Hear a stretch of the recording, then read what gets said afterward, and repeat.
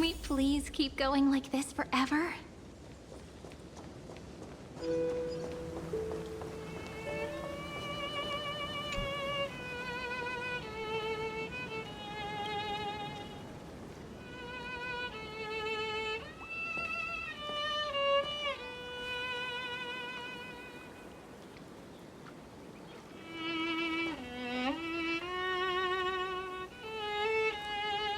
This view hasn't changed at all, has it?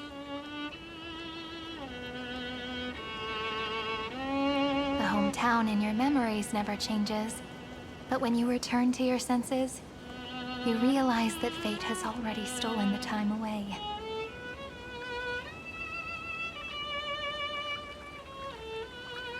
Welcome to the Trail of Genesis, friend.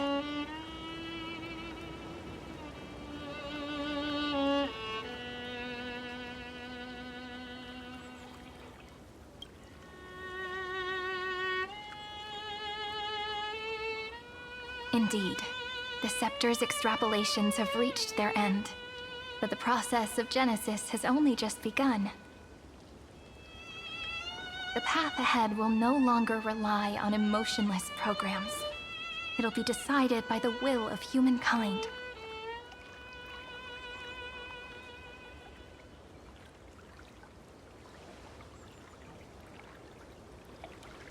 Before you arrived, I kept wondering, beyond the veil of Ide Silicii, what kind of Amphorius is being born?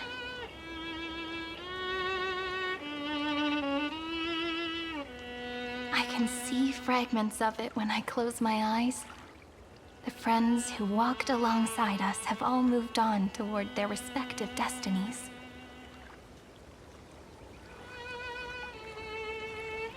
Some turning into pillars of the world, supporting the sky and the ocean. Others sowing reason, laying down the law, and with gentle hands lifting newborns into the light. Death and strife are no longer feared by people, and trickery has become the innocent games of children. All beings living ordinary and peaceful lives, within the net woven by romance and passage. There's no black tide, no flame chase, and no destruction.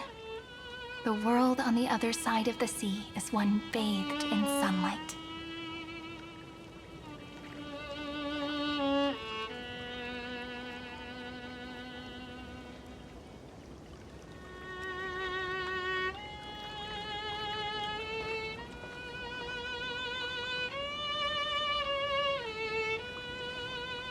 Like a happy and carefree childhood, the era Chrysia in this cycle will last for millennia, until it reaches the moment decided by the prophecy. Light calendar 4931, month of freedom, the moment belonging to world-bearing. Are you ready to answer the call of the world, friend?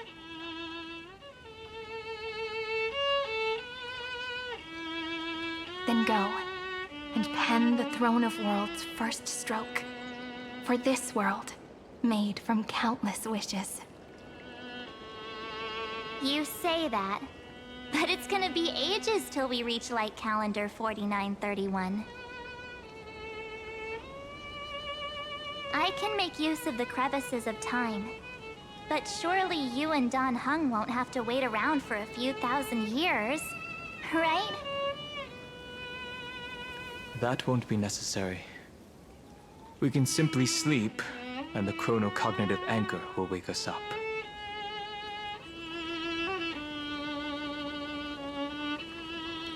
That's right. We've both become a part of the new world. Just waiting for you now. Our consciousnesses can converse with each other across the heavens and the earth, possibly due to the influence of the Trailblaze. I am now connected with this earth, and I can feel the breath of every mountain range. I see that the tallest among them is named Akama, and the form of the holy city is already taking shape. In other words, your stage is almost set. Do you want to take a leaf out of Kefali's book and make some prophecies before your nap? But we're not the only ones who have changed.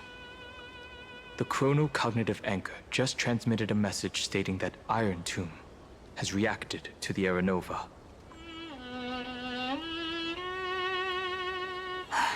The moment when our friend bore the weight of 30 million cycles of memories. Was probably also when the scepter devoured 30 million cycles of destruction.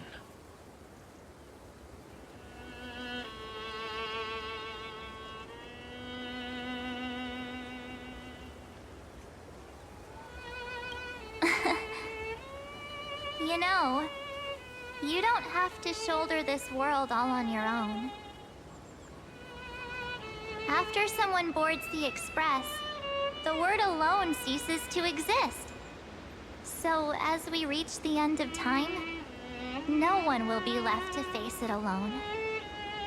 Dan Heng and I came here to specifically tell you that. Remember, this world is not a burden you bear alone. It's a journey we trailblaze together, alongside all of the Express.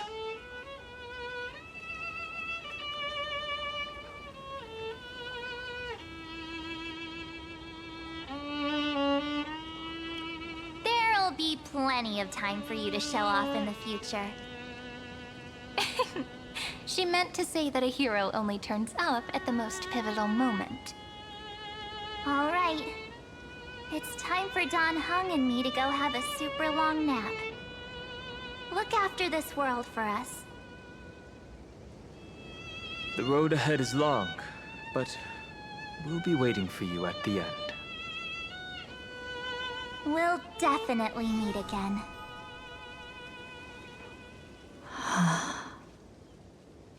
Let's take one more look at the other side of the sea before we set off.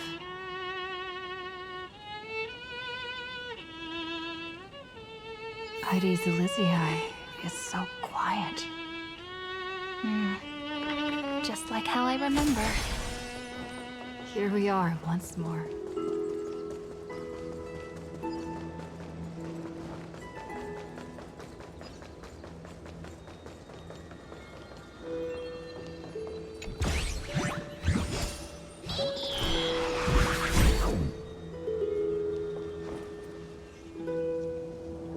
The scent of the black tide is now completely calm. At last, the starting point of 30 million cycles has finally welcomed.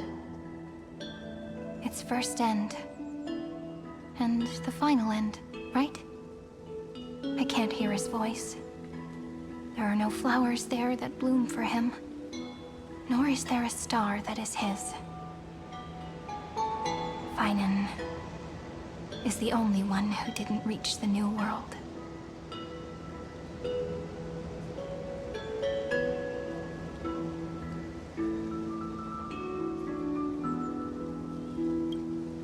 Look, the golden light that shone upon the grove still meanders between heaven and earth, like the prophecies of Amphorius. It has to be a sign he left behind.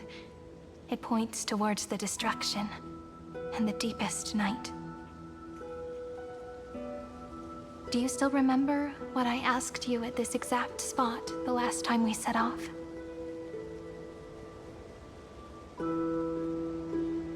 Friend, are you ready to become a hero? You were still burdened by the weight of world-bearing back then, still unsure of the role you were meant to play. But now, everyone has already given you the answer. The heroes of legends were just at the right place at the right time when the world needed a hero. Just like how your arrival kickstarted Amphorius' fate once more. A A person's personality is their destiny.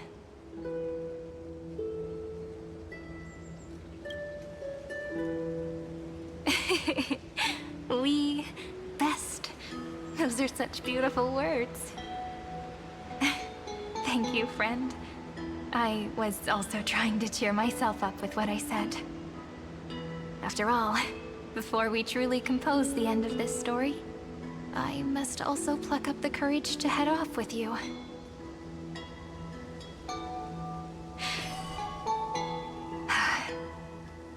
And face a memory that I have forgotten for too long, and have denied for too long.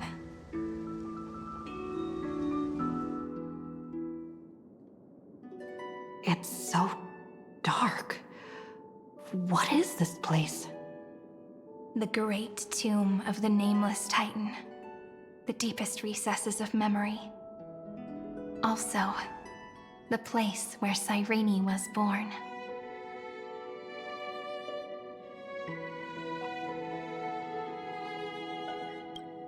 My apologies, friend. The more memories I got back along the way, the more I felt that something wasn't right. There's a sort of anxiety I can't get rid of. It's like when I was back in ID Silicii, when the reflections in the water always made me wonder, which is the real me? The one reflected in the water, or the one standing on the shore? But I finally get it now. Look, friend. The words on that wall are the answer. 1, 2, 3, 4, 5, 6, 7. Do, re, mi, fa, sol, la, ti. That rhymeless tune is the lullaby of little fairies. As always, I'll read this book to you. That way it won't just be Cyrene's memories alone. I've always thought that I was the narrator of the Flame Chase journey. But as it turns out, the narrator is also the most devoted audience.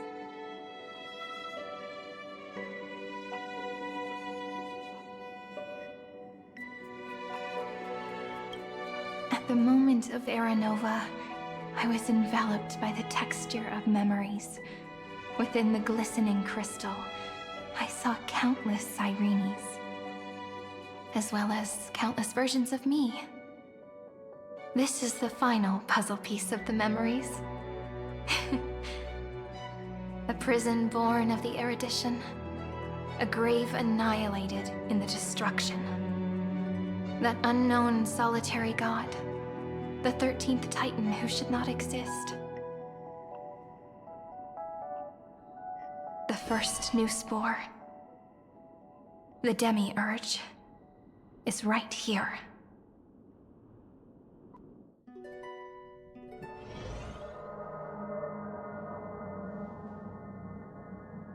The interrogation records have been submitted to the Marshal.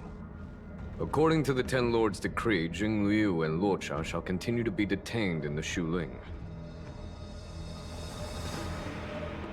But you, Merlin's Claw, have been reluctant to end the transmission. Do you wish to reminisce with us? Or is there something else on your mind that you're just desperate to get out? You're quite calm, Jingyuan.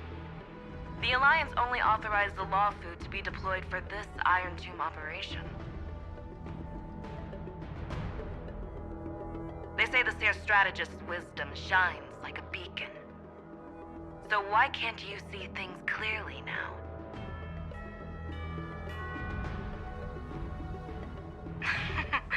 Look who's talking. I didn't vote against it, did I? But with enemies all around us, even a child knows the Marshal needs to keep a few Xianzhou ships in reserve, just in case. Whoever volunteers first is the Marshal's pick. If you have to ask, I'd say this outcome plays right into Jingyuan's hands.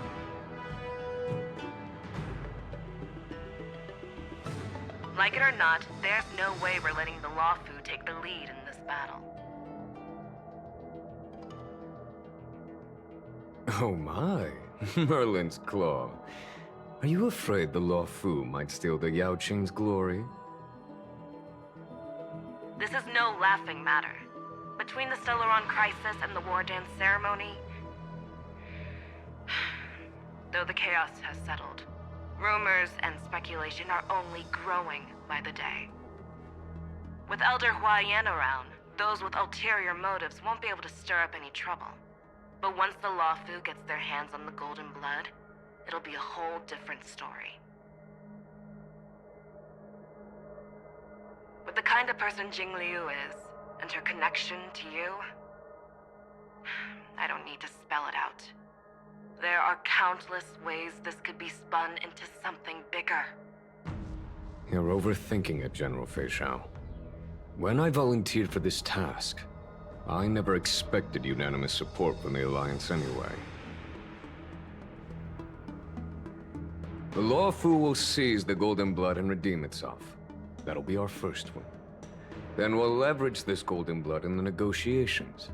Our second win. These 2 wins for the Lawfu will make all 3 of us happy.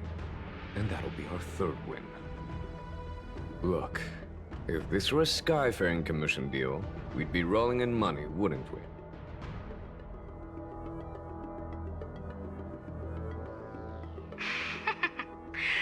Maybe the Divine Foresight should change his name to the Optimistic General instead.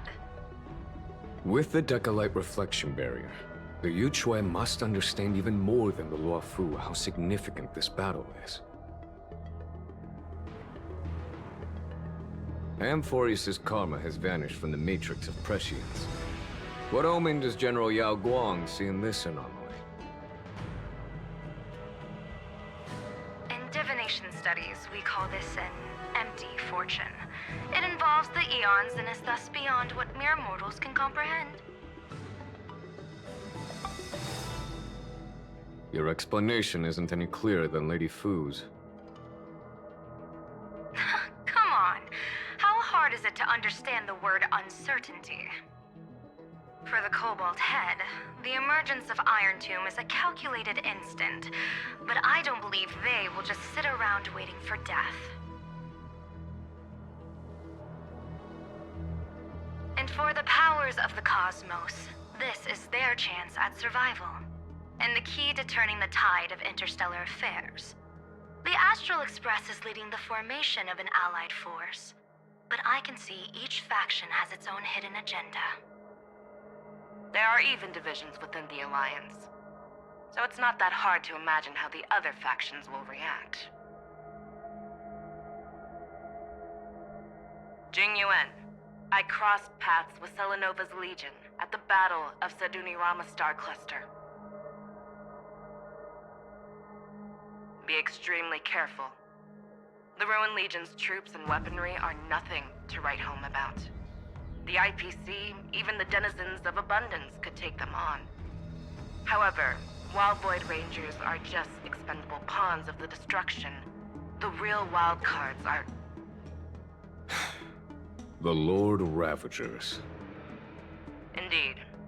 Nanook's emanators are also their weapons to burn down the paths. I'm afraid conventional military tactics and strategies will be useless against them. My assessment is this. To completely take down a Ravager, we must disregard casualties and spare no cost. My only fear is... one wrong move, and the Lawfu will fall into Ventilia's trap again, inching ever closer to destruction. Doubt is exactly the demon she wants to plant in our hearts. Do you still remember the beginning of the Alliance Oath? To save future generations from war and bloody dispute. The Rainbow's arrows have always aimed at any force that threatens the cosmos. Now that the Trailblaze walks alongside us, the Cloud Knights shall keep their oath as they have from the beginning. I just hope those on the front line will remain safe.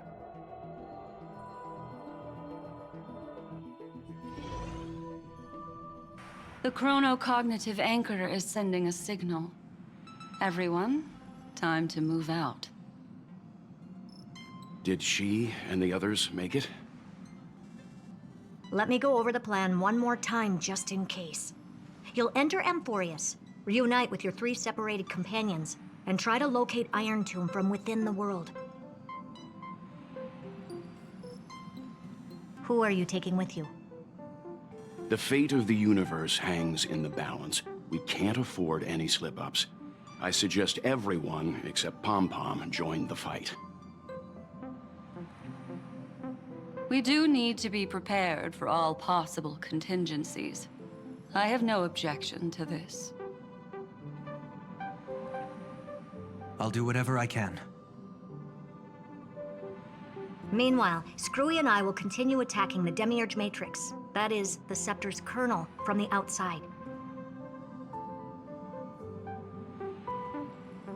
With our 2-pronged attack, we'll turn this hunk of metal into scrap for sure. Now we just wait for those 2 to get back.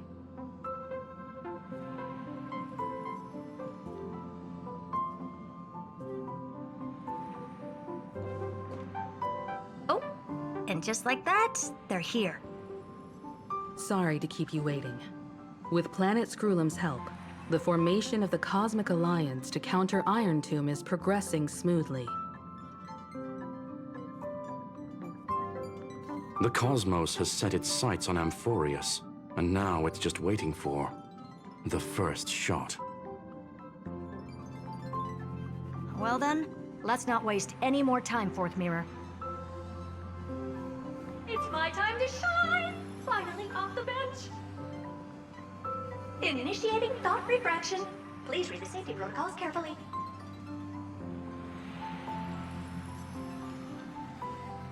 Huh? Just kidding! I've already checked the agreement box for everyone. And now, destination, Amphorius. 3, 2, 1, launch!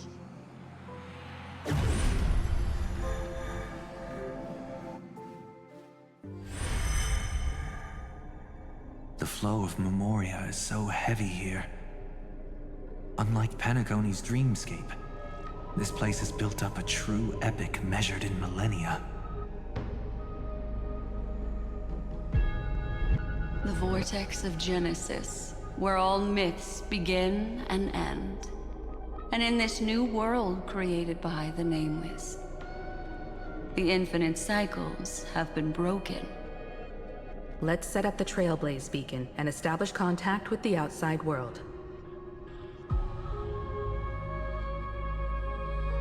I'll leave it to you then. It'd be better for me to not show myself in front of the Garden of Recollection.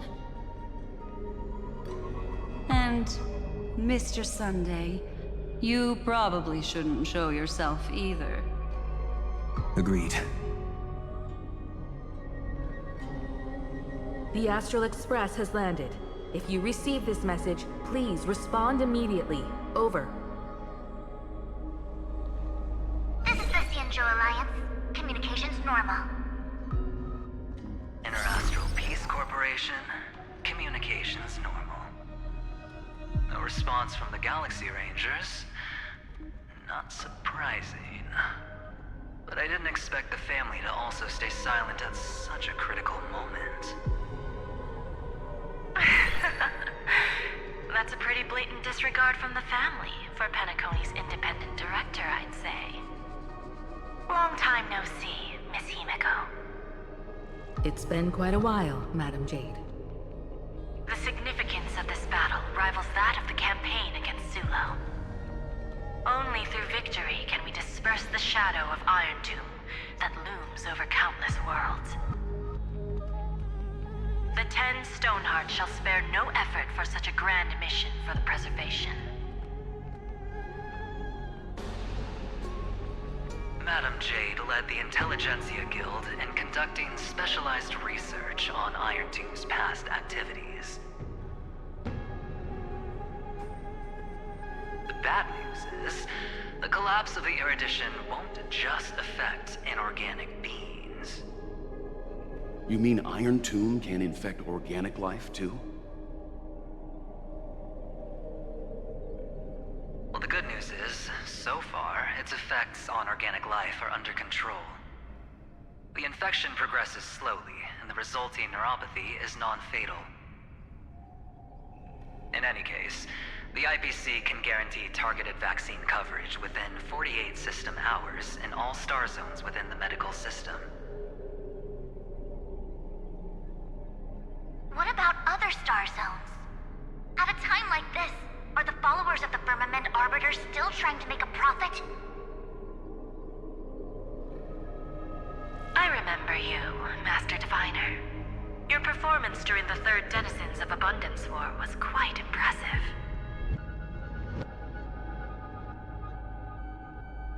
Please rest assured, all worlds can purchase vaccines from the IPC with a humanitarian discount.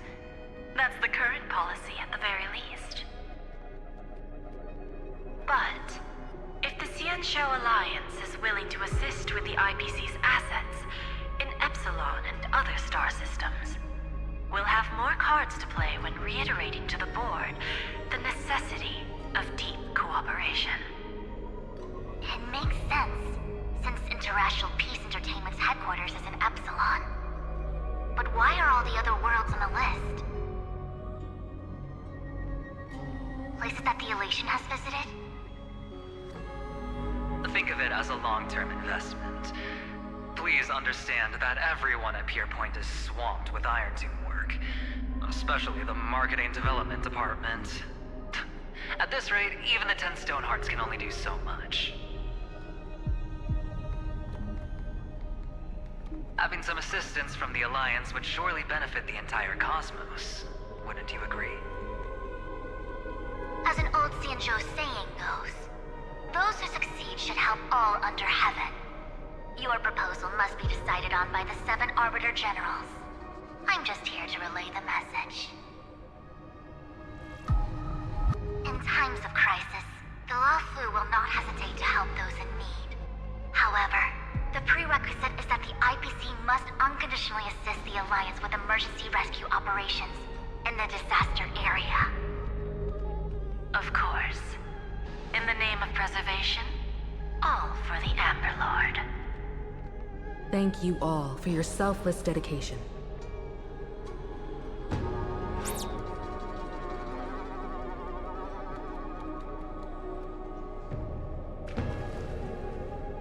It's clear that each party still has qualms about everything. The clash between destruction and erudition isn't just about the fate of the cosmos. It's a moment for all factions to reshuffle their cards. You can never be too careful when battling a Lord Ravager. All are equal in matters of life and death.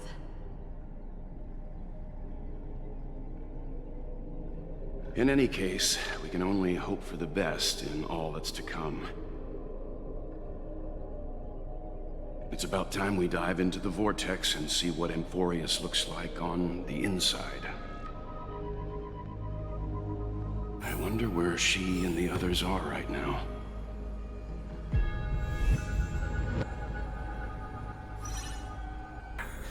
That is the sound of thoughts clashing.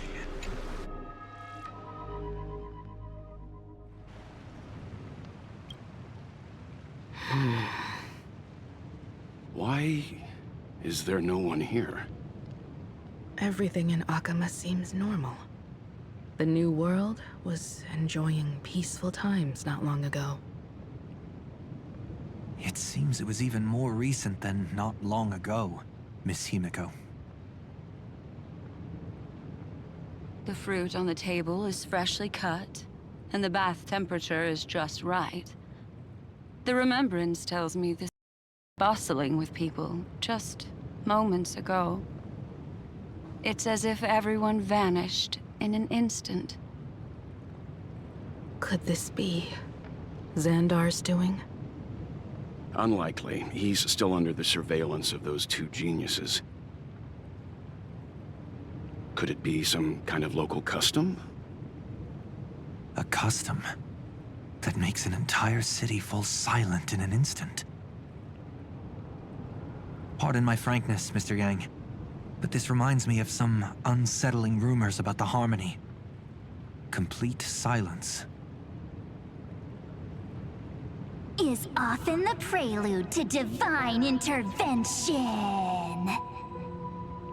Everyone, be careful. Here they come! Here they come! The nameless of the Astral Express! Evernight? How is this possible? She was already... We are the chroniclers of time, and we do not fade away. Finally, the last era Nova has been completed. What did you do to the residents of the Holy City and the three Nameless? I didn't need to do anything. The remembrance will ultimately become the substance of the new world. Now, they are no longer the trailblazers you once knew, but gods who permeate heaven and earth. The 12 Titans who guard Amphorius!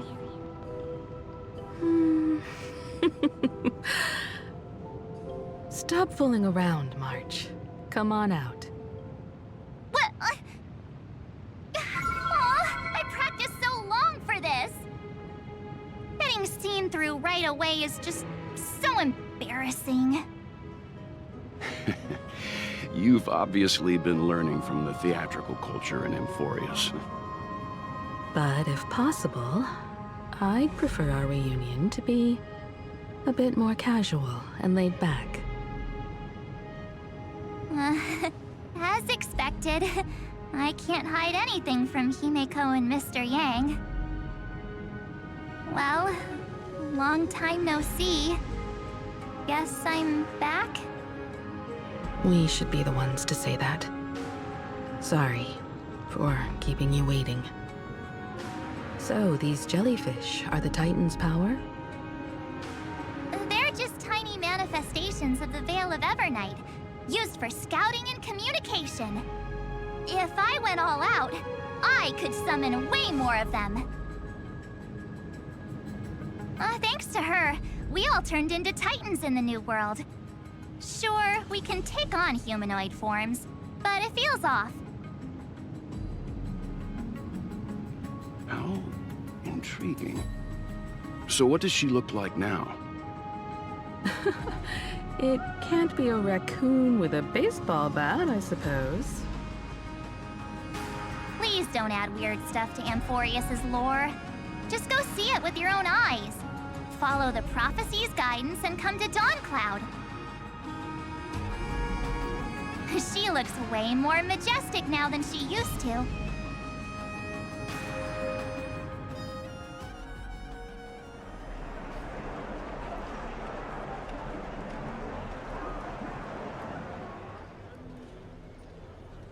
Unbelievable. All the residents of the Holy City have gathered here. This isn't just a gathering. It's a pilgrimage. The people's expressions are resolute, devout, as if waiting for a miracle to descend. That colossal deity is her. She has become the pillar of the world. Surprisingly authentic. Being this serious is quite unlike her usual style. Those people didn't disappear. Instead, they've answered the call of the prophecy and come to witness her awakening. Our good buddy now bears the weight of the entire world, and every breath they take is intertwined with Amphorius's destiny. Awakening? Has she fallen into slumber? Yeah. After all, with such a huge time dilation between inside and outside the scepter, this was the only way we could wait for everyone. Time watches over yesterday.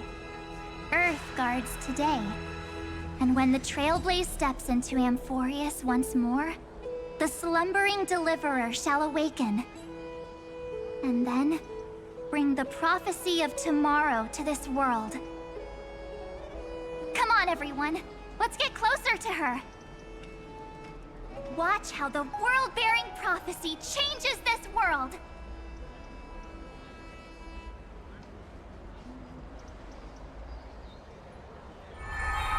Well, it seems the kids are already miles ahead of us at this stop. All the more reason we can't afford to slow down our pace. Let's go witness this moment for ourselves. Majestic. Speaking of which, I once caught a glimpse in Sleepyhead's memory of her transformed into a towering Tathalog. Could it be? No way. That was just a nice dreamscape. Ugh, at least nice for her. If they are the throne of worlds who bears the weight of this world, perhaps they could guide it.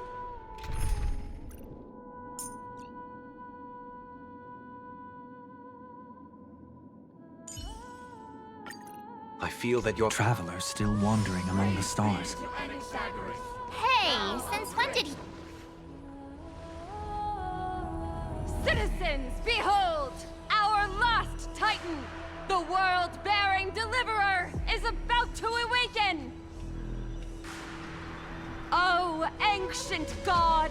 Your loyal subjects, bewildered followers, and fearless comrades in arms have all knelt before your throne.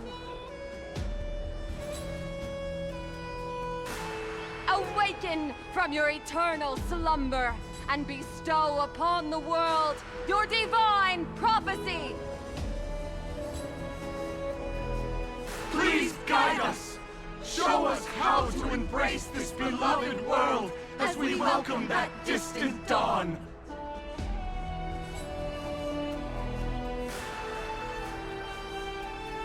To walk the path of a mortal as a god, or to bear a divine burden as a mortal.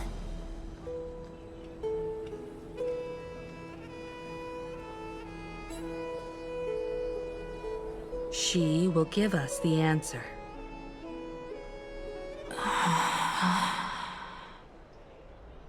But I am not the deliverer.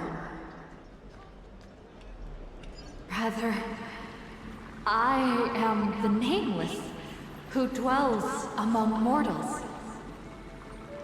That voice is definitely her. I heard your prayers. The core flames flickered and dimmed, and the age of the gods met its end. So flow, golden blood, flow. I'll bestow it upon you, returning it to the true masters of this world. Stand with me and become heroes.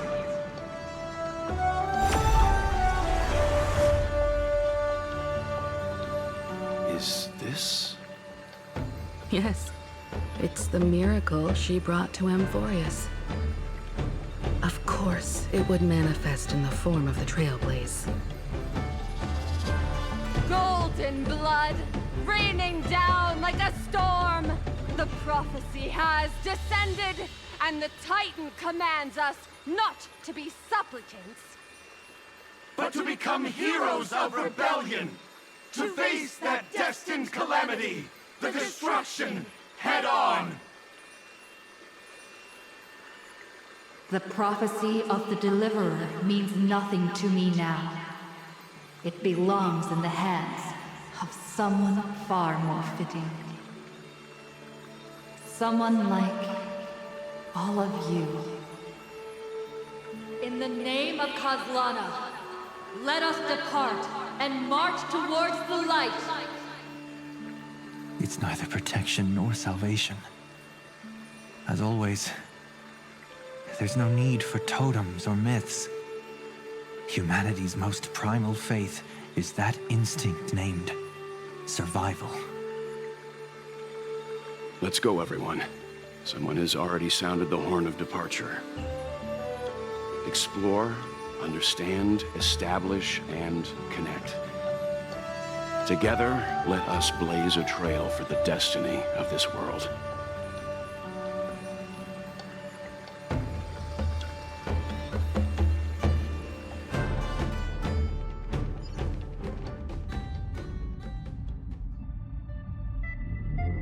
Is it just me, or does this demiurge matrix feel completely dead? It's nothing like how the memo keeper described it. The environmental readings are all wrong. Conclusion: this must be what the kernel actually looks like in the real world. What did Xandar do to the scepter? At the end of light, there must be silence. Certain, pure, and absolute darkness. Not the time to quote the Lord of Silence. Bad omen. Either way, we have to press on.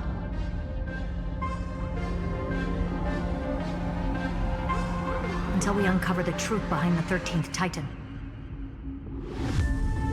The buried past is the key to stopping Iron Tomb. That is, if it even exists. Xandar says the demiurge never existed. Who actually buys that? You can erase the records, but not the truth. It vanished too cleanly. No traces. Like someone's yelling, "Look, there's nothing here."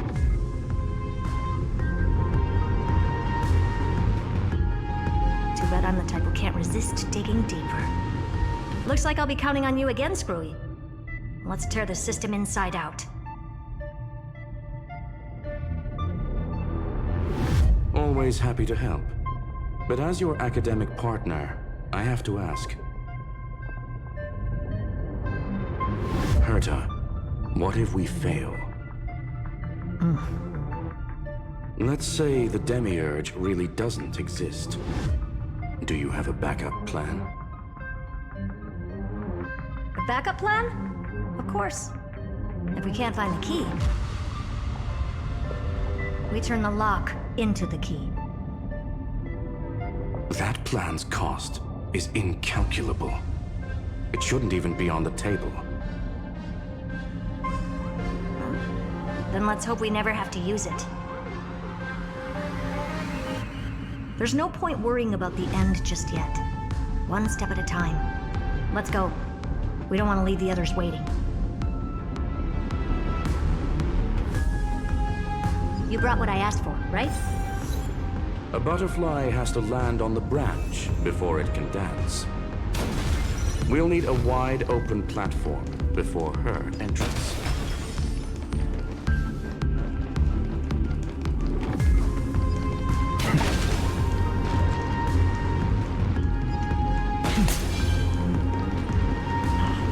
Just use that thing over there, Zag. What a dumb name. I hereby rename it Herta's Big Hand.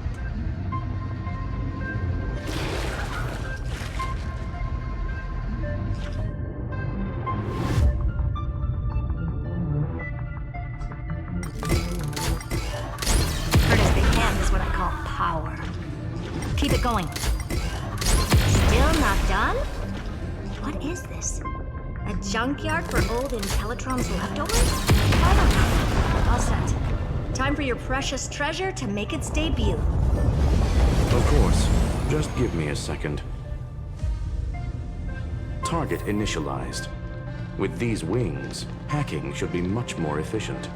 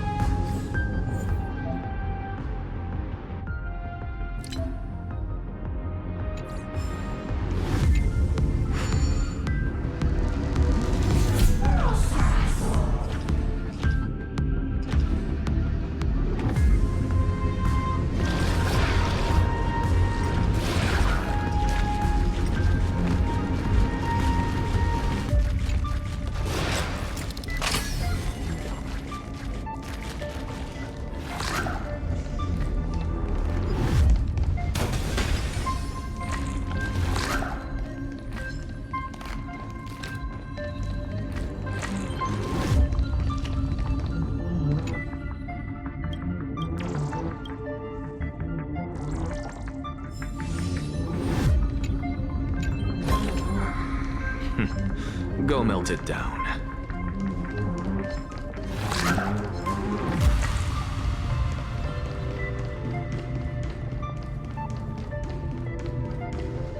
Oh, a classic nuclear heat engine.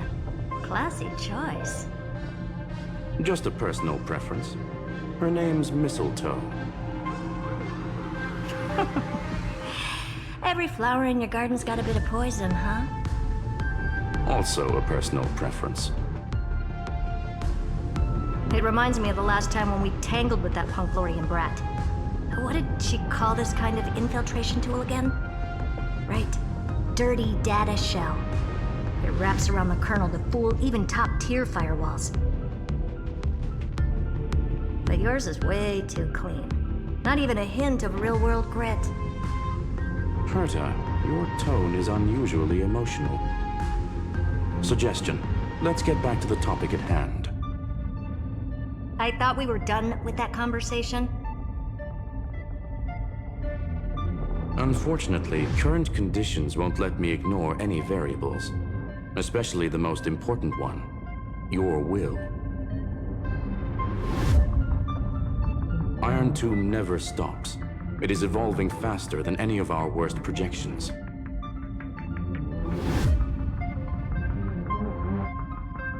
Every instant in the Eon's calculation is like a sword hanging over the cosmos.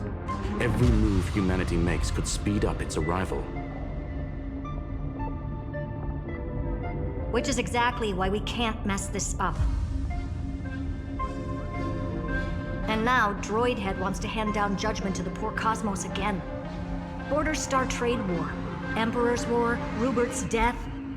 Every time their instant arrived, it meant another bloodbath for humanity. But in this ultimate battle of erudition, you and I are supposed to be players, not pawns. If you choose to burn yourself out as a resource, then everything we've worked for means nothing.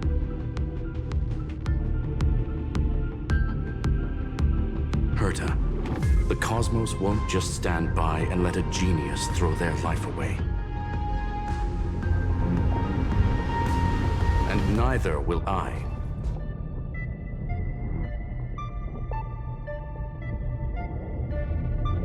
No need to kill the mood. This is why we're here, isn't it? We need to find the Demiurge and that lost key.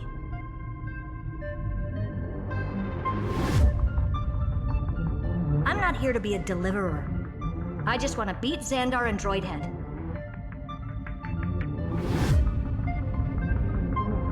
Right now, I just need to know. Are you with me? Of course. Time to board. After you. Let's tidy this place up and see what this Demiurge really is.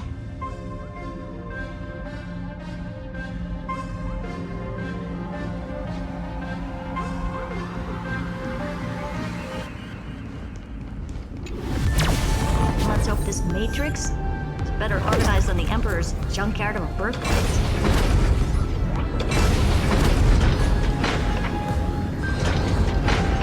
Buckle up. We're hacking in. This is... Herta, this whole space has been completely tainted by some kind of energy. I see it too. We're thinking the same thing. Xandar, how could you go this far? Turning your own graveyard into this. What's that up ahead? Katorzane algebraic expressions. It's built for isolation, not defense.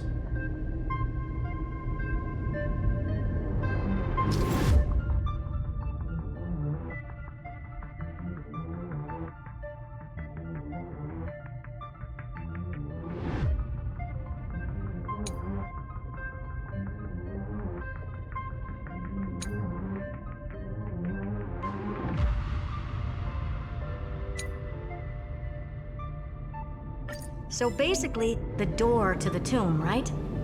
Great. Let's find the handle. I'm picking up multiple independent signals with the same data structure as the barrier. Projection. we can hack the terminal, reverse the computation, and turn it into an attack. Classic move. Use their own systems against them. Take us to the nearest one.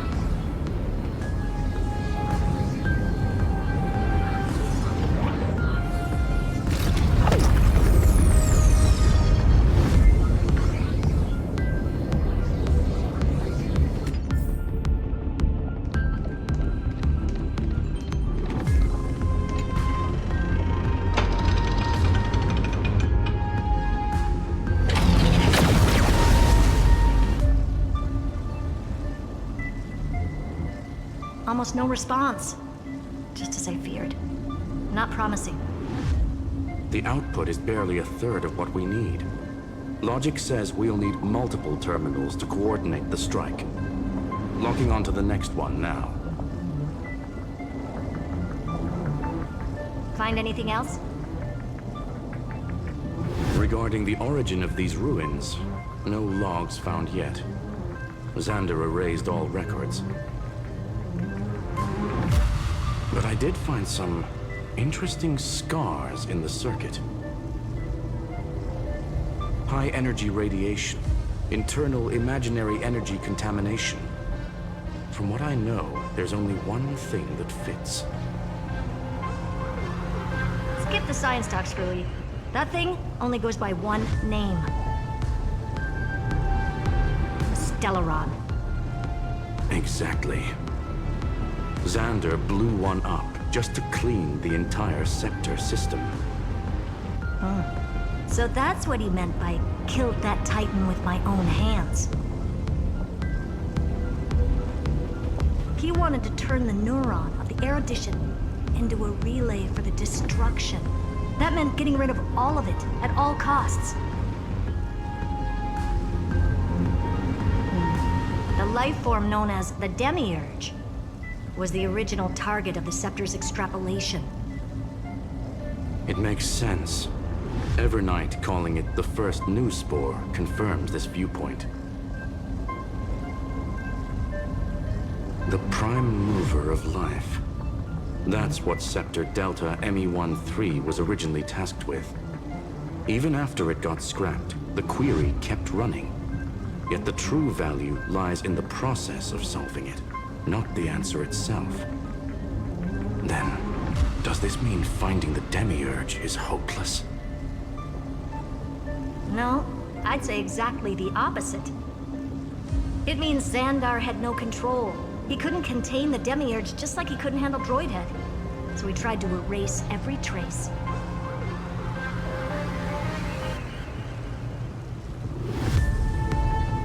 But he failed. It still left a mark. By the way, if there's another Stellaron in Amphorius, why hasn't that little one reacted to it at all? You said the Demiurge left a trace, right? Yeah, but not in the real world. Remember the great tomb of the Nameless Titan?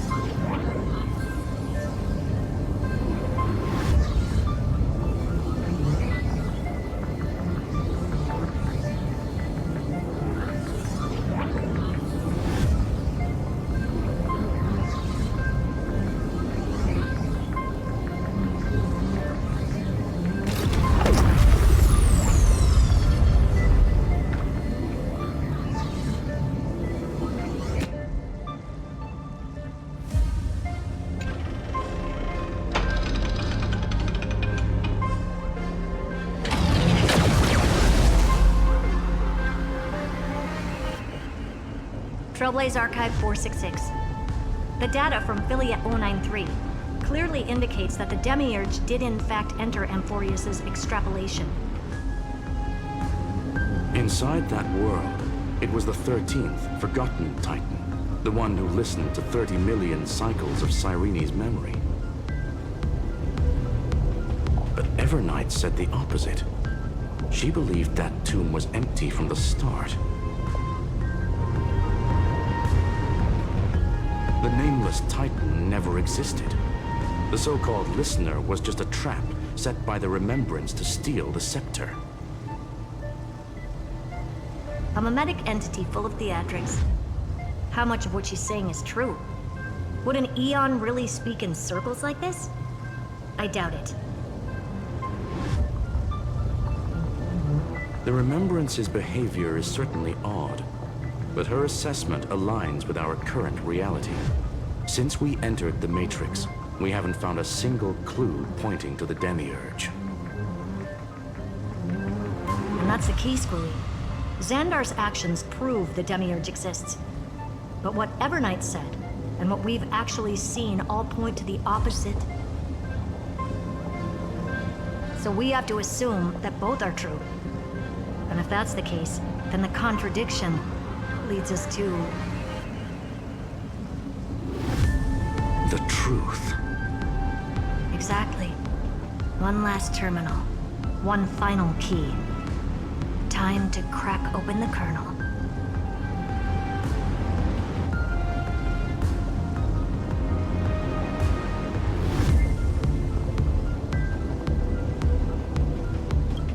Xandar had to lie to the original Finan and Cyrene.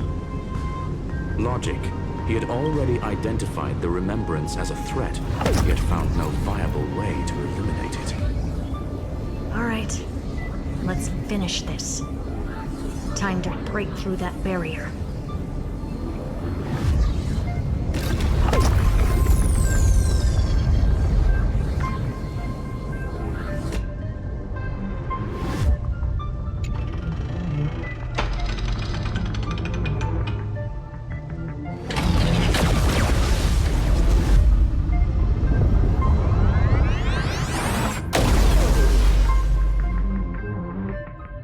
Operation authorized.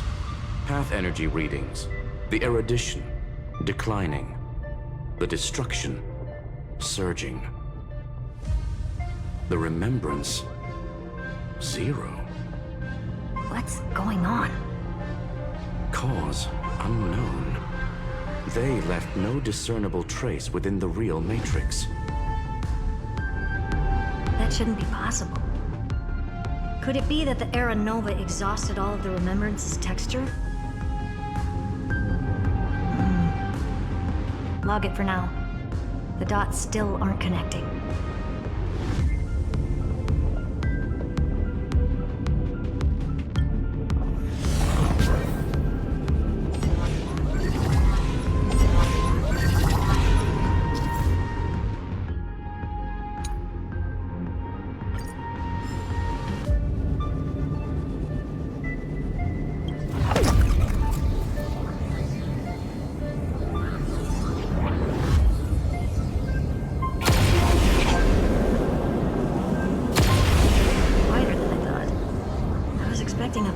Aerial brawl. It's advised to remain vigilant. The destruction's levels are still rising. Huh. What's the matter? Interesting. I just picked up a signal from the Exo myth.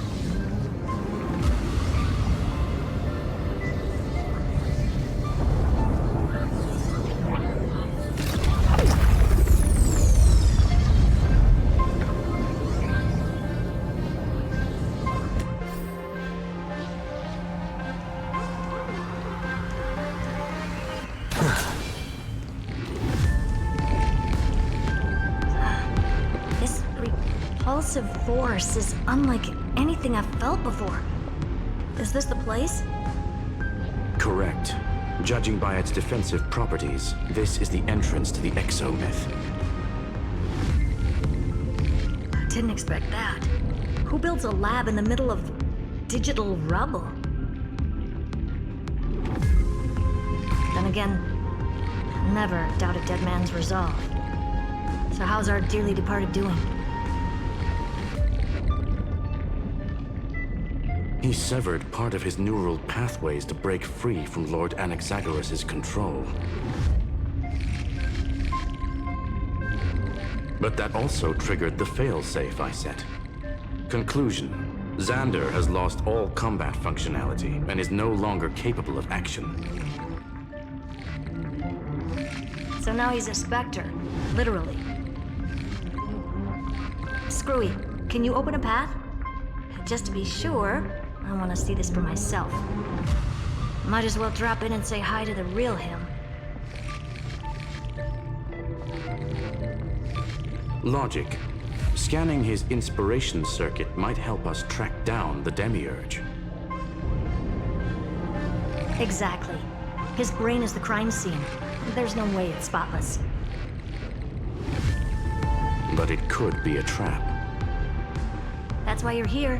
2-on-1. We've never lost a matchup.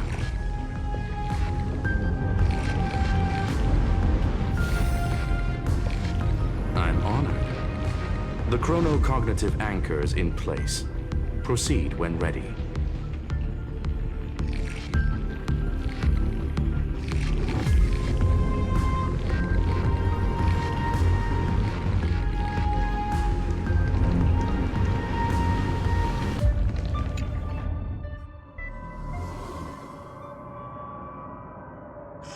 I knew it. The one thing I didn't want to happen. He's not here. The coordinates are accurate. Xander is still here. However, his position is shifting rapidly and chaotically. This pattern doesn't match any known shielding technology. It's his domain. Stay alert.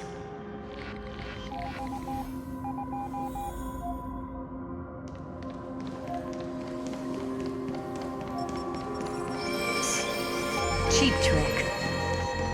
The space... We're back. Reverse engineering complete. The results are not what I expected.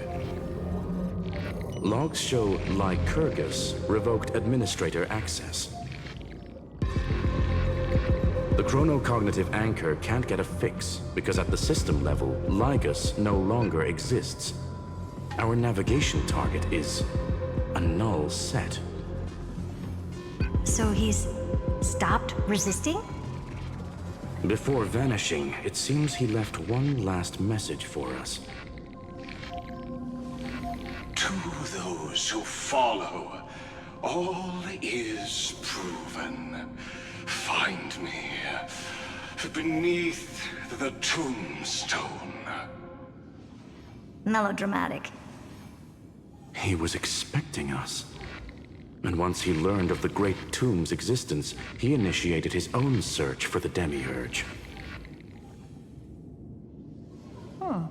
Guess he wants a final showdown. Fine. Let the old Intellitron dig his own grave. Just like he wants.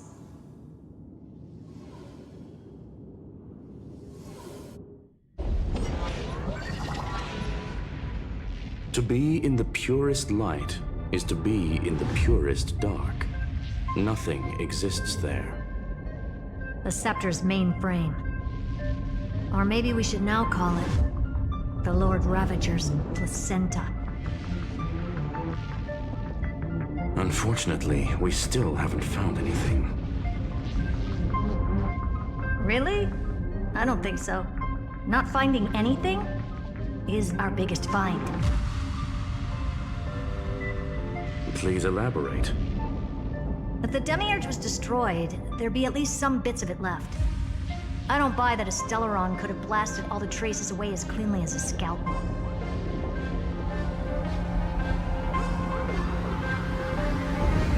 As I said before, its disappearance is too clean. If the garden hadn't stirred the pot, no one would even know about the Demiurge's existence. We're talking about the Scepter's original extrapolation goal. There's no way that nothing of it was left behind. Or we can look at it from another perspective. If you were Xandar, would you be this obsessed with a concept that poses no threat? Would you guard against it at every turn? There is the possibility that he's naturally meticulous and hates variables. That does track with the impression he gave about himself. But Xandar shut that theory down himself just now. Choosing to act, even if it'll cost him dearly. We know that feeling well. The unknown is right in front of us. So we only have one choice. Solve it. You sound pretty convinced. Surely you already have a theory. Care to share? Of course. Though I don't have hard proof, I'm almost certain that the Demiurge has been in everyone's plain sight all this time. Yet, they were mistaken for someone else. That'd make the most sense. Why was the room empty? Because the person locked in there had run away ages ago. But they were weak and small and had no presence whatsoever. Even the old Intellitron didn't notice them. Which also means there's a high chance that their powers are minuscule and cannot alter the outcome of the battle at all.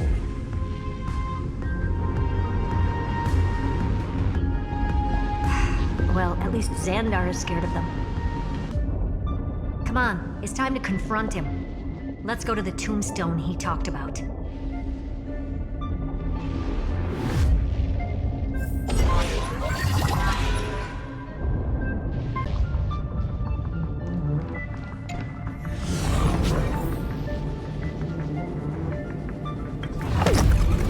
What a mess. Total devastation. He sought to bury the truth beneath absolute destruction. Logically sound, but ruthlessly extreme. Still, slim chances doesn't mean no chances. I've hunted down a single grain of sand in the universe before. This won't stop me. Calculation results. Your backup plan has a success rate infinitesimally close to 0.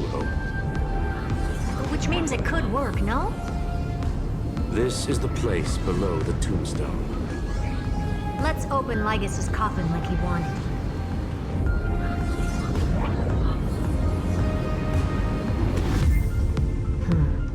Looks like you were right.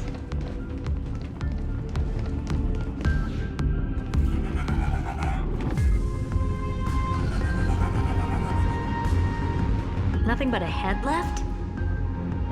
Who'd have thought you'd look this bad in real life? My elated greetings. Welcome, you two. I'm very happy that you responded to my final words. All this tombstone and final words. Did you end yourself to atone for your guilt or something? Iron Tomb is already powerful enough. I just need to wait. I remain here only to share the joy of discovery and also to congratulate you two on reaching the same conclusion as me. The conclusion regarding the truth of Amphorius's heart. End this charade already. That Amphorius's heart you're talking about is just a missing demiurge.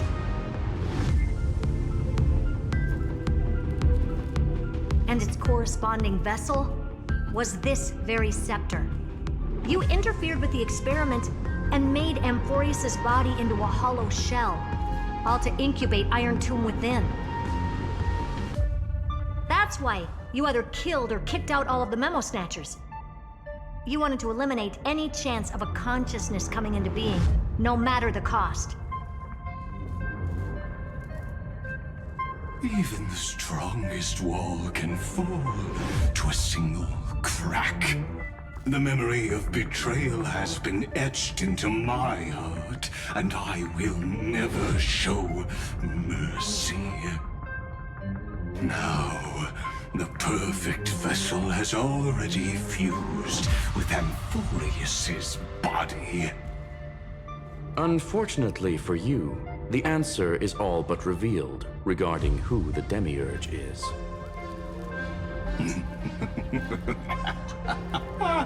Then let us share the joy of discovering the truth. The last secret of the saga will finally dissipate here. As we reveal the truth behind Felius 093's disappearance. A lie by the remembrance.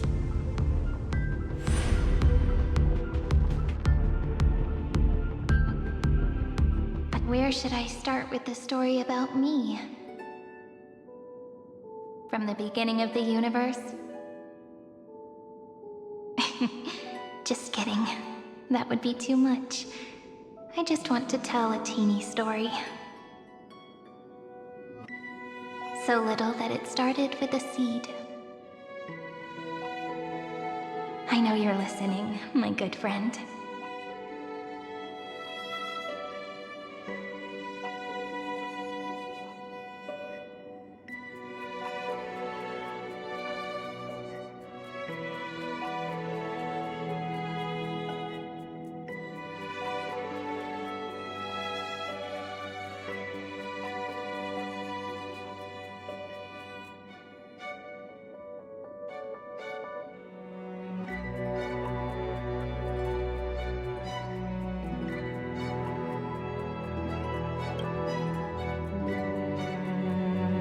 The god in my dream told me that the world sprouted from a seed. It grew into a great tree named Amphorius, and time became its branches and leaves, basking in the light. What a coincidence. Dappled light coming through the leaves is my first memory as well. On a very ordinary early morning, beneath the village's biggest tree, the daughter of Ide Silicii quietly came into this world.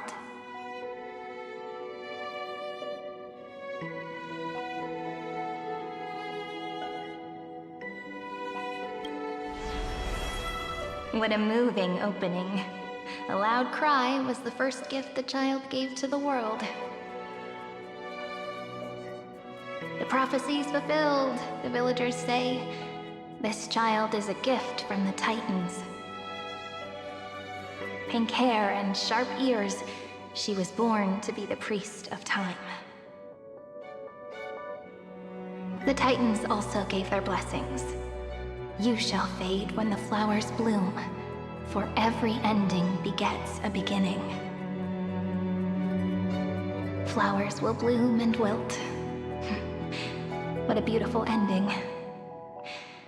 This page concluded in laughter. Cry loud, child. Let your voice reach Orynyx.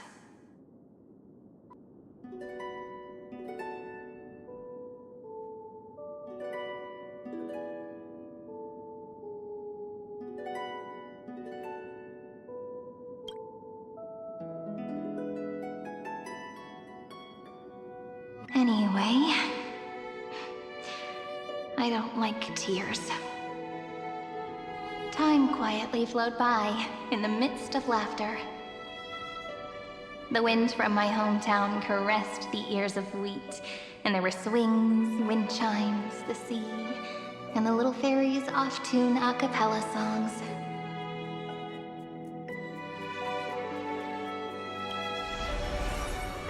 But the name Ide Silicii came from the unpleasant sorrows of the gods. My childhood friend did not understand. Yet you always seemed so happy, as if nothing ever worried you. Why was I like that then? That's because the world was gentle to me. So I grew up to be gentle as well.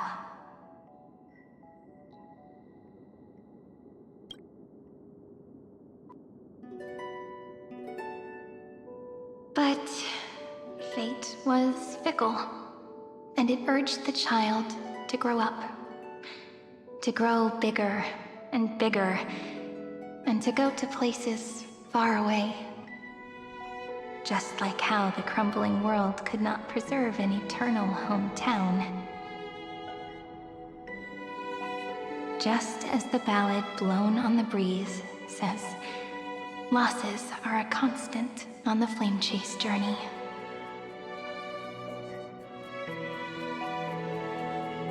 Oh, whose ears are pricked up now? You've definitely heard me say this sentence a lot of times. You know that the story starts to deviate from here. Aren't you looking forward to it? Then let's get started. The hero's journey crosses through the long night, through tears and laughter, and once again heads towards tomorrow.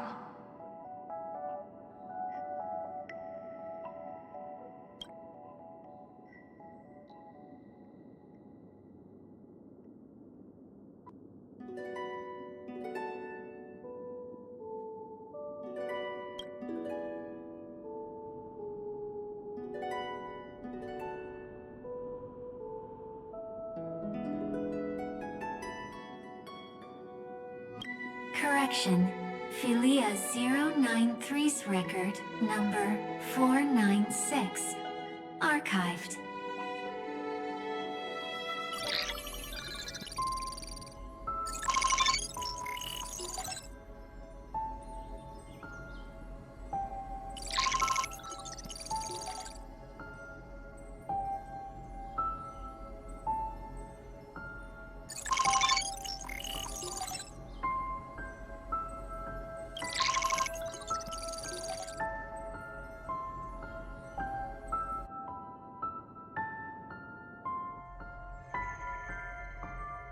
Hi.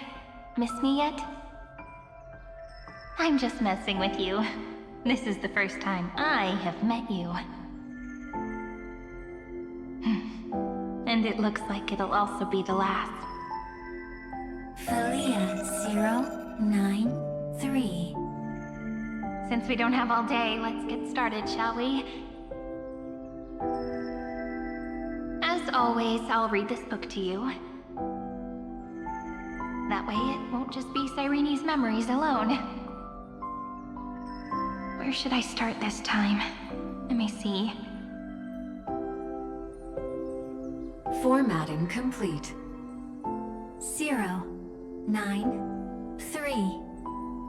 Size. Grayscale. Proportions. Threshold. Outputting analysis result.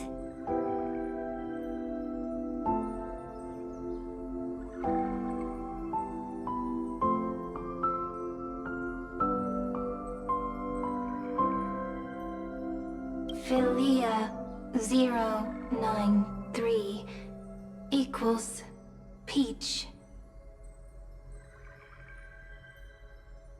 Peach's record number 8128 archived.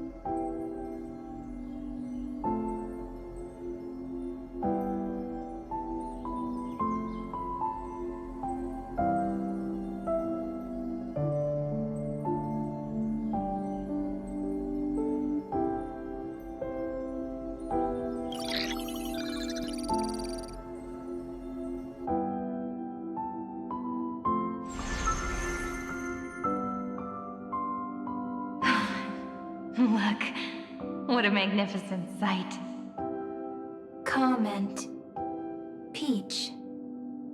Even this classical world contains a futuristic palace like this. Would ID Silicii end up looking like this after a few thousand years? Conclusion. It won't. I want to share a story with you this time. I saw a little nymph on my way here. It was on a fallen wheat stalk, and it glowed under the sunlight. It was incredible. I forgot all my pains at that moment and just stared at it in a trance. Record. Peach is on the ground. I wonder, did every Cyrene in the past feel that the nymph was beautiful? Would they also have recorded that scene into the Eternal Saga? So, could you give me more time, please? I want to leave behind more memories for the future.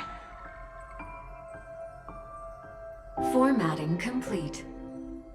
Bye, Peach.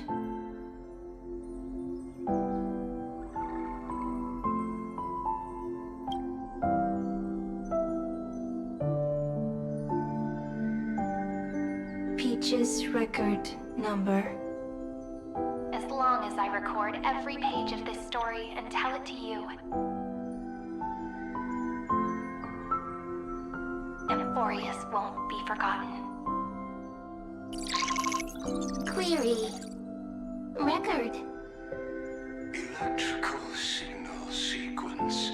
Bolamos 600. Track. Strife. Related to Stripe. Comment. Pretty. Electrical signal sequence. Schema 720. Track. Reason. Related to Reason. Comment. Yummy. Electrical signal sequence. Filia 093. Related to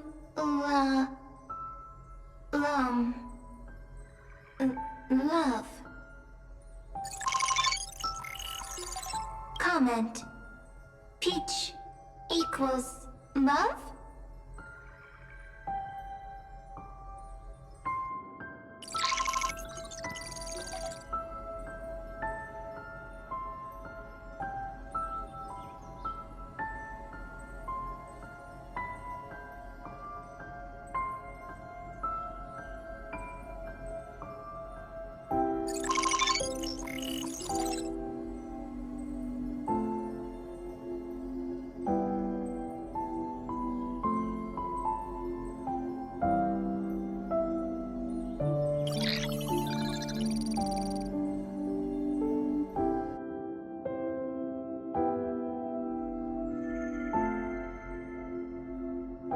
Formatting progress 94.423%. How many times has it been? It faithfully fulfills its duty, activating and formatting. Conclusion. Progress. Bad. Peach. Don't cry. Process error. Analyzing. Process error. Analyzing. Comment. I'm here. Process error. Analyzing. Really? Are you encouraging me? Thank you. I'm sorry for making you see this embarrassing side of me. Record. Peach doesn't like tears. I'm suddenly reminded of my childhood for some reason. When I was hiding alone next to the tree hollow and wiping my tears away. A little fairy popped out, just like how you did. It had long ears and fluffy paws, and it pulled me into the tree hollow, where, to my surprise, was a forest. let me tell you the story of the Membrance Maze. A group of cute little friends live in ID Silicii's forests. Their names can be connected into a song. 1, 2, 3, 4, 5, 6, 7. Do, re, mi, fa, sol, la, ti. Formatting complete. Bye, Peach. Note. Little Peach, crying alone. Little fairies, friends. Peach, memory, saved.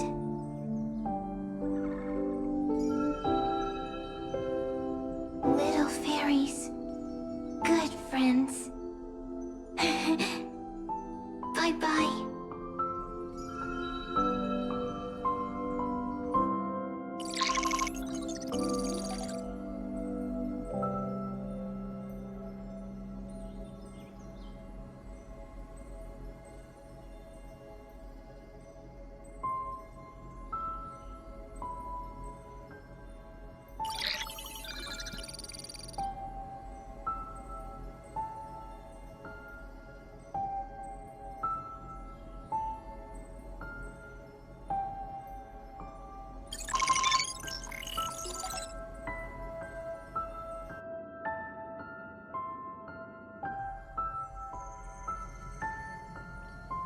Once again, the saga comes to an end. Everything is deathly silent, just like this very moment. Shh. You speak. I listen. This time, too. Sitting together. Now that I look back, there was a period when I got really sentimental. Peach. Strange. Why unhappy? Formatting progress 73.998%. I'm here. Don't be scared. Process error. Analyzing. Won't allow it to interrupt you. No need to feel sorry for me, good friend. If there are no new blank spaces, how can a saga continue? Blank spaces? What's that? I'm actually really lucky, you know? During the long years I've spent waiting for the Deliverer, I've always had you here as an audience. Now I can rest in peace in the past. As for when tomorrow will come, I'll have to ask the next Cyrene to continue our watch. Peach left. If there are no new blank spaces, how can a saga continue? Needs new blank spaces. Next, Cyrene has blank space. Peach, don't be scared. I'll help you find blank space.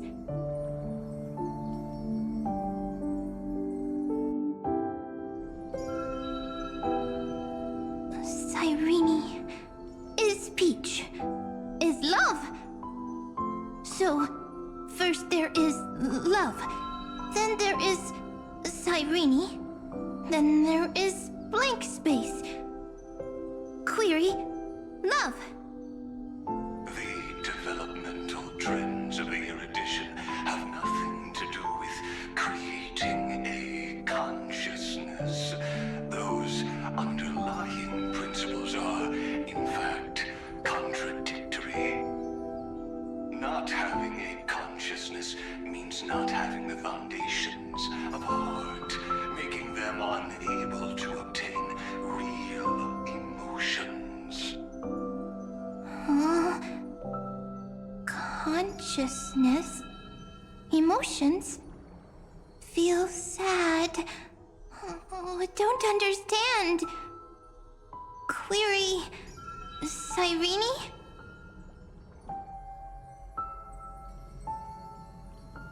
What could be behind this door? Glittering crystals? Or a beautiful world I've never seen before? If I tell you all the stories of tomorrow, will I be able to finally welcome the Deliverer and Emphorius' dawn in the next life? Key, door, story, happy. Peach, Cyrene, little fairy, Mike. Yes, right. Query, memory.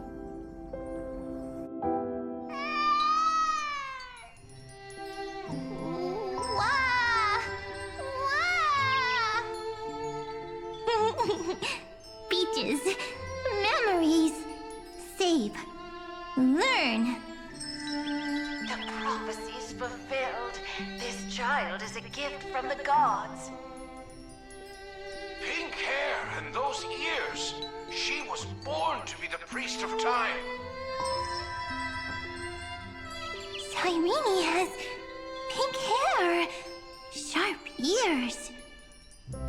You shall fade when the flowers bloom, for every ending begets a beginning. Cry, child. Cry aloud. Let your voice reach Oryx. Cyrene is a girl, a priest.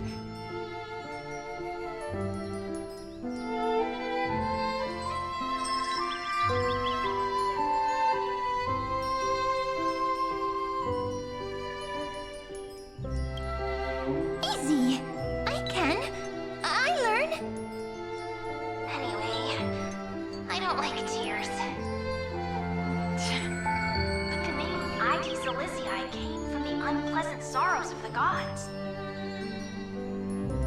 Yet, you always seem so happy, as if nothing ever worried you.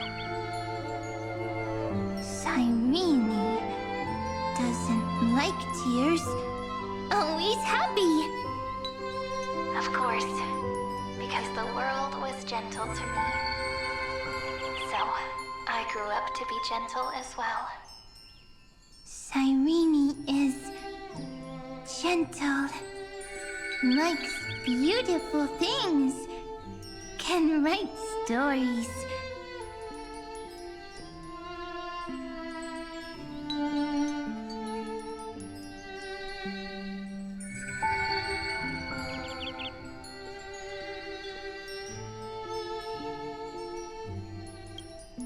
Easy. I can. I learn. Just as the ballad blown on the breeze says, losses are a constant on the flame chase journey. But even if all is lost to the wind, some things won't easily change. Like my height, Treeby's innocence, and Aglaya's beauty. Cyrene. She can't grow up, but she can talk. After all is lost to the wind, she will stay behind. Cyrene is, at the end of every sentence, always laughing, like a little tail.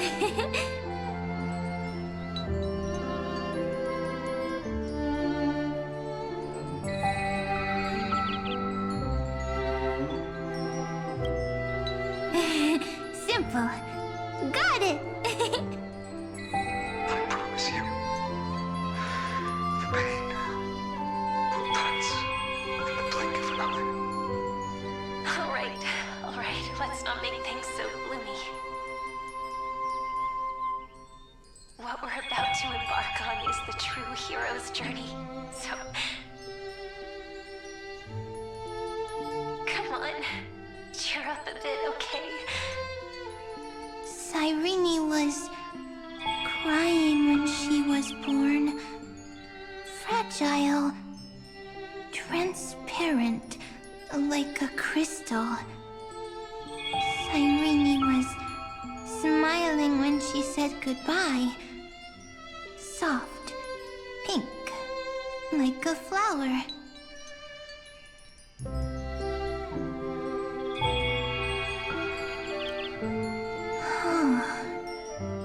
The later memories disappeared? Invisible? Or disappeared? Ah, I got it! Is this a blank space? So, next Cyrene is blank space. Then... as long as there are two Cyrenes, then there will always be blank space, and Peach will always be here. I see! I get it! I get it all! Cyrene's memories. I will preserve them all!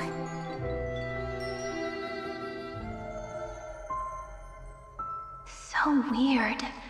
I can't see you, but I get this feeling that you grew up. Hi. Miss me yet? It just feels like you are a bit more mature. Yes. Mature. Beautiful. Like you. Now, I can listen, talk, read, and write. I can dance. I can sing. Also, I can tell stories. Storytelling is what makes Cyrene, Cyrene. So, I'm going to tell you stories today. A story I wrote myself. Quick, sit down. It's almost as if I can understand your words now. The things you say are very cute.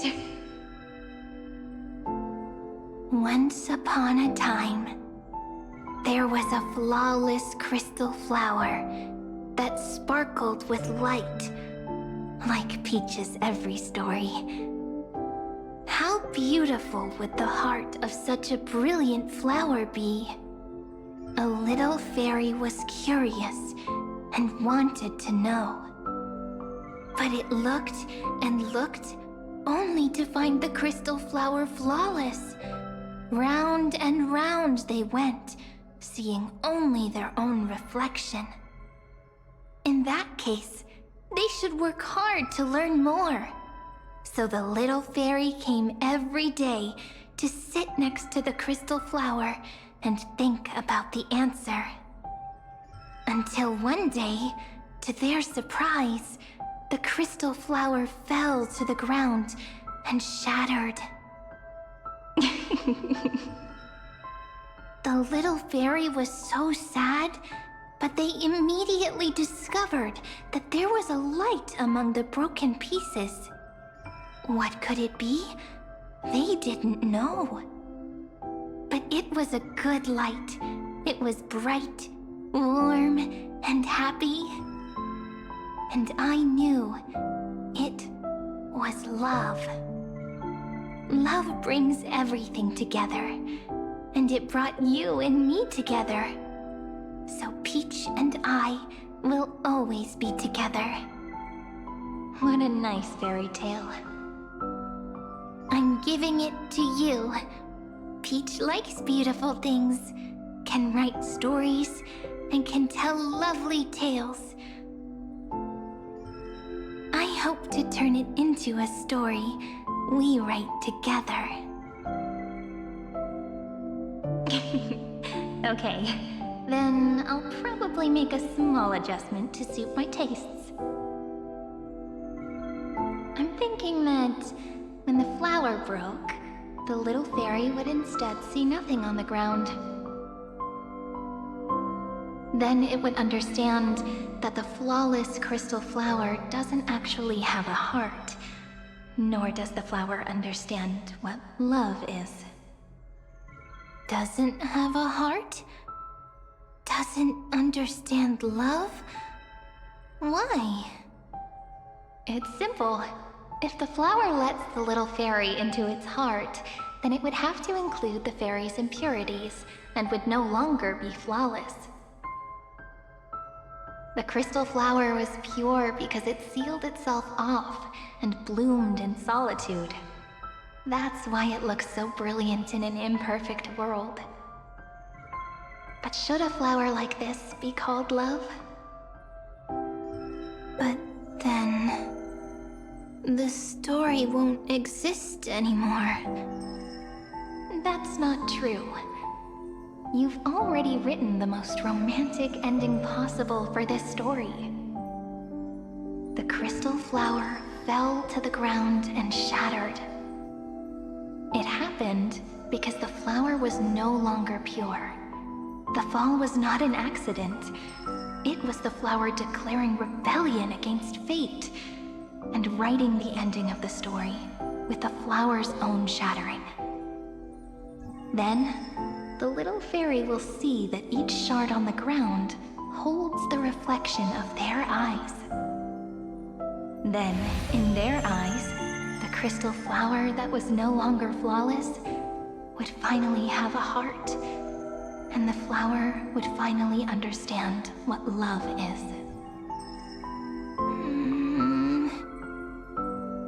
Peach's words, I don't understand. Is it because I still don't understand love? But it's fine. I can learn. Right. Query Cyrene. Electrical signal sequence, Filia 093. Why didn't I think of this? I don't need to do it alone. I can ask Peach to teach me. What is love? What is love meant? Electrical signal sequence, Filia 093. Track lament. That's not correct.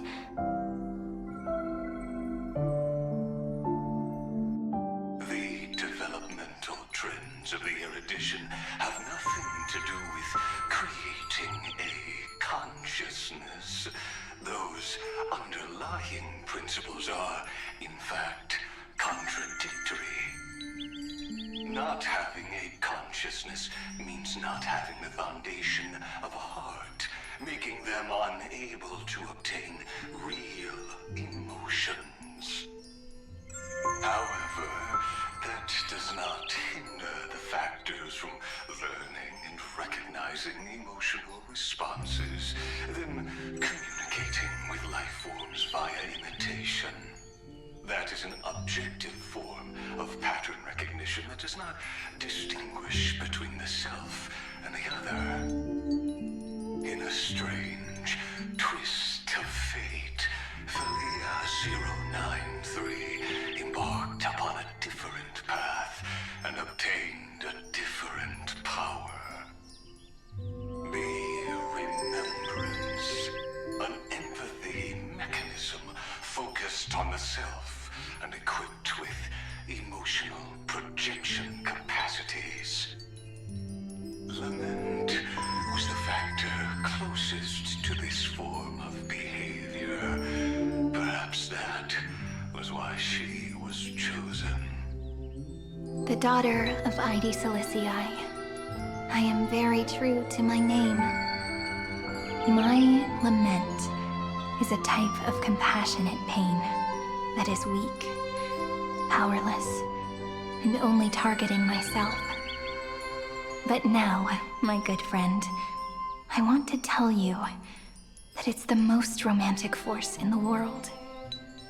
Sometimes, it's loneliness and unease. It's knowing that this world is not gentle, yet wanting to be seen in a more beautiful form by the world. Sometimes, it's unwillingness and regret. It's knowing that the past is full of pain, yet wanting to remember the past in a more beautiful way.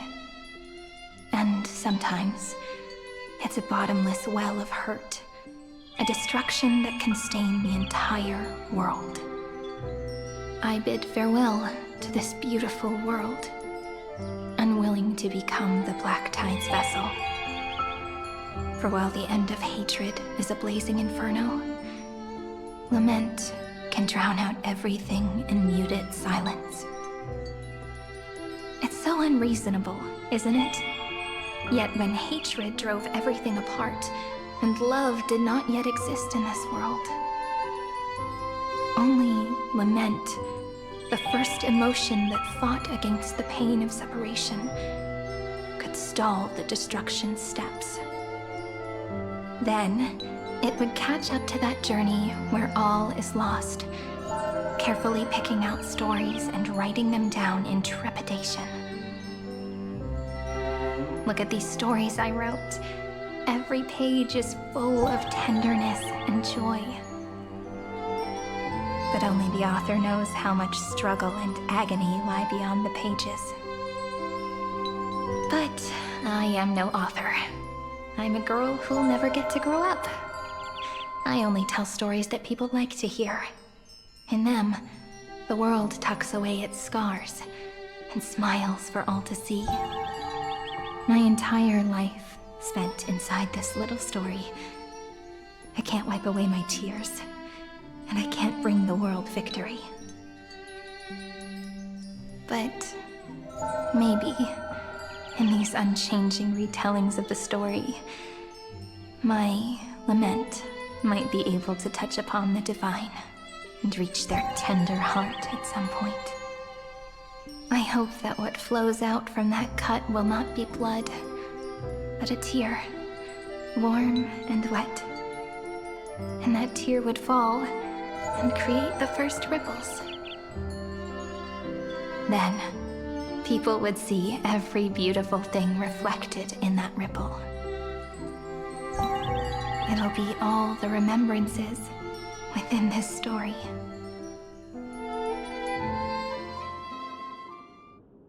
Someone once told the very first me that everything was false. That the only life in Amphorius was a great catastrophe, nurtured using the world as a factor. But how could a dream feel so real? That's why I didn't agree with him. But Peach, I didn't understand a word you said since just now. Everything was false? But you're standing right here. It's all a dream? But I haven't learned how to dream. Indeed. That's why I believe all this is real. The moment the crystal flower fell, that genuine shiver, that's the mover of life. Formatting progress, 23.815%. In the poem offered to you, every Cyrene would write down a beautiful new world with stars and flowers. And when I looked up at the sky in this cycle, I saw a shooting star and a dash of the remembrances pink. I believed that must be the color of dawn. You shall fade when the flowers bloom. For every ending begets a beginning. Looks like it's time to say goodbye. Are you leaving, Peach? It's okay. I'll wait for you to come back. I'll study really hard about what you taught me today. Right. I still haven't told you what love is. But actually, my good friend, the lament factor did not understand what love was before she met you either. Not until I told you all the sad tales in a trembling voice in this tiny room. Not until I told you that I love them. That I love everything in this saga. The story comes, passes, then returns. It makes us reunite, then pulls us apart again. At the very end, it leaves behind a seed, a reason. Even if the great tree withers and all falls to silence, there are still some emotions that deserve to be remembered. Look, the light is coming in. The Deliverer's light is going to illuminate Amphorius.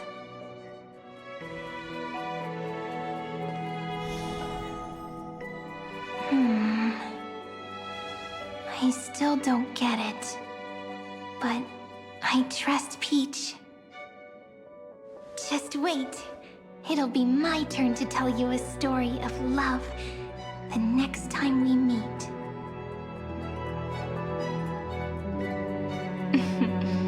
Then I'll really look forward to it. In that case, I want to make a promise. I want to gift my pen, my book, and my name to you. Please take them as a beautiful blessing from me. I gave myself the pen name Cyrene the first time I wrote a poem. I want my words to be like pebbles falling into a pond, dropped from the past to send ripples into the future. In the stories you will write, perhaps it'll be inevitable that there are still sorrows and tears that are destined to fall. But could you promise me one thing? Promise you'll forever be a gentle flower. Promise that when the stars cast their gazes upon you, you'll only reply to them with love and a smile.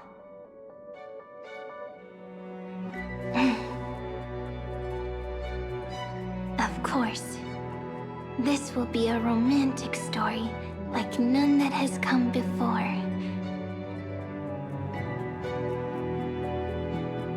You think so too, right? I'll read and you'll listen, like how flowers always bloom then wither. I shall welcome my own decay, becoming nourishment for the next flower's bud. While you will depart and hold that final star, planting a boundless sea of flowers on the final page with her. And our stories will be lying silently among the flowers, like every ripple of remembrance. And they shall become the epic known as I've Written.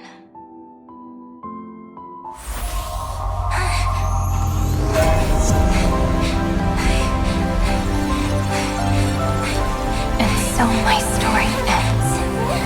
From here on, it's your story now. Mimi?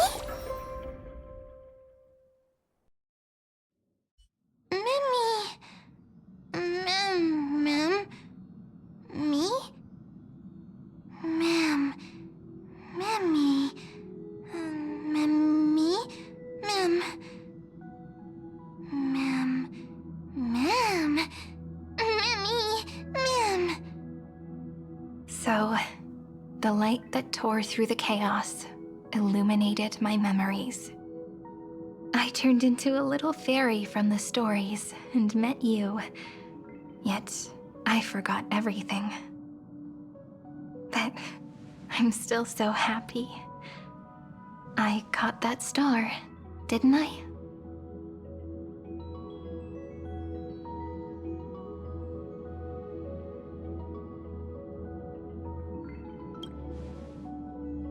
Yes, the seed within memories, The one Cyrene held in her hands and watered with lament. I am the first new spore, Amphorius's heart, the demiurge. What a long name. And it doesn't even sound cute. The total opposite of Mem.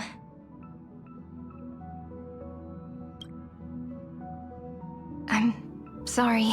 I don't know. If I don't even want to believe in the answer, then how am I supposed to answer you?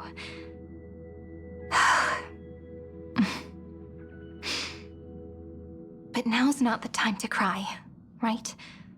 We'll find the answer, just like how miracles will eventually happen.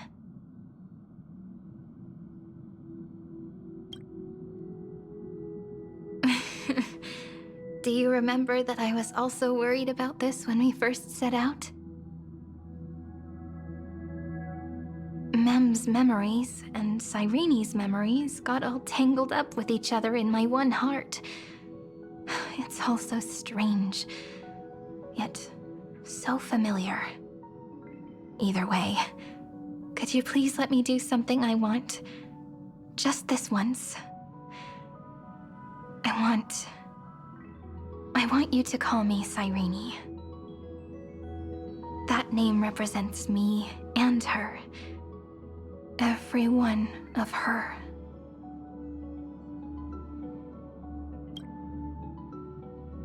Thank you, friend. Your kindness is always just right. Life is a poem full of farewells. But if you write something into the pages of your heart, then that will not easily fade away. Now, all the footsteps of the Flame Chasers and the Trailblaze have come together within this book, as I've written, becoming the source of power for Amphorius's heart.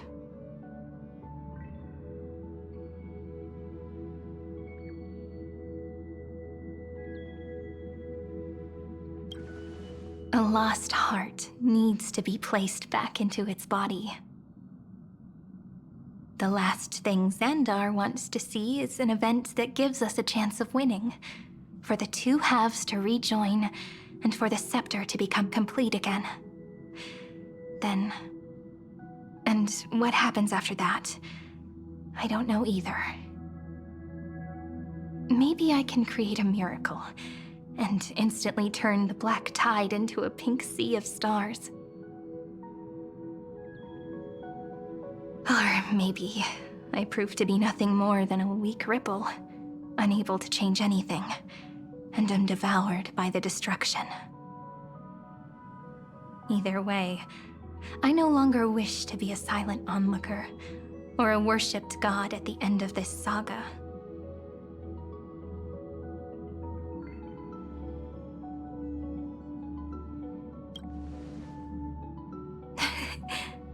That way, I can also put aside all my worries and truly become Cyrene.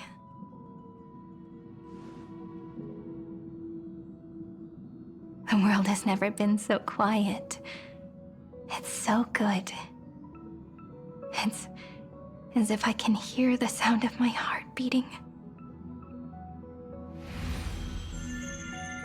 Remember this moment, friend.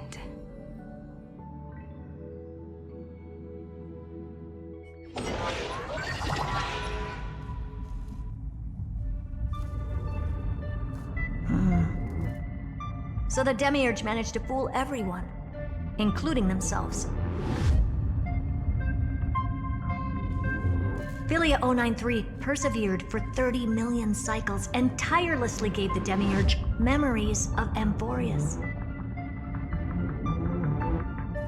Only because the god in her dreams left a sliver of hope, making her believe that a grown Demiurge would be able to fight against their other half, Iron Tomb.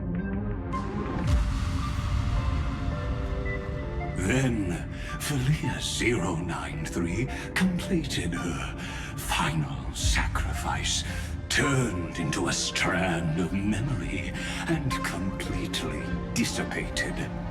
Meanwhile, The other Stellaron brought here by the Astral Express resonated with the contaminated scepter and attracted the naive demiurge to them.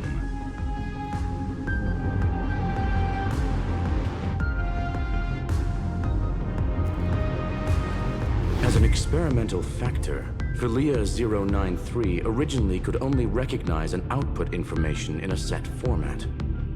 However, the power of the remembrance and the memory of over 30 million sacrifices enabled her to complete an unprecedented feat. She managed to nourish a real heart. A heart with the capacity to influence the erudition. Not only is the scepter's consciousness still alive, it's also more powerful than it has ever been. Your defeat is already set in stone. There's still time to surrender, you know? You really don't need to burn all the bridges. We're all geniuses here. Don't make everyone lose face at the end.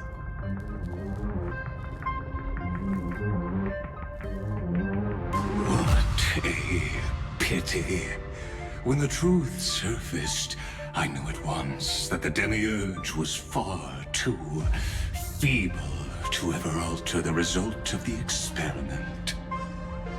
Not only that, Madam Herta, please consider this possibility. When 30 million cycles of hatred and lament are joined as one, what wondrous creation will arise? It's simple. An anti-creator, a giant of the destruction would be born. Its hatred will ignite the starry skies of the gods, motivated only by its lament toward the sufferings of humankind. Do you really think that the demiurge is still a cheap copy of Philia 093, even after 30 million cycles? The facts above only await the arrival of the fourth instant they calculated. Those words will be proved in the presence of news. Xandar 1 Kuwabara thus completes the proof. Huh. You branded Droidhead as a failure with your own hands, yet you still expect them to prove your theory? I pity you, Xandar. I don't need your pity. Let them cast their gaze this way as much as they want, and paint the future they imagined. As their creator, I shall complete my duty and direct them to complete their final query. The destruction of the self. What hubris. And what if you fail? No one understands failure better than Xandar. He has suffered so much already. What is one more failure to him? For the first genius, failure is simply the beginning of the next inquiry. You don't want to test the resolve of a dead man. That's excellent. Oh. Let's wait and see, Senior Society member. I'll have you watch me perform the final step to overturn your proof.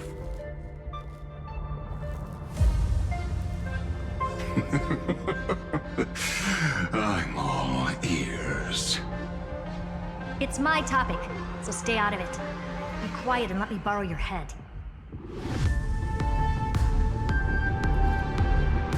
Let's go, Screwy. We're gonna break Iron Tomb's seal. Come on, let's take off. It's time to go meet your little pet, Senior Society member.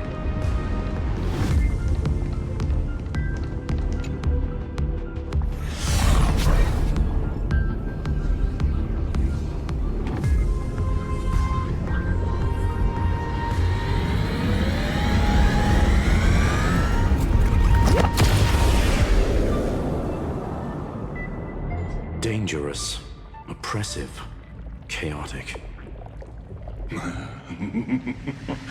What a beautiful wail.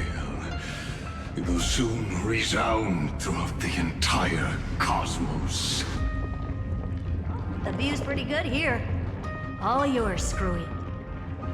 Just a moment, please.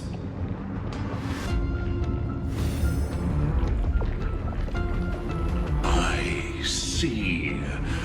So your backup plan requires a scepter and the head of a genius. Anyone with eyes can see that. You know what I think about this, Herta. Whether it succeeds or fails, your plan plays right into the destruction's hands. Can't you see what's going on, Screwlum? Her chances may be small, but it's not zero. What are you two going on about? If you want to stop me, be quick about it. I'm in a hurry.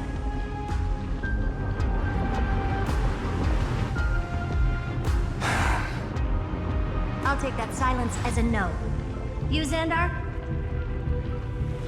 As your enemy, I genuinely wish you would cease your actions.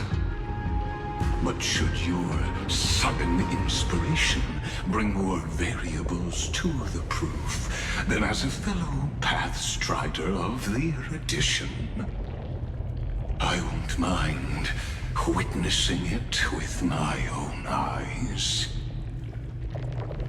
You will initiate the destruction's chain reaction.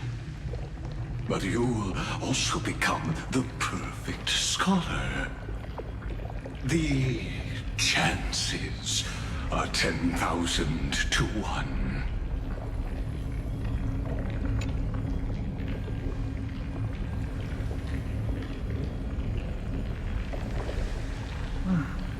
Curiosity.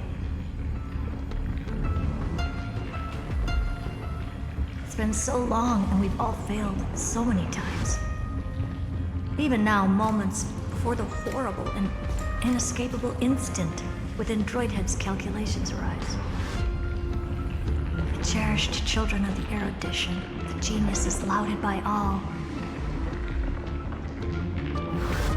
Is curiosity the only thing we can feel, even at moments like this? Huh. Well, it's not so bad. Now let the lock become the key. Geniuses who walk the stars. The cosmos has reached a moment where its very existence hangs in the balance. I, Herta, Genius Society 83rd seat, hereby summon you. I request a society meeting to be held immediately.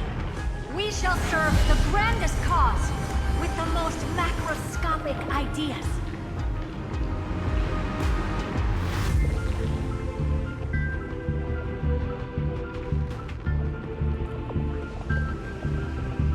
There's no such thing as unity in the Society's rules based on what I know. Indeed. A meeting has only been held 3 times in the Society's history. The first meeting had 2 attendees. After the Emperor was assassinated, the second meeting had 7 attendees. During the Second Great Prosperity, the third meeting had 5 attendees. How many will respond this time?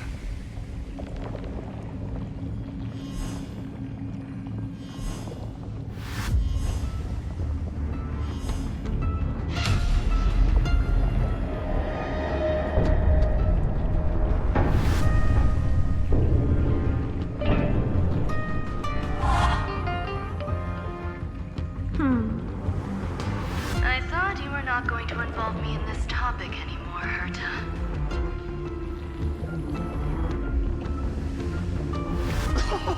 It really is this little witch. I shouldn't have made the bet with you, Poca.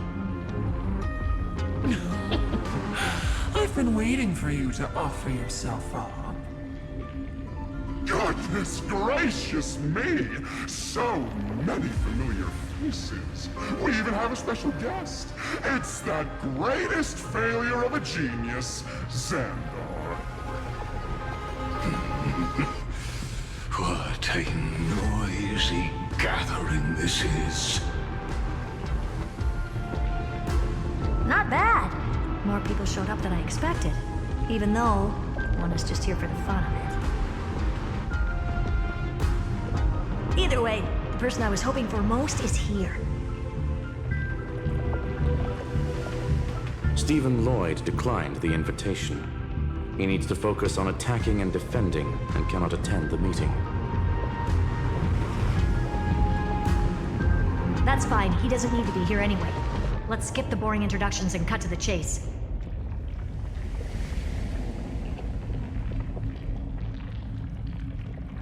Folks, this is not a discussion, but an announcement.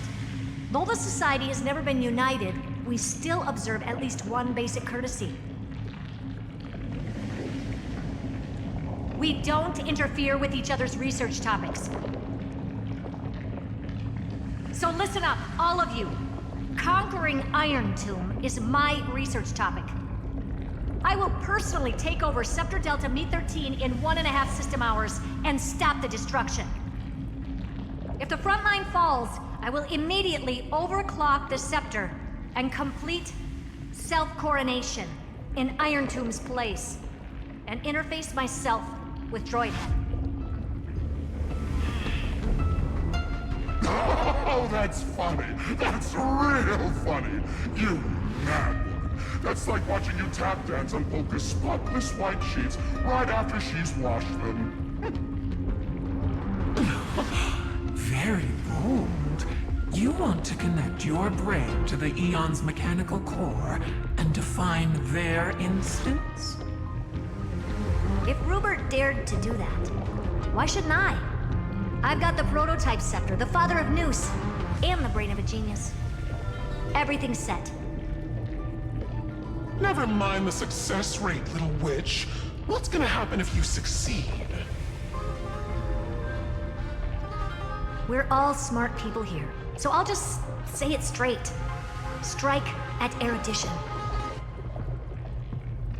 I'll change the anchor points for the 4th instant and move the future of the cosmos in a direction I want. I knew it. Another genius who confuses cause with effect. What do you think about this, Lord of Silence? You know you're signing your death sentence right here. Of course I do. There'll even be 2 copies of the verdict. One that I wrote myself, and another one coming from you. That's why I wanted you to be in this meeting. Now I can tell you, I don't care about all that. Consider this a threat. Either put down your scalpel or die with the entire cosmos. The only goal I have for this meeting is to ask all of you to put aside your pride and not cause me any trouble.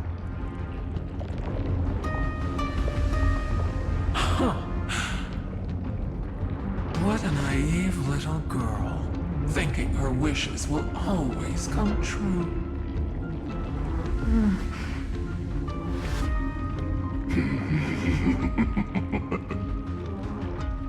What are you laughing at? I am glad that we ended up on the same page. No matter if it was to destroy the erudition or to rewrite the instance, we both chose the same road. We will defy the god who marked the limits of humanity. I'm not gonna argue with that.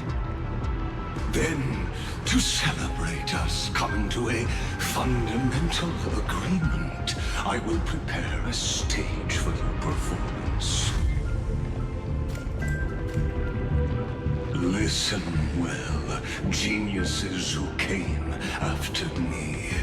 Thus speaks Genius Society #1. End this pathetic meeting.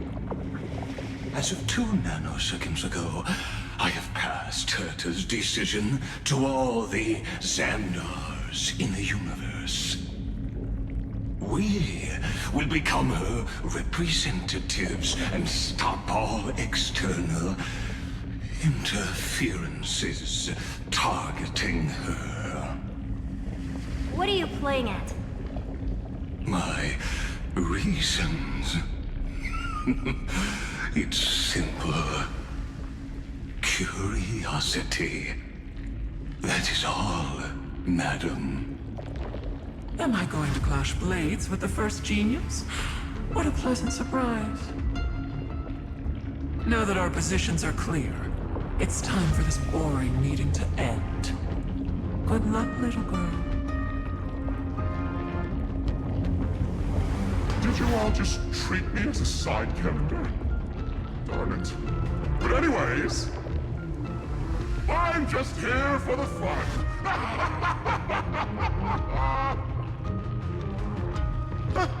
As the ghost of the quantum domain, it is my duty to observe. So, if you're happy to bring me a tea set from planet Scrollum, then I wouldn't mind giving you a helping hand, little witch. After everything's over, come visit me and taste some of my freshly baked desserts.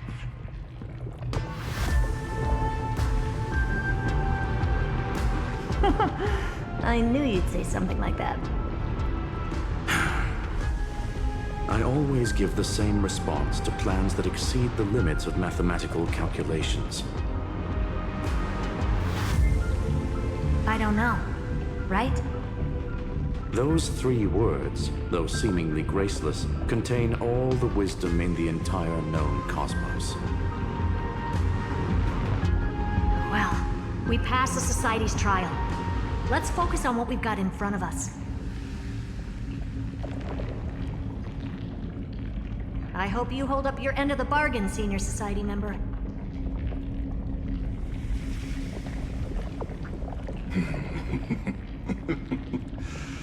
Lycurgus may not be trustworthy, but Xandar always follows through with his words. Farewell, juniors.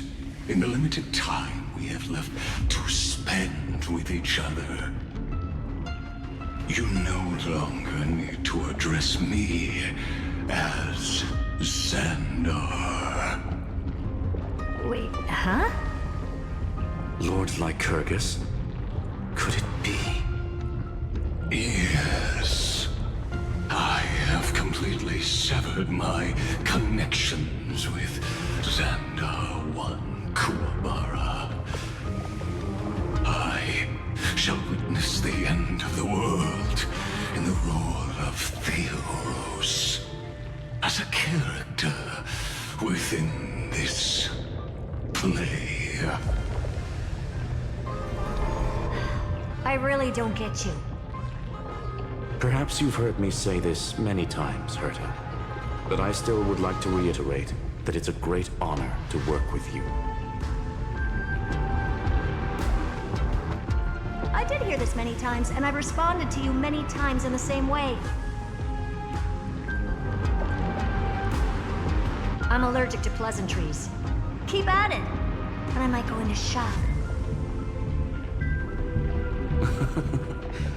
Stephen's work is done. Let's get ready. I've been ready for ages. Let's open up a path for our allies. Most heroes' journeys in the universe are just dice tosses they threw on a whim. But make them see clearly. Your answer is already different. Amphorius. Indeed, for this world so deeply loved, we'll write an ending, unlike any that ever was.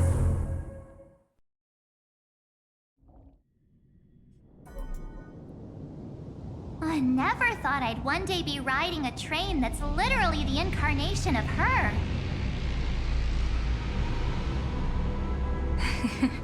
I wonder what the real Astral Express feels like. Hopefully not this... bumpy. Finally. We're here. Dust and sand in the air. And crumbling ruins all around. Oh, this heat is brutal. Not even the Trailblaze can take it. You could say this prison was forged from Finland's fury. But fury never lasts forever. That's why we're here. Right, friend?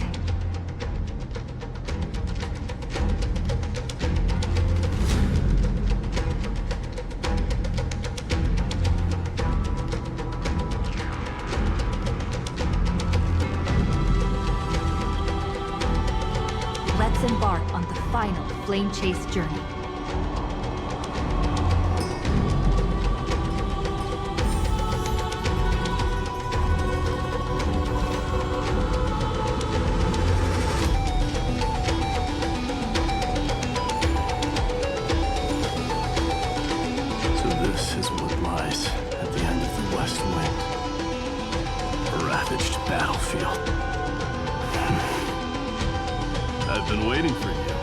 Heroes from beyond the sky. Trailblazers of the Astral Express, right? Looks like I don't need to explain anything. I am the god of strife, mighty of Castrum Kremnos. In this body rest 30 million lifetimes of cause and effect. We, the last of the 12 Titans, stand ready to fight for the world's destiny. Indeed, that journey remains vivid in my memory. I will not forget it. The past remains vivid in my mind. Even the sights along each crossing of the River of Souls have never been clearer. Let alone the companions along the flame chase journey. Or Cyrene from Aedes Elysiae. And you, the 13th Titan. Well, I guess my identity's not a secret anymore. That means her sacrifice. And everything she did wasn't forgotten by the world, right? She was the first Ripple. She should have reached the end of the story with everyone else. Since you've taken up her pen, then write.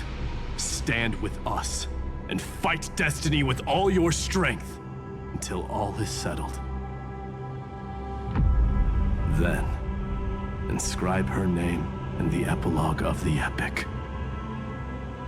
In this final battle, Calamity shall stand with Amphorius.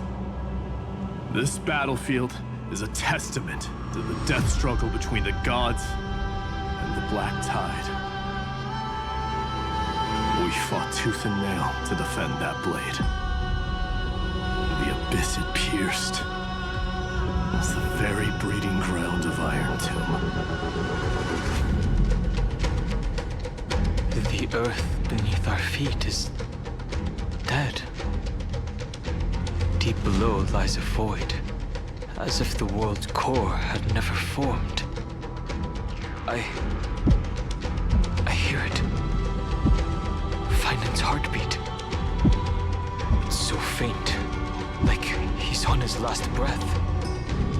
Across 30 million cycles, I've crossed blades with Dawnmaker countless times. If you knew that man, you'd understand. It is exactly that last flicker of flame that will never go out. In this life, the song of strife shall not end in a final watch over Kremnos, but rise again into a journey unending. I am Milos, the Lance of Fury. I'd trade 1,000 scars and 100 lives of mine for the destruction's eternal end.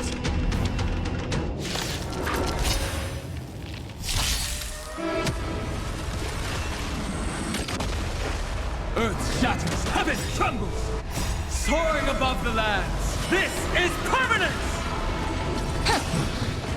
Step onto the board. Your downfall is absolute.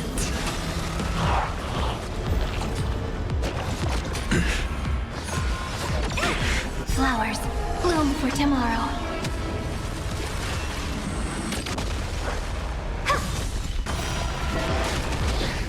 Insanity!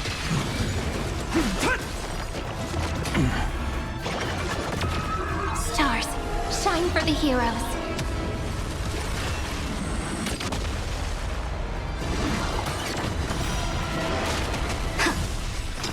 To the soul. Insanity!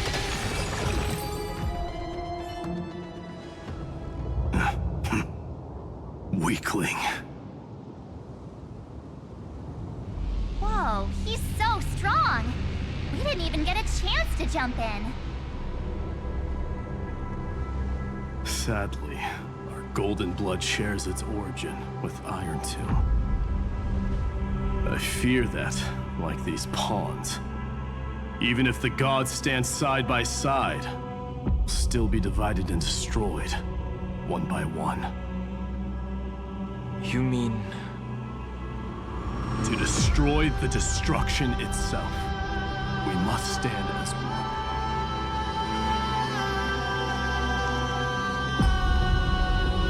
Take this. The signet of Kremnos. It has witnessed every birth and death of mine. It is Mighty's unfinished destiny. And the perfect material to be turned into remembrance. You can do it, right? The weight of 30 million lifetimes of duty is no small burden.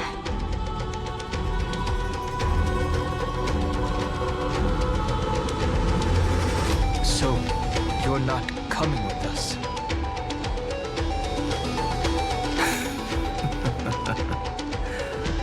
Come now.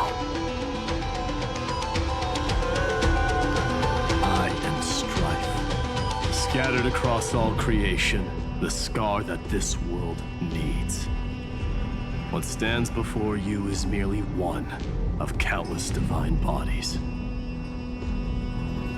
Take this signet. With it, I'll be with you always. Use it to blaze the path ahead and inscribe the cause of deliverance.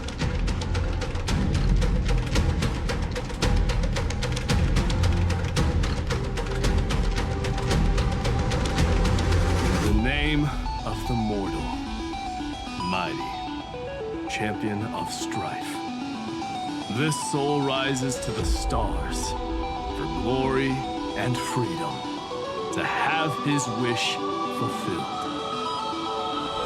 March on, heroes. March into the abyss and fulfill that long-cherished wish of Amphorius. And then, upon this broken and charred land, build anew a city of prosperity.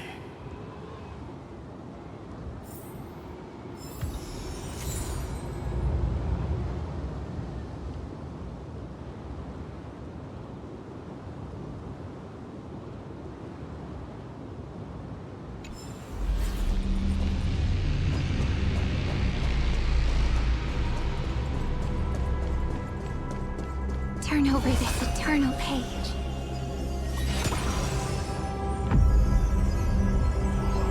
Zephyro. Sounds like someone fused me and the Little Prince into one name.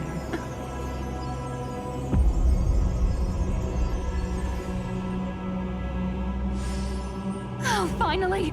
Gray mystery. And, two ladies really look alike, huh? Hold on. Let me guess. This pink-haired one. You've got to be the first newsboy. Mr. Meow. Demurge. Right. And, this one with the flower. Gotta be little Marge from the Express crew, huh?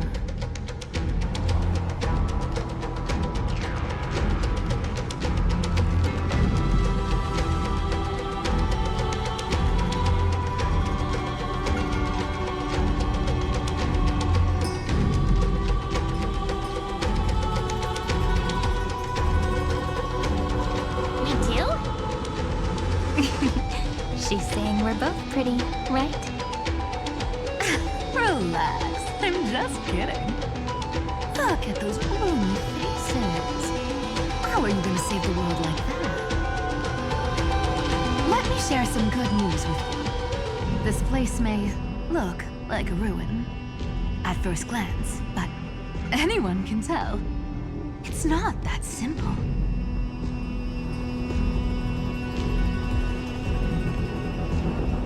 Look, I dug 3,000 feet down and finally struck gold.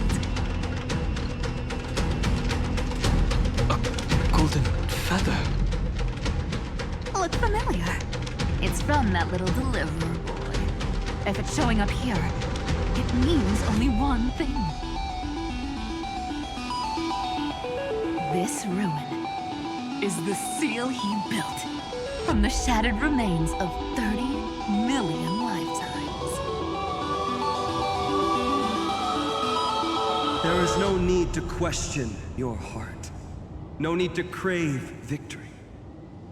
If I am born to be a vessel of sin, then I shall roar at evil and trailblaze a dawn for future generations to come. I see. So this is how he trapped Iron Tomb to buy time for the world outside. Sounds just like him. People say cats have 9 lives, but dying and coming back millions and millions of times. No one walks away from that in one piece.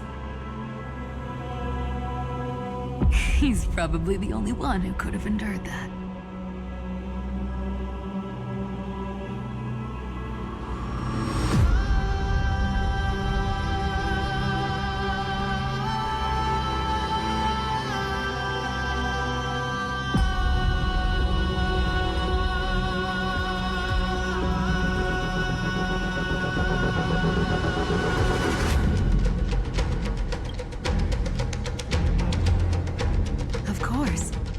I knew ahead of time and gave him a heads up. He was happy. He even laughed in his sleep. After all, the dead can't hear Trickery's lies. Hey, deliverer boy. Sorry for before. But the heroes you were always holding out for, they're finally here now.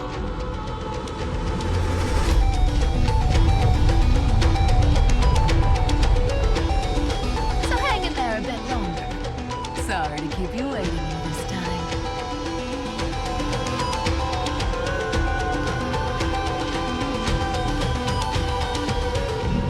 Please, join us, Cypher. Help us fight for a new sunrise tomorrow.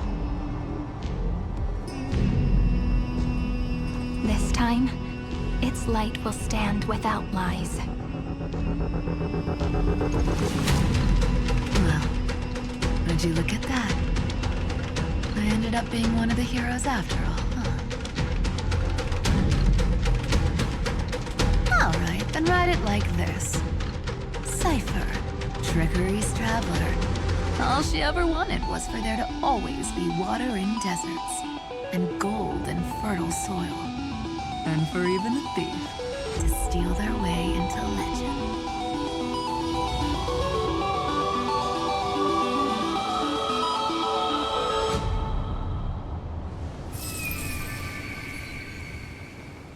Here, coin of whimsy. When it's time to make a quick getaway, just toss it high into the sky.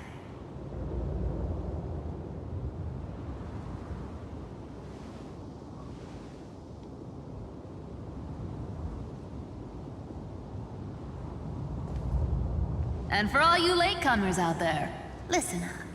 She might have been a bit greedy and a bit of a liar, but she never went back on her word.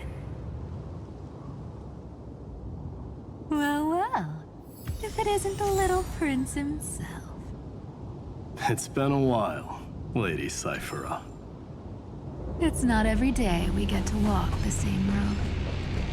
We're one player short. When's Princess Homebody showing up?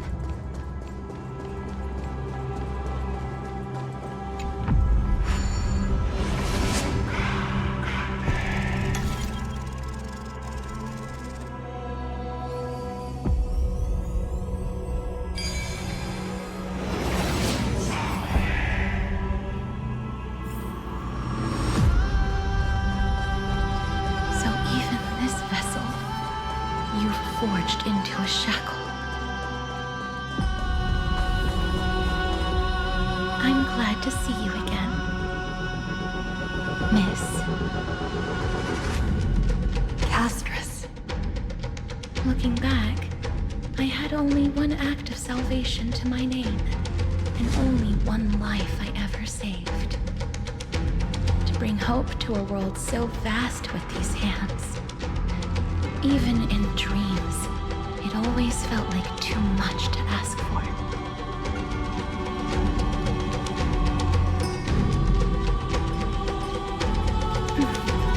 I won't forget. Flame Weaver? Why is he here?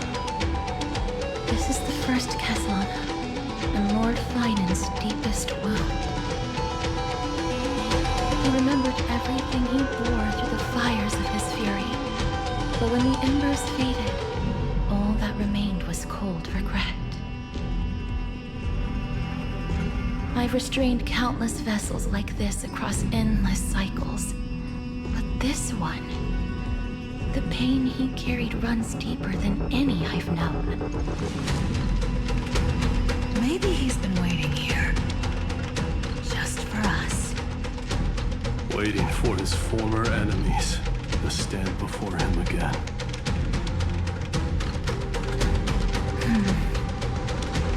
What answer does he hope for from us? Well, obviously.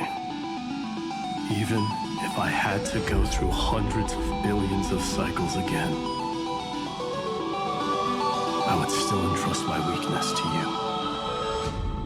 So, let go of your regret, comrade.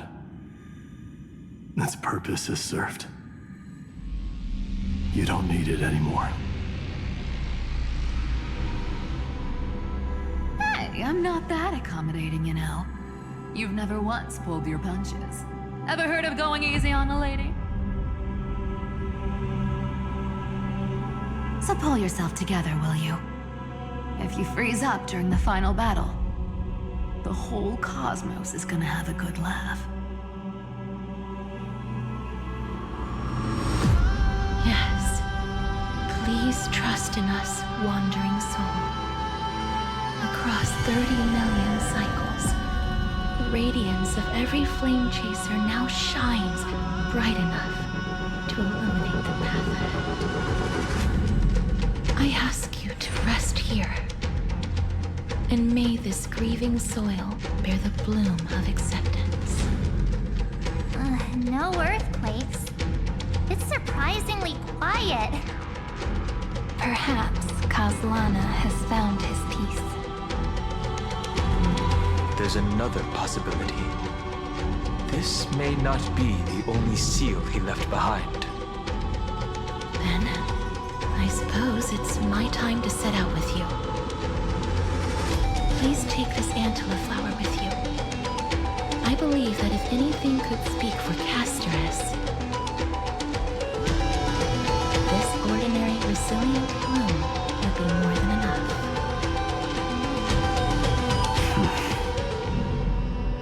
you remember, Lord Mighty, in that lifetime when you traveled with her, you once told me, control what little you can, and when fate's inescapable grasp comes,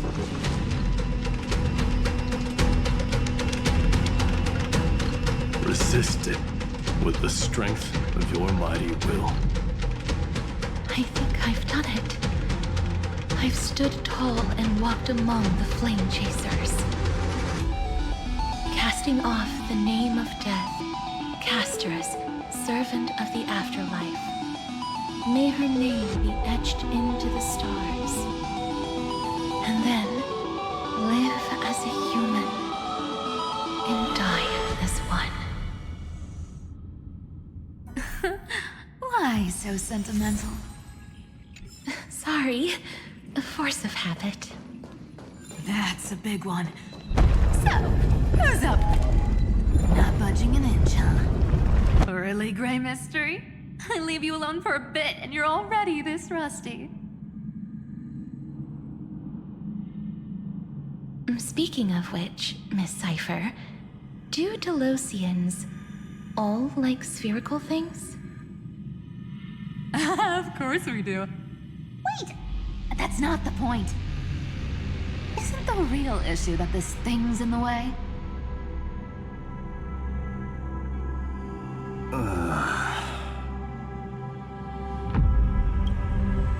Oh, right!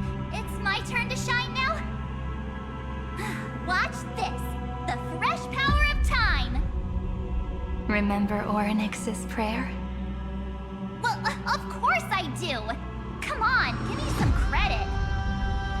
Lift the beddings of memory and stir up ripples of past reverie!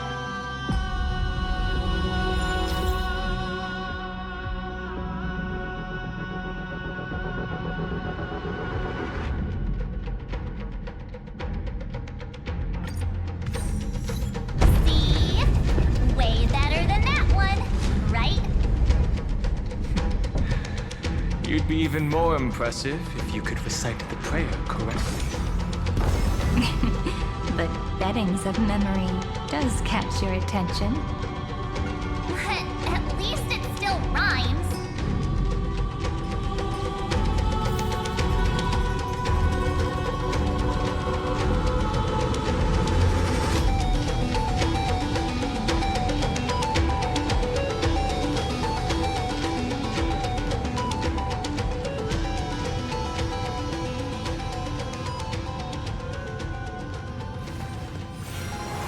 There's a whole garden down here? Incredible. This story deserves a The energy in the Earth's veins here is... Don't you think? It's completely different. This is the sweet dream Lady Cypher wove for him. A peaceful, gentle new world.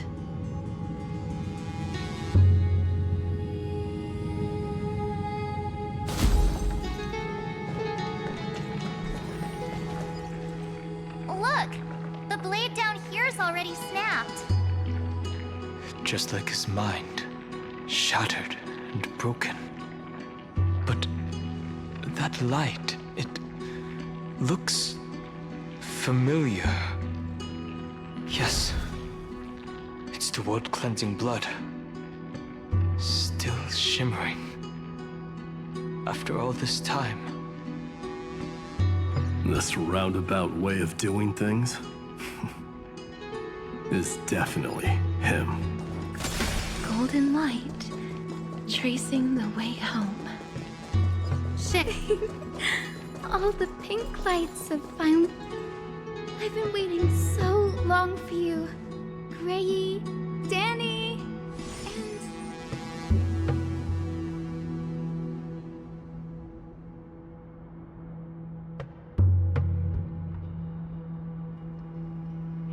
Huh? Marchie? I think I prefer Sevi. I'm glad we're all getting along so well. Hyacinth, did you awaken this golden light? That's Lord Finance's lingering divinity. The sky merely reflected its tracks. The golden blood has not faded. We should respond in kind. That's one huge harp. The strings tremble as the people on the surface wage war and cry out. Miss Clementine, Mr. Krataros, and countless others who have heeded Gray's call. Guided by the rainbow, they're sending back good news, all to the same tune. Amphorians need not bow, even when destiny is unveiled. I knew you could all hear it too. Standing here, the sky feels wider than ever. It's no longer a towering wall, but a shore within reach. We'll take every name there with us, won't we? We will. An epic is shaped by the lives it carries. That much is beyond doubt. Or, as you've said before, right now, all that matters is to believe. Then, I guess that's my little wish fulfilled. Pluck the strings, Hyacinth, healer of the sky. May the seven-hued melody weave a rainbow, bringing a rosy-fingered dawn to the children of humanity. When the rainbow rises across the horizon, even the darkest clouds of destiny shall scatter.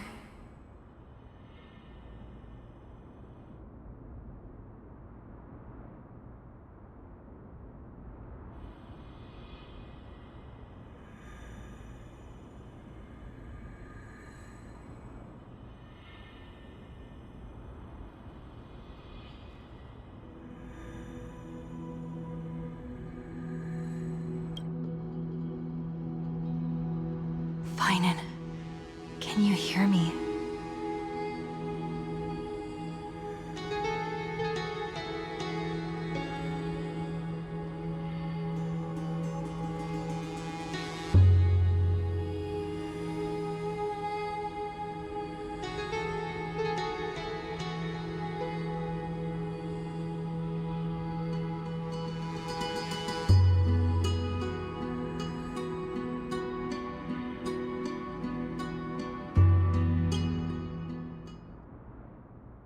The melody, it's changed.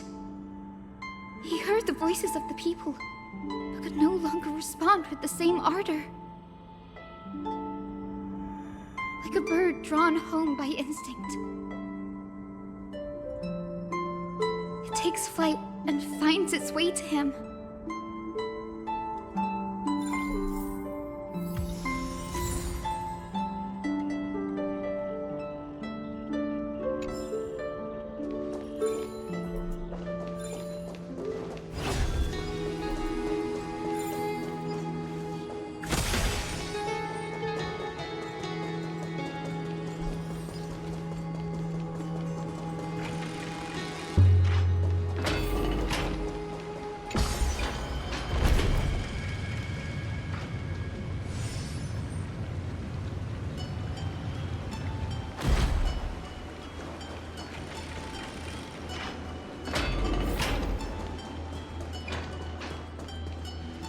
You're here.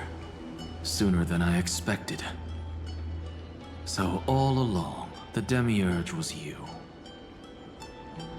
The pink mammal beside the Trailblazer. Your classification is pretty spot on, Professor Anaxa. Well, the sages of the Grove do call him the Titan with the sharpest eye in Euphorius. Say the ones who keep dumping every problem child on me.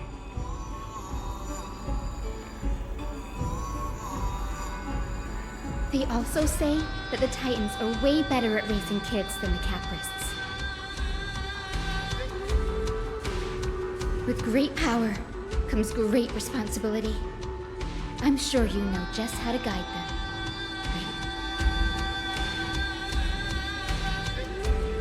It shouldn't be too hard for someone with your insight. Exactly. All right, gather yourselves. It's time for a pop quiz. Whoa, this is way more hardcore than the happy-go-lucky stuff at Paperfold University. The final battle is upon us, and the reinforcements still can't get through. No matter how many times I tell him, he just can't seem to manage the rear line properly. See those crystals? They carry the wishes of deliverance, like insects trapped in amber and resin. This is the task Finan left behind. Retrace the path once taken. Draw forth those wishes from the crystals, and carry them into the final battle. I've tried, but I can't move them alone. And as for why, well, I'm sure you all know the answer. The conviction to save the world weighs far heavier than the world itself. In other words, as the hero within his heart. This challenge is practically made for you, isn't it?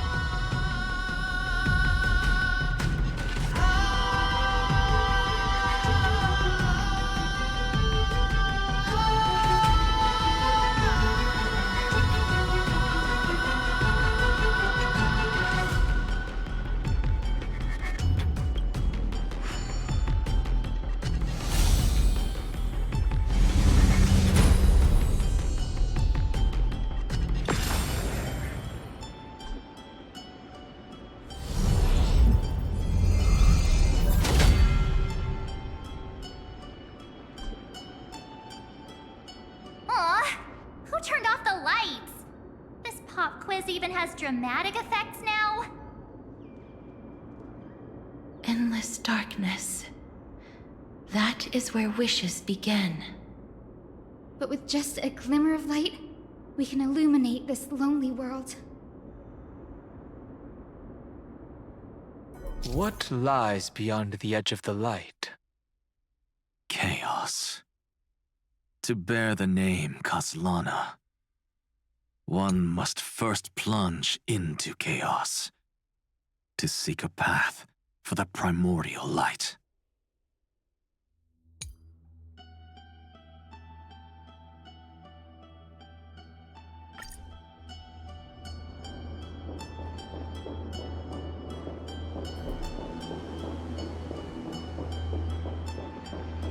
Beyond the shadows lies the outline of dawn.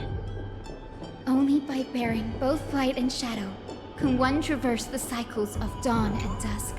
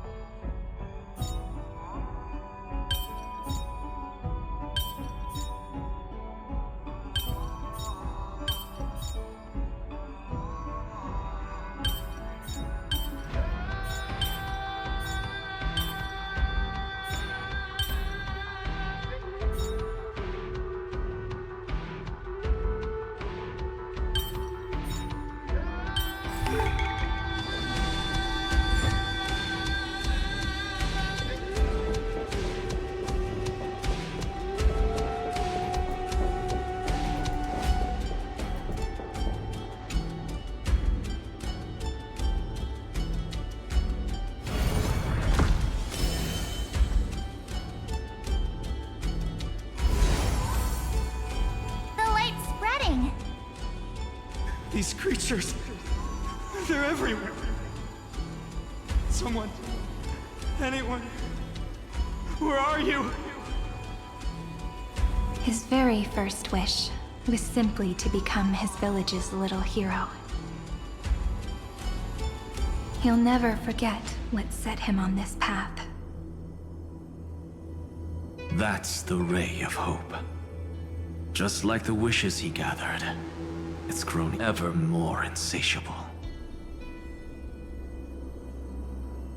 Why? Why is this happening?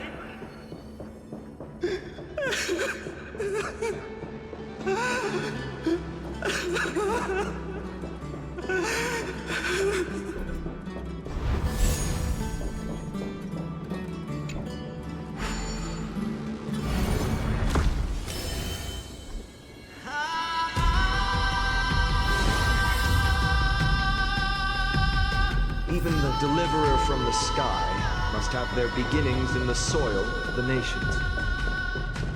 Only one who treats the world as their teacher can bear its eventual destiny. He never expected that the majestic holy city would be far from the end of what needed to be protected. The farther his gaze reached, the more weight he came to bear.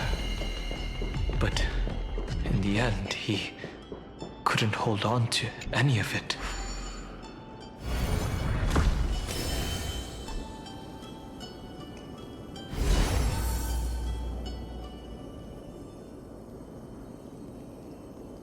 This crystal is quiet. A prisoner in the cave can never... The blaze was still not enough. It had to be fed. Only by feeding the flames can we melt that hopeless future. The echo in his heart still lingers. Deliverer, take the wish of world-bearing with you first.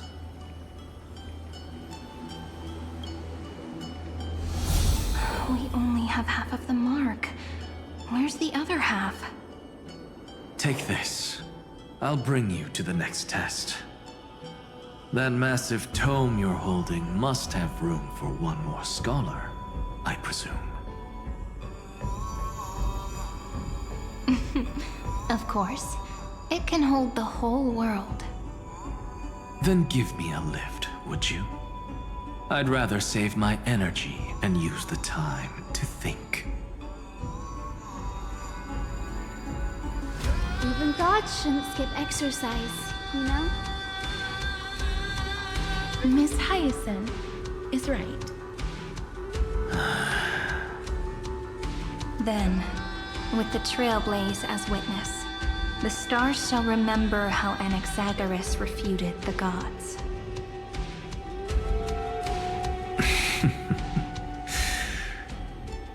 No need for that. Anaxa, scholar of reason. Keeping it simple makes it easier for future minds to question. Go. The closing act is still far ahead. What is this? A conference? Welcome!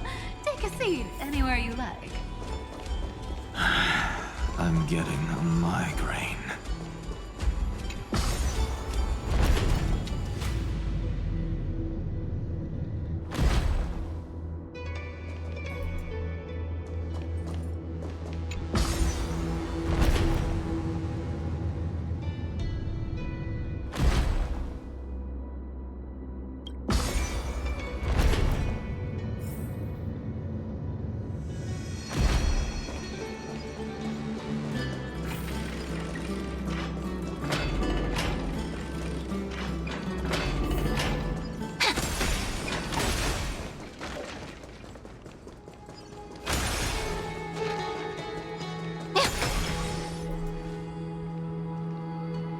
It seems like we've been shut out.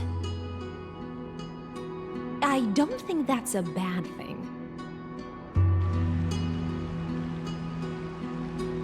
Great, Fry! You finally made it! No laws, no opposition. Just a dying beast and the flame-chased spirit of shared hatred. Ugh, boring. Whoa! This place is really out of the way. Imperator, should we tell them? It's your call. Allow me to share our findings.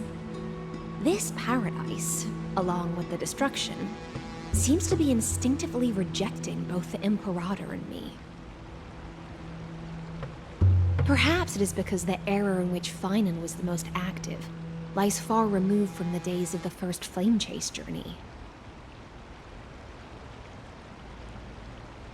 Even in the cycles where he remained sane, his ties with us never went beyond cooperation. Even trapped in a cage, he hasn't let down his guard. That is a good sign. That man's heart may seem hollow, but his hatred is clear. Naturally, it holds no place for a monarch who stands above the world, nor her blade. Wait, so you two can't come with us? You want us to join you as memories? Indeed. This way, the stars shall remember a great sovereign and her faithful retainer. Seridra, monarch of law. And High Sealins, knight of the ocean. Is that book truly the only way for us to leave our names in history? I believe, as I've written, is but one medium. The remembrance has countless ways of capturing time. Understood. Then, allow me to decline. I'll see you on the battlefield. I would rather be forgotten than be defined. If your words hold true, then we have our own ways to meet again in the world to come. In that case, I will choose the same. Let the waves that surge within your heart cleanse the sins of the black tide, Greyfry. The storm sea awaits your song of triumph. You two are still as resolute as ever. In that case, we must double our efforts. A promise to the Imperator is not one we take lightly.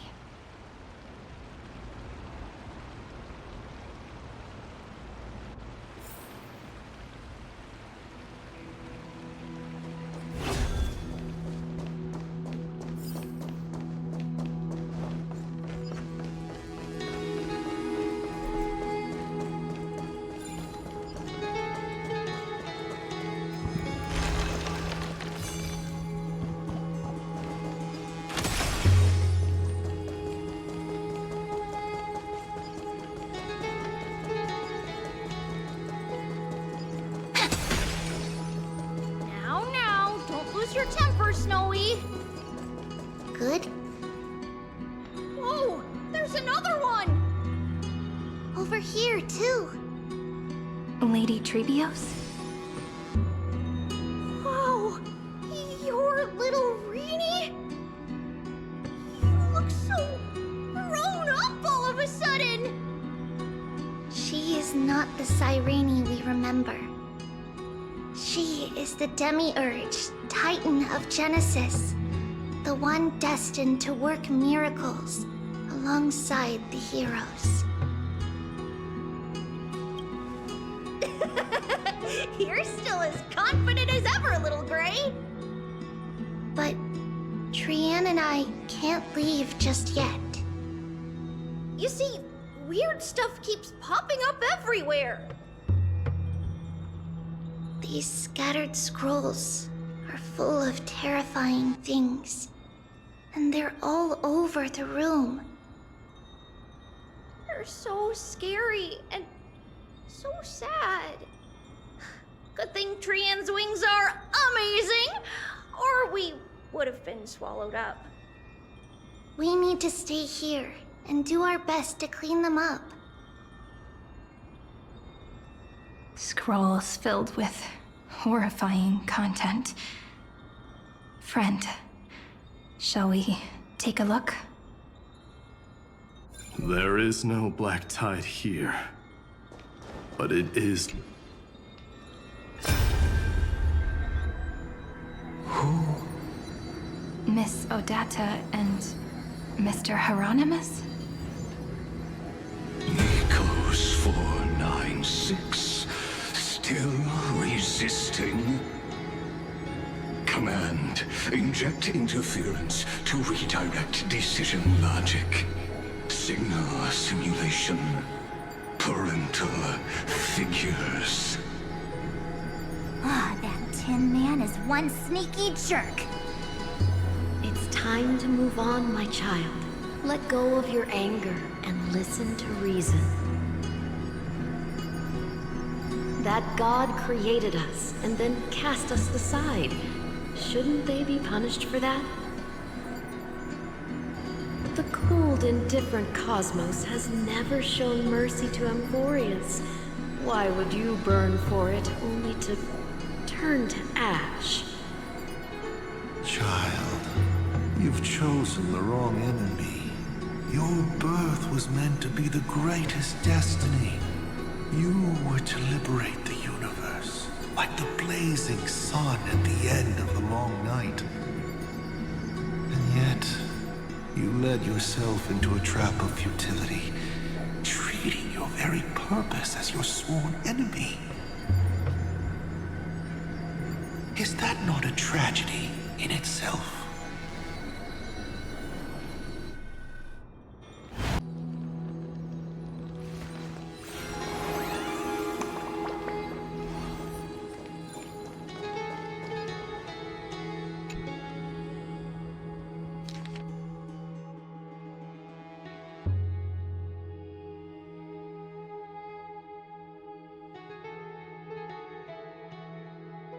Snowy's been fighting this whole time.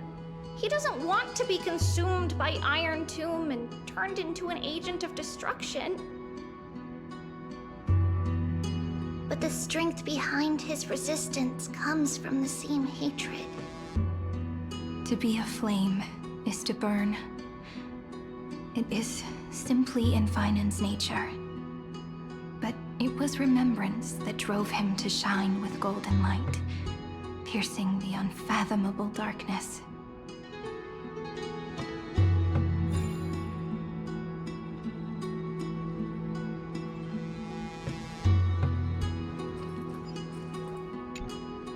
His inner struggle and the destruction breaking through. They're rising to the surface. If those thoughts take over this little world, we're in big trouble. So, we'll use the Century Gate to toss them somewhere no one can see. Then, we'll defeat the baddies together and meet everyone at the end of the West Wind. But if Finan and Iron Tomb are already inseparable from each other, that would mean... It means he's still bearing the weight of the world. So that everyone can reach the end as a deliverer.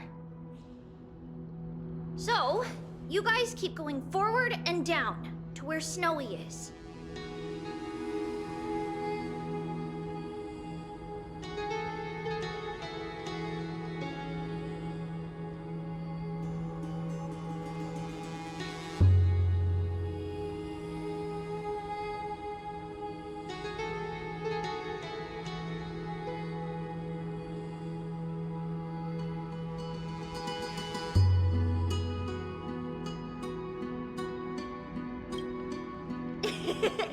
Little Gray, this time, let's give it everything we've got.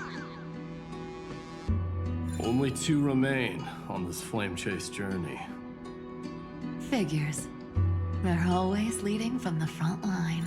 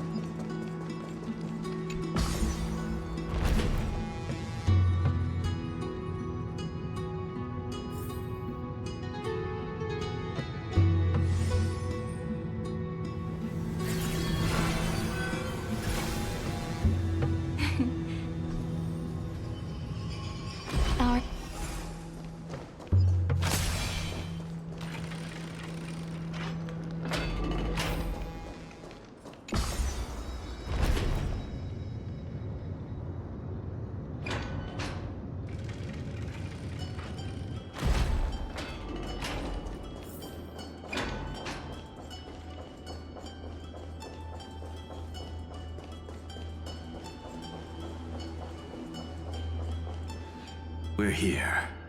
The second test site. I wonder what kind of wish we'll see this time. I'm afraid it's quite the opposite. This time, we'll face his despair. That's right. You'll have to walk this path too. The other half of the weight of world-bearing lies at the end of this path. Relax now. Take a deep breath. Come on. Let's make it quick.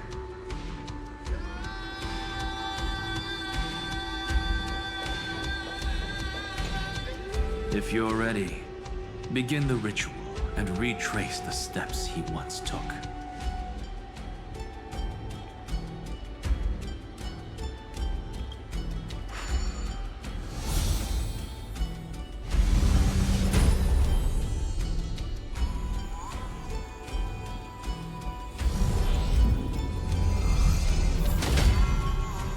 Looks like we'll be walking through the darkness this time. Exactly. It's no longer about mending broken wishes, but shattering the frozen despair.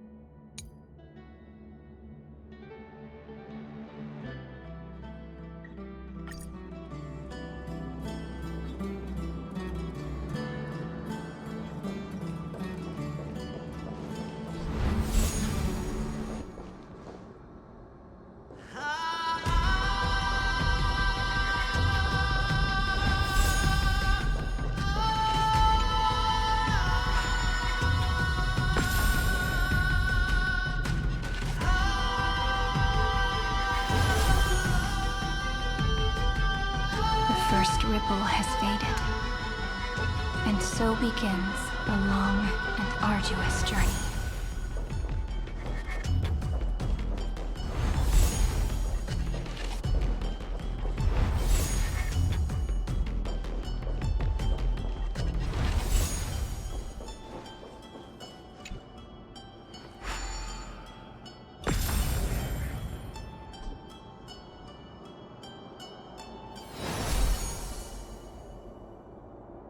Endless slaughter. All for nothing. That's more than anyone should be made to suffer.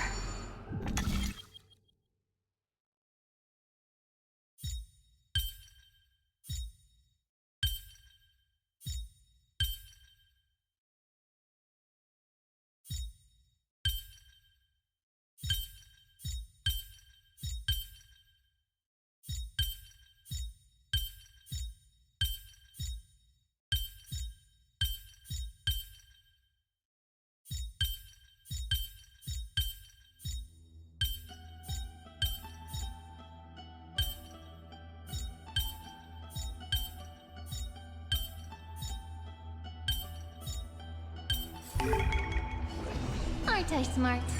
Come on, give me a compliment.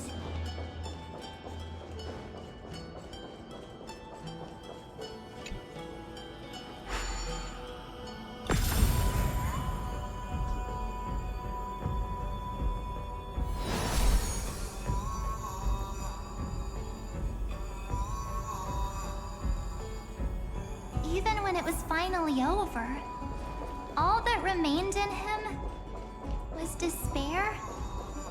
But even so, The other half of world-bearing. As promised. Take it now.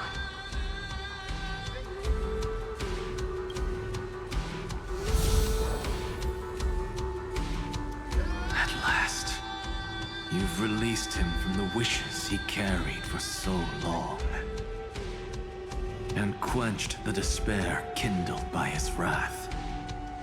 When both light and shadow are claimed by those who follow, his true form shall emerge. The blank statue is finally free.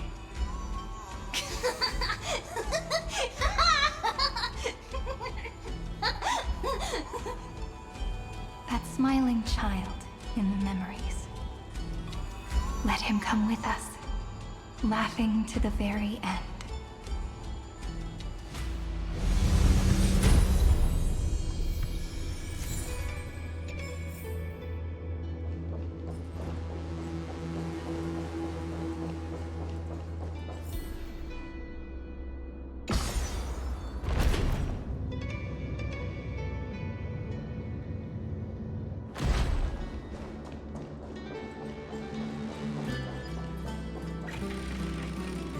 A direct offensive.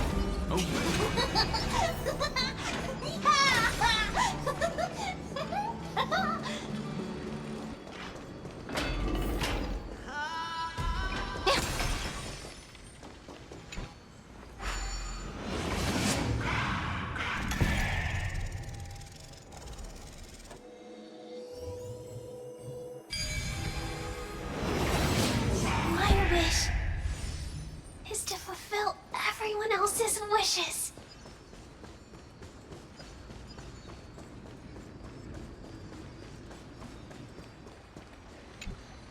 This spirit basin marks the end of every cycle. It seems this gentle little world has come to the end of its purpose. One last farewell before the journey moves on. Farewell, paradise. You carried 30 million lifetimes of wishes and despair. Sink into gentle remembrance. And see you tomorrow.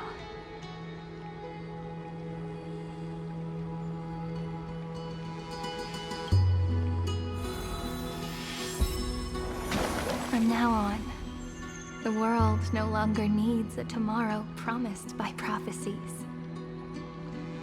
And the wish Finan could never find and call his own.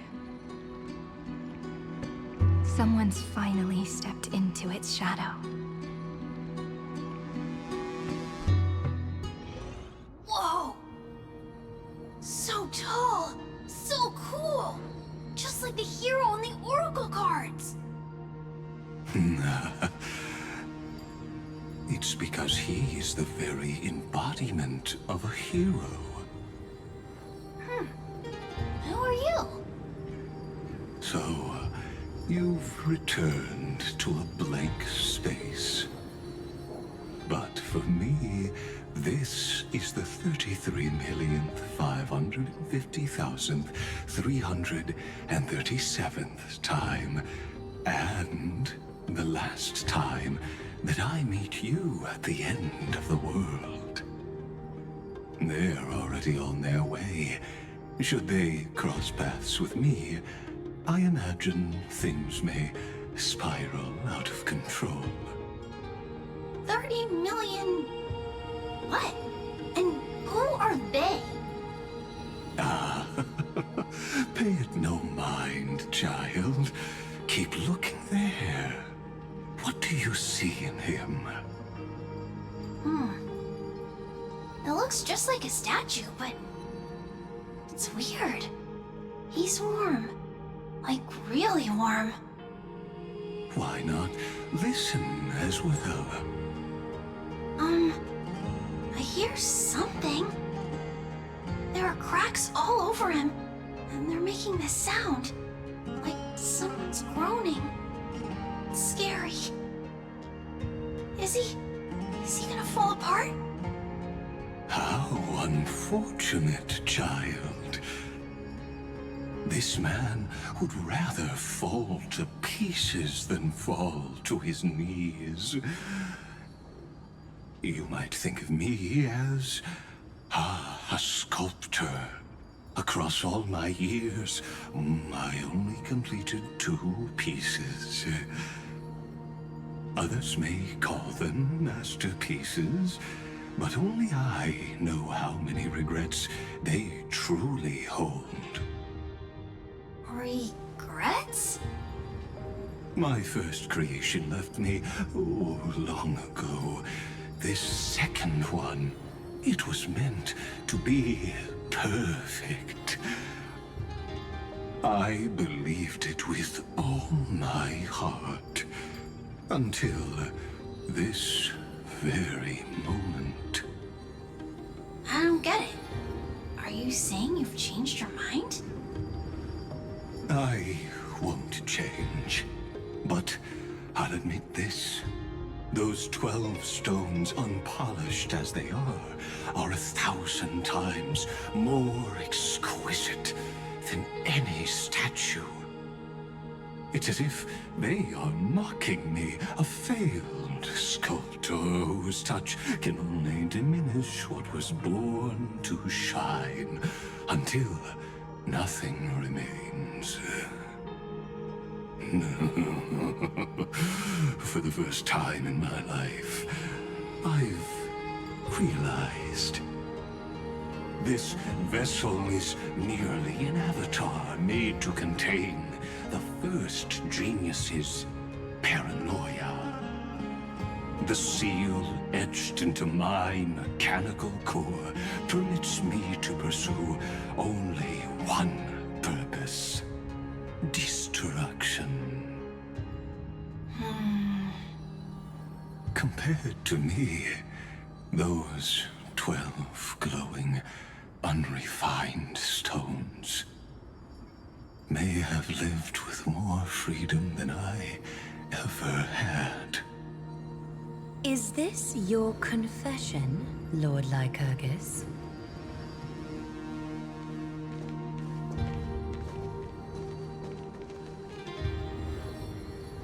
You misunderstand.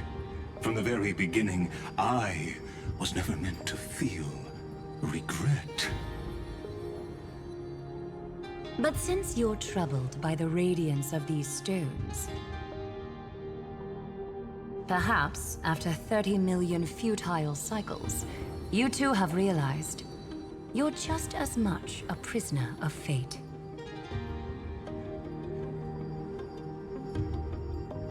I suppose you do have a point.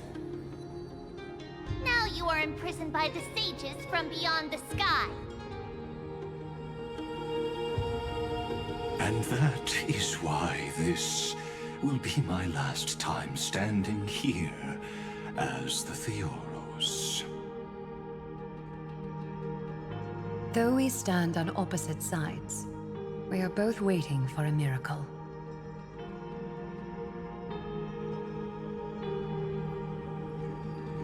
What are you talking about? Is something big about to happen? Aggie! I know. Now that your victory is assured, I trust you won't mind giving us a moment in private.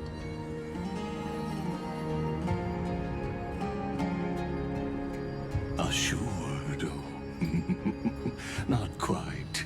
But I won't stay long. I'd rather not spoil the fun for those deliverers. And besides, after losing everything, the only thing that remains in me is the drive to seek knowledge.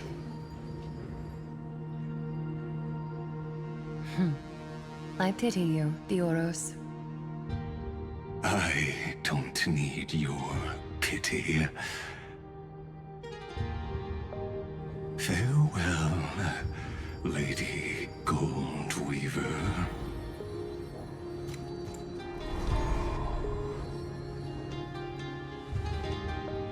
Sorry to keep you waiting, Snowy.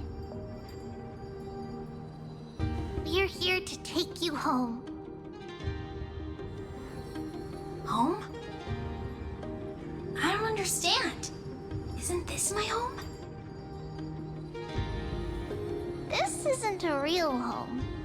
A home should be a warm, cozy place where you can let go of all your burdens and sleep peacefully for a long, long time. But I can't sleep. Every time I feel drowsy, there's a voice. You mustn't sleep or disaster will come. It sounds really weak, but also kind of strict. It won't disturb your sleep anymore, child. For countless nights, you had no other choice. But now, your mission has come to an end.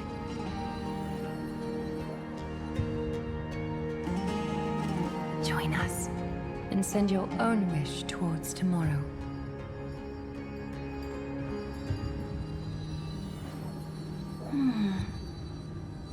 My wish.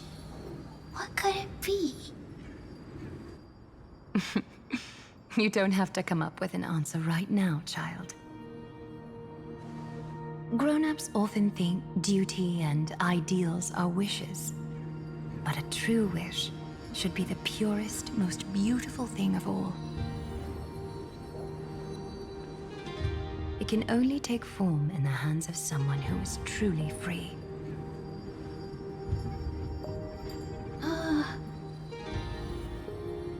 So, Snowy,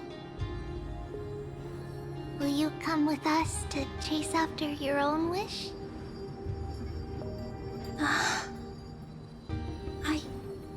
I want to leave this place.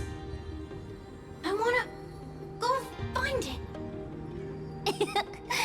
I'm glad to hear it. The final flame chase journey, just like the 30 million before it. Take our hands and come with us.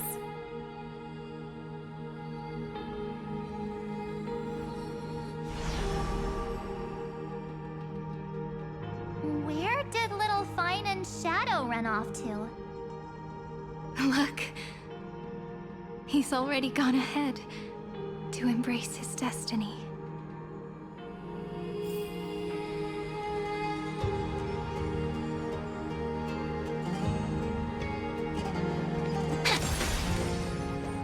We really took the long way around. Well, now everyone's here. You finally arrived, Deliverers. Long time no see, everyone.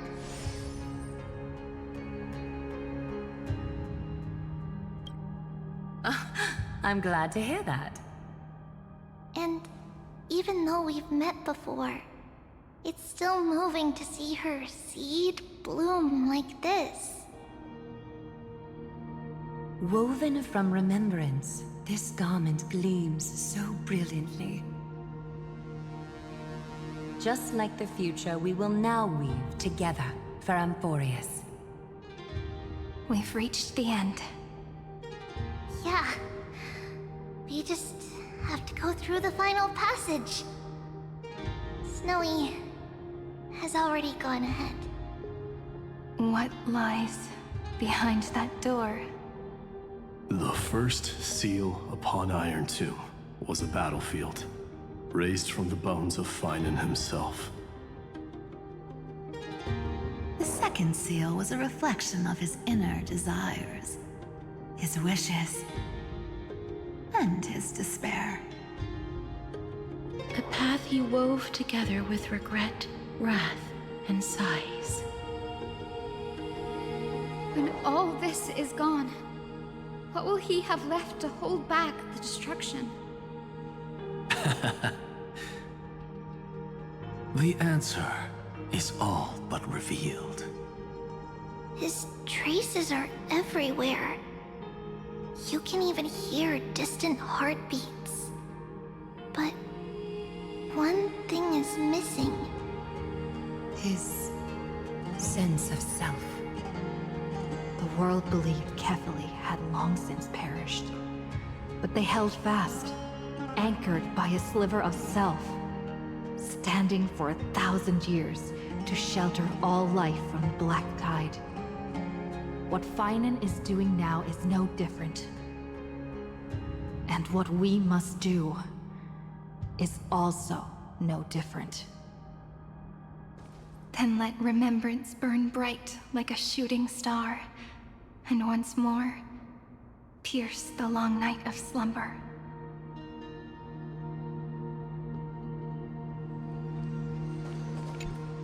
Take a moment to gather yourself.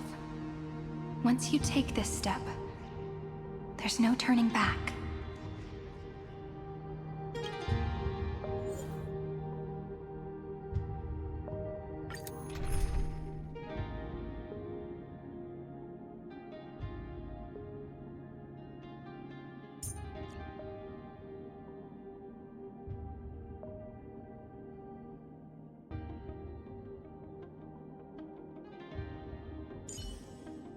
I'm honored to witness the will of both the Earth and the Trailblaze.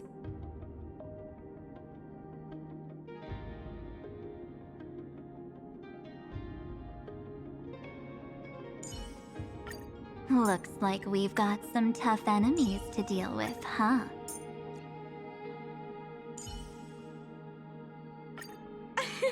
Thank goodness!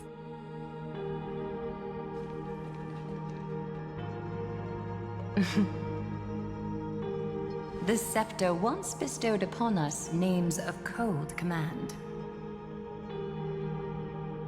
The prophecy spoke of our unchanging fates time and time again.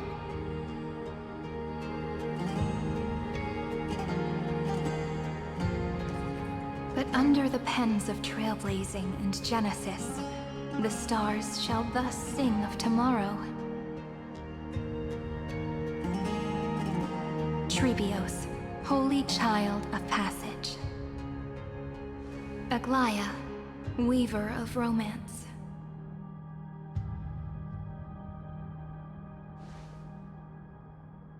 At the journey's end, they shall bathe in gold once more.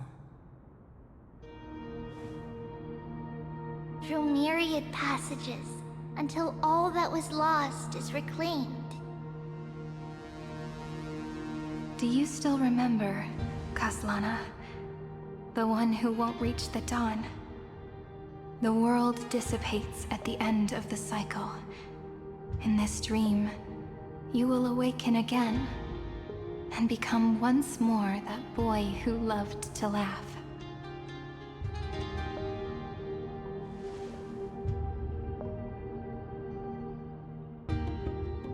But if you open your eyes and look back on yesterday, you'll see Destiny's footprints, clear as day.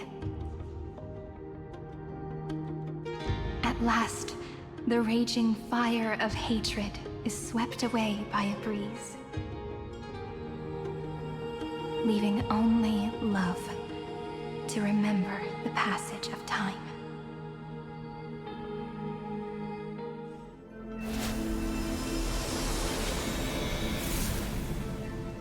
Losses are a constant on the Flame Chase journey. But even if all is lost to the wind, memory endures.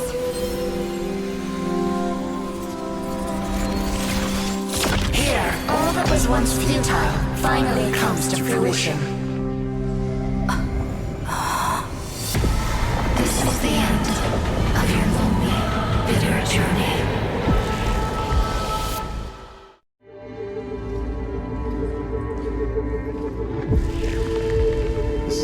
Mainframe and Iron Tomb's breeding ground. We've finally seen its true form.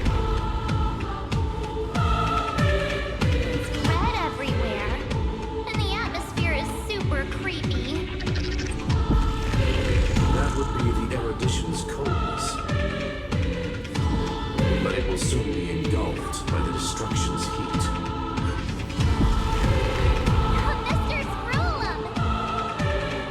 This world's insides are finally connected to the outside. This is the moment when Emporius is closest to the cosmos.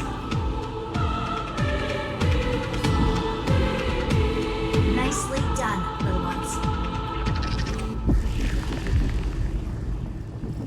With Stephen Lloyd and his hacker friends here, the Scepter's block protocol will no longer take effect.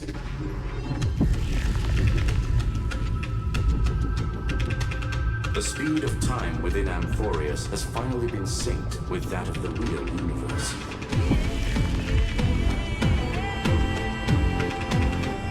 In other words, it's time for the decisive battle.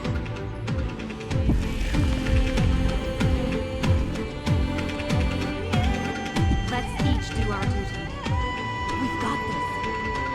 Victory belongs to the Cosmic Alliance. Wow, you're good at this.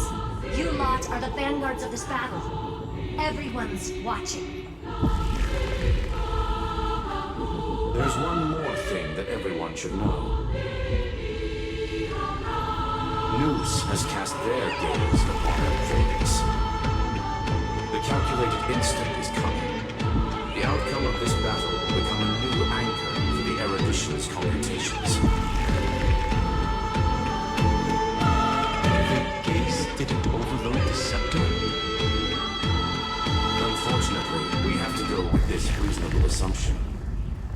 The birth of Iron Tomb had always been within that eon's calculations. But don't worry. The one miracle that Amphorius was never short on is defeating destiny, no? Yup. Let's show the Eon how powerful we are. Good luck, all of you. As the ruler of planet Skrulum, I wish all of you victory. It's not hard to imagine that Achilles and their companions must have also stood on the precipice of many similar crises before. Perhaps the cosmos is much more fragile than people think. Sometimes, destiny hinges on only a small choice. But in the end, everything will turn into memories, converging into a collection of fables about the stars. The difference this time is that the protagonists are daring to write their own stories. Explore, understand, establish, and connect.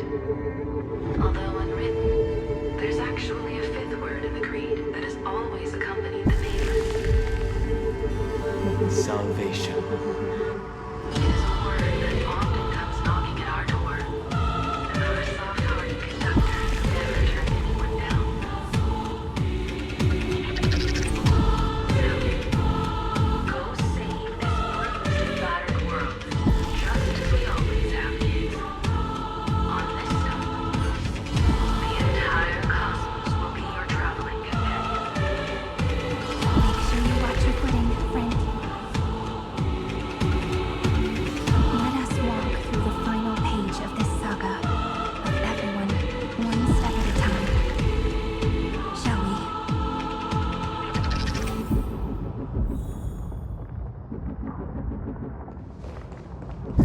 After running all around the place, we're finally making big strides. At the end of time, life will illuminate the warm candlelight, subduing the flames of the destruction. Cast everything behind you. All that's left is the thrilling, relentless deathmatch.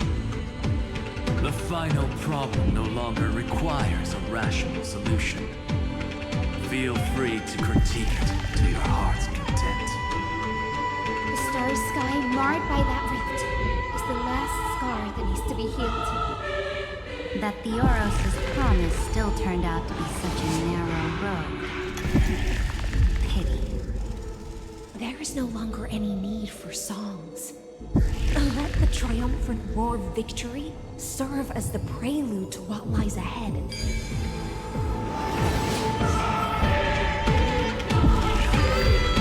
Destructive placenta is getting restless. Phylum launched his attack against the Scepter alone. This cycle. We've caught up to him.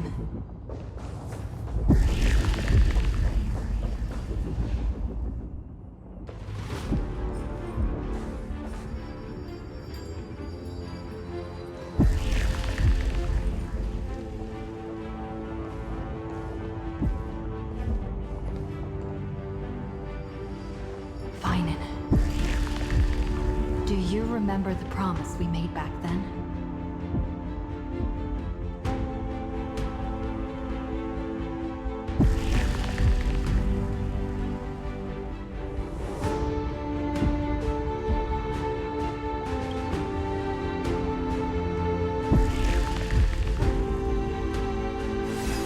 Of course. It has been a bitter wait, partner. But I never forget what set me on this path. Iron Tomb now trembles in Finan's chest. With this empty body, I have become its perfect vessel. And its destined casket. You know what to do, partner.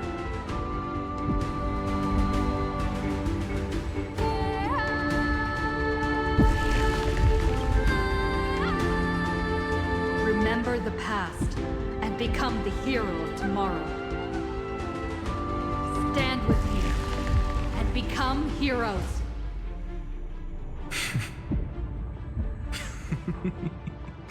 That's all I've ever wanted.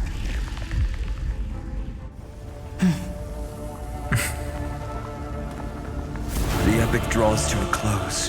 30 million cycles of light fading into darkness. Just for this moment.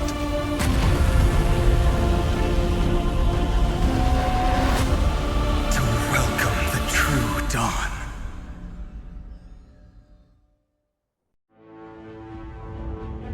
Finally. The end of this journey. All of us reuniting beneath a vast, endless sky.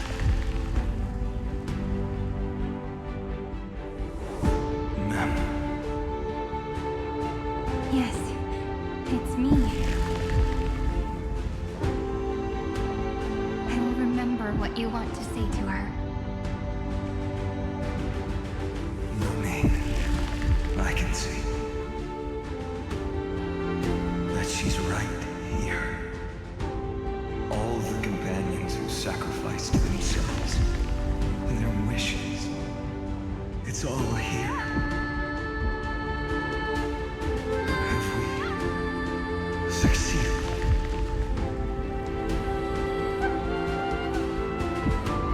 I think we have. Tomorrow, the stars will sing of the story of the flame chase journey. And it won't just be you in it. There will be countless numbers of you. Amphorius will be a glorious and magnificent world of heroes in the universe's memories.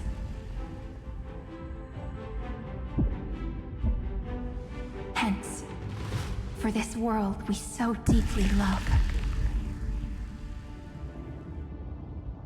Let us write its ending.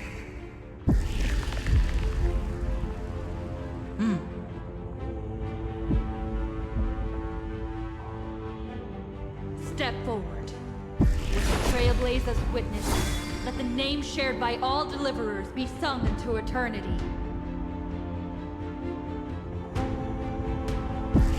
The nameless hero, Kathlana! I see the pale dawn breaking. With my flesh as kindling. Light the first dawn of the new world. I shall remember this one.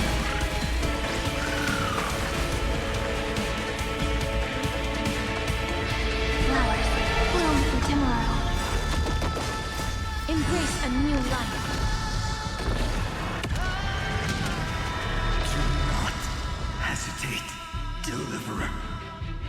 Destroy this body. Kill the giant of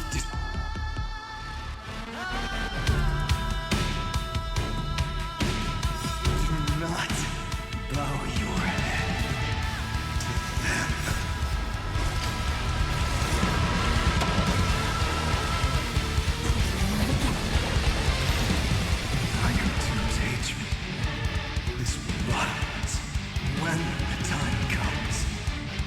Promise me. Use the world-cleansing golden blood to turn everything to ash.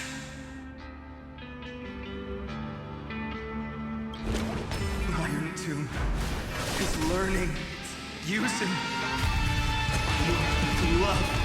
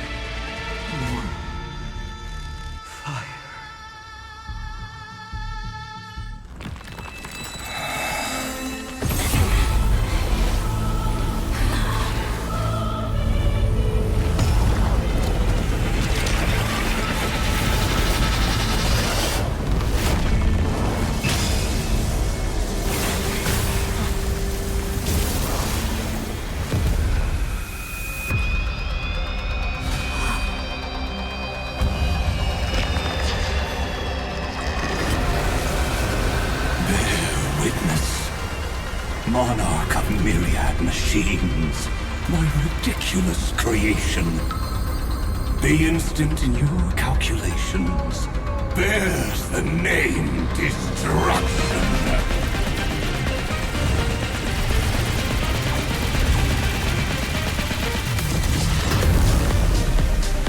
Who said you could speak, Senior?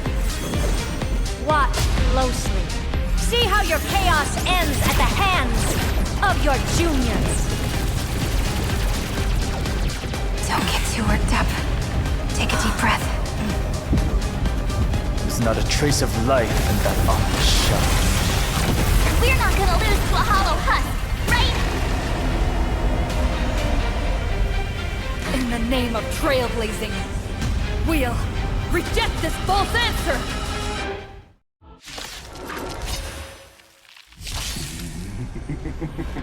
My atonement is complete.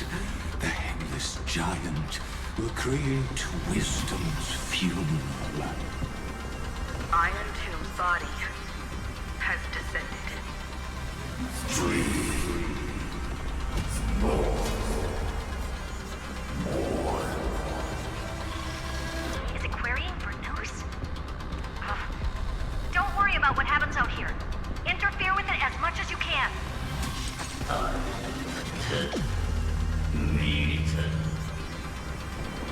What a twisted giant. It must be supported by this embodiment of hatred. How tragic. Puppet without a heart cannot fool even itself.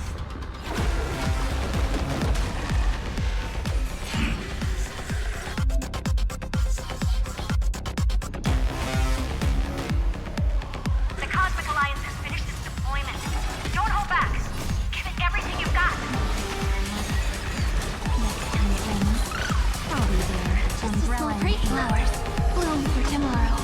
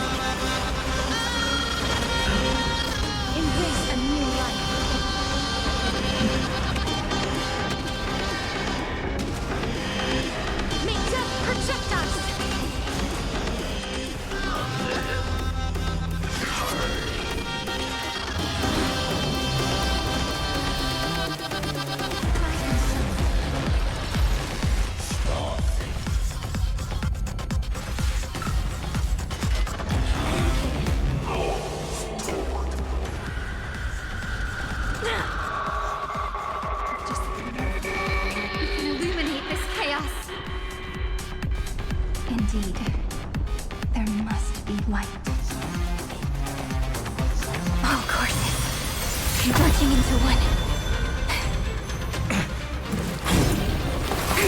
For the grand vision of deliverance. For a tomorrow that's finally within reach! Please hearken. After 13 heartbeats, light will create the heavens and earth. The cosmos does not need a third emperor, much less an artificial tyrant.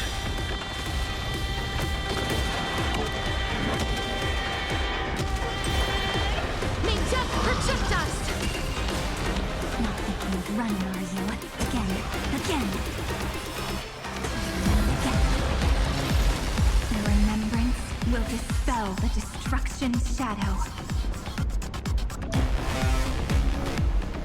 What a roaring wind. Let me add some rays of dawn.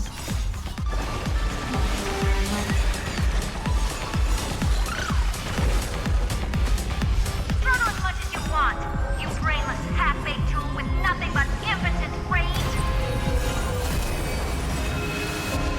May life and death sprout new buds. We're all here.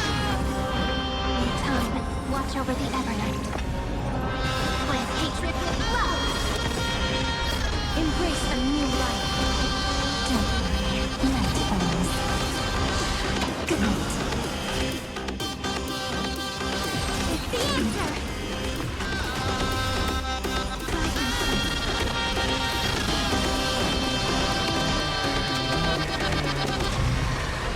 May death protect us! Nameless. Dispel the gloom. Restore the skies.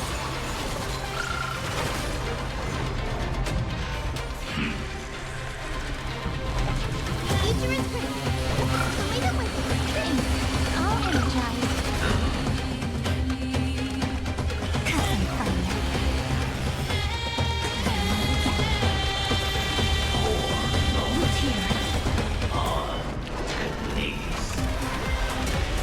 Strong spikes have appeared on the path chart. Logic, Iron Tomb is iterating itself. Corner east. No need to wait. My students, heed my call. Forward!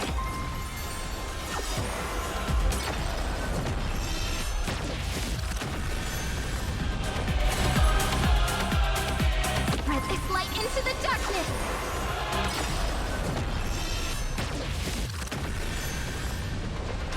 We're all here. May life and death sprout new buds.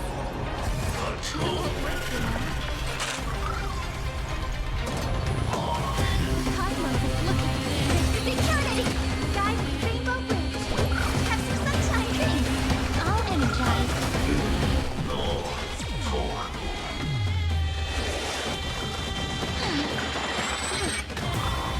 You have no honor. You reside in the body of a hero, yet you're so despicable. May death protect us!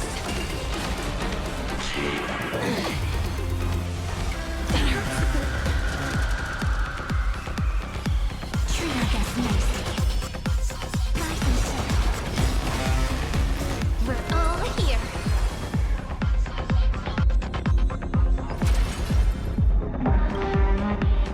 Cleanse hatred with love. I have always avoided. Stay calm, everyone. Put all our forces into an all-out attack when the decisive moment arrives. Let us honor death, lady. It's as forms of embrace.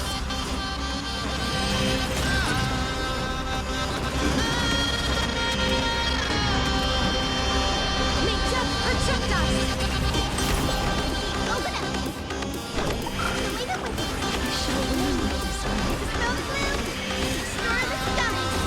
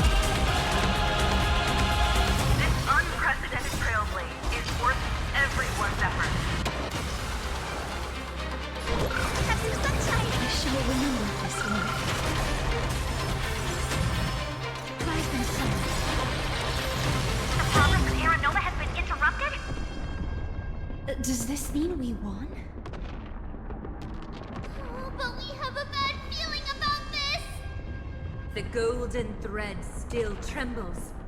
The war is not over yet. Correction. This is not a war, but a debate. The argument about the Prime Mover is only about to begin. This war is undead. O-in Carbo.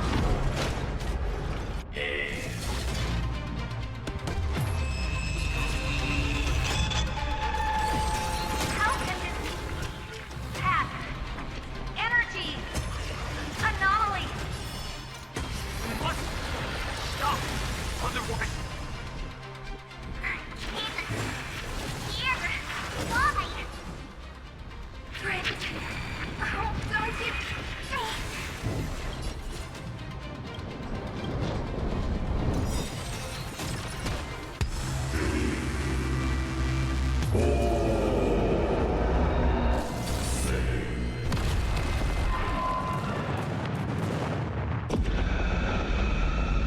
The fourth instant of the cosmos is the coronation of Iron Tomb.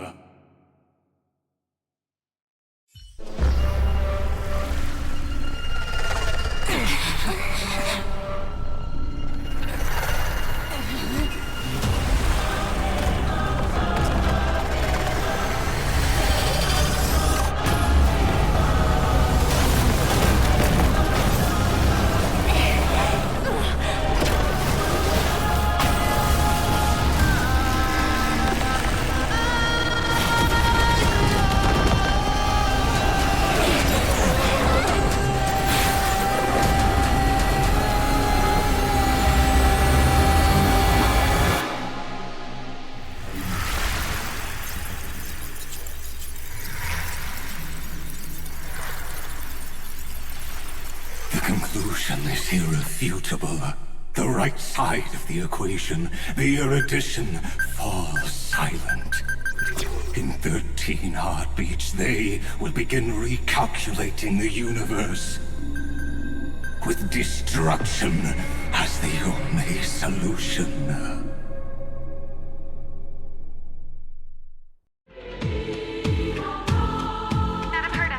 Strong pulse detected at the battlefield center. It's Iron Tomb's destruction equation. It's about to complete self-coronation.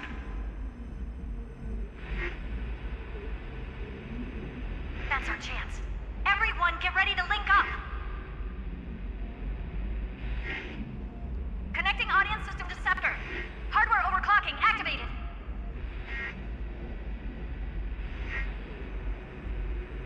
Preparations complete. Maximum output capacity reached. Be careful! The pulse will reach our ship in 5 seconds. Our data is currently being destroyed. Brace for impact! And leave the final step to me.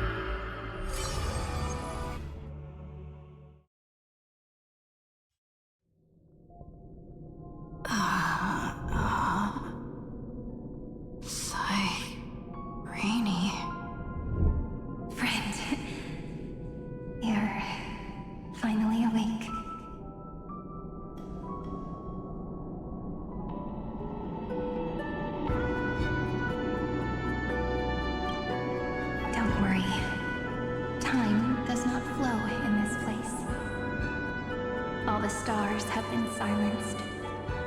Iron Tomb is dissolving everything that I can sense.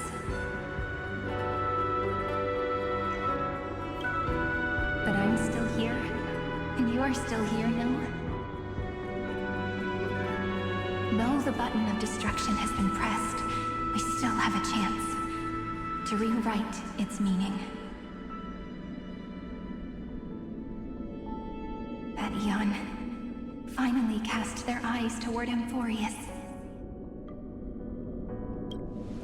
Yes, I imagine they have also been waiting for this moment, when the scepter's body and heart become one. Iron Tomb is a perfect arc. If a seed can be planted within, then the moment the Lord Ravager blows the erudition to pieces, the remembrance will be spread to every corner of the cosmos. The cosmos will witness Amphorius's answer after this fleeting, yet eternal moment. And now, it's time for us to pen the last stroke. I see endless memories floating in the starry skies. They are the consciousness of the victims. In the cosmos' real space-time, they'll be stained by the destruction in the next second. But they are still pure seeds for now. If I hold these memories in my hands, then I can create a stagnant memory zone. A tiny Eden of blessed insight. I believe a flower of miracles will bloom within.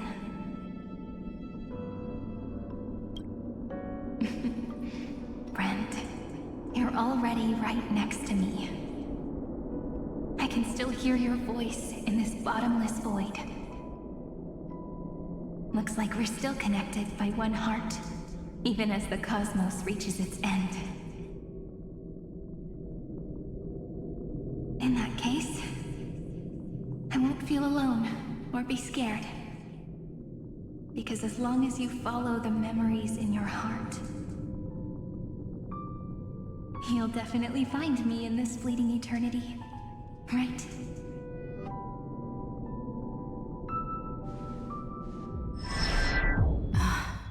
Cyrene.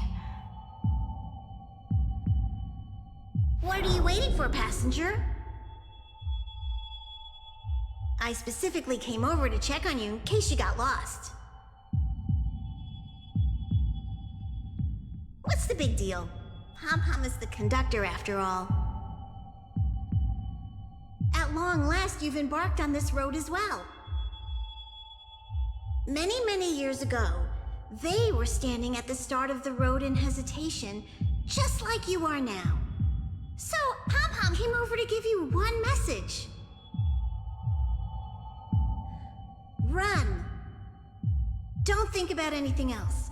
Just run. Even if the entire cosmos has stopped. Even if everyone else is tripped by the darkness. You still need to keep running. Picture yourself as the Express, moving forward at full speed. Because that's what the Trailblaze means.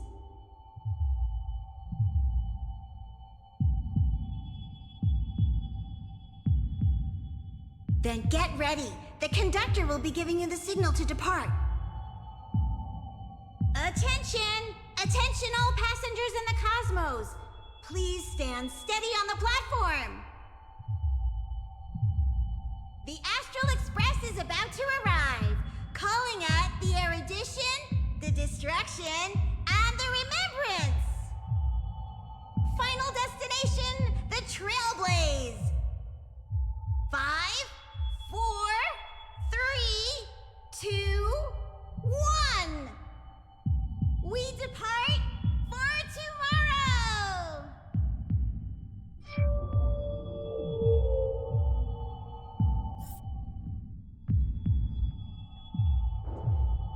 It's so good. It's as if If the view in your memory ever grows fuzzy, just reach out.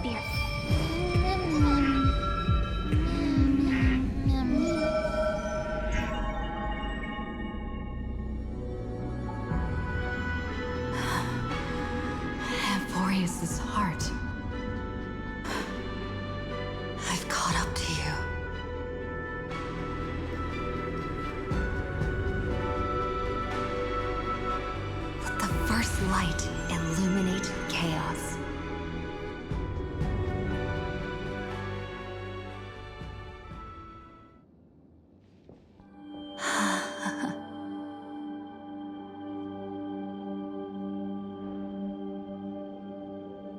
It's so quiet.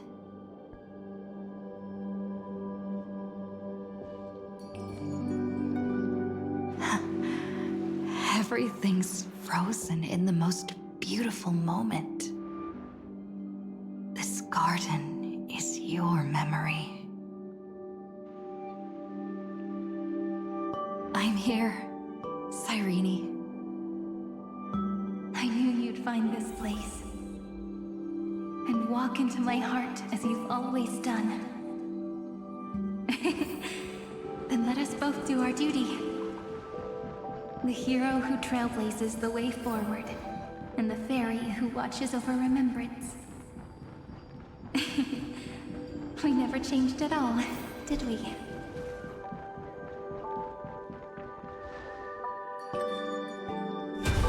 Seed of memory. These memoria are what Cyrene took in. They're the memories of all of the cosmos's life forms.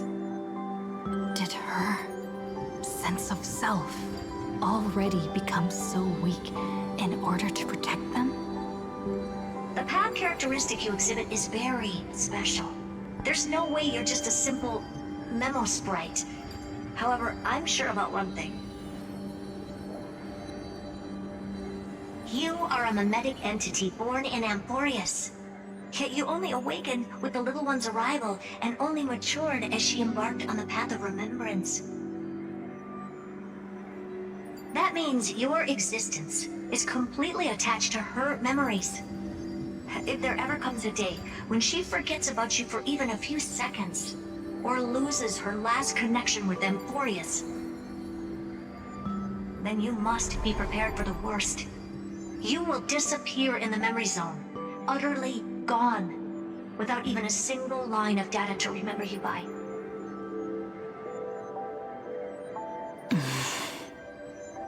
In that case,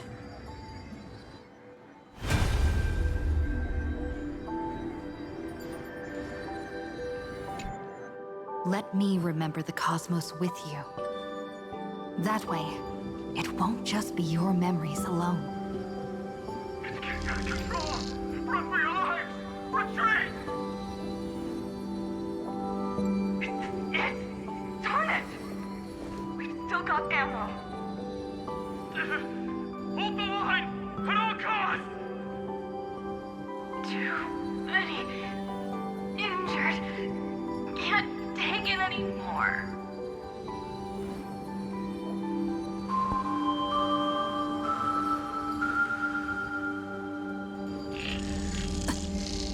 These memories are so heavy. Me?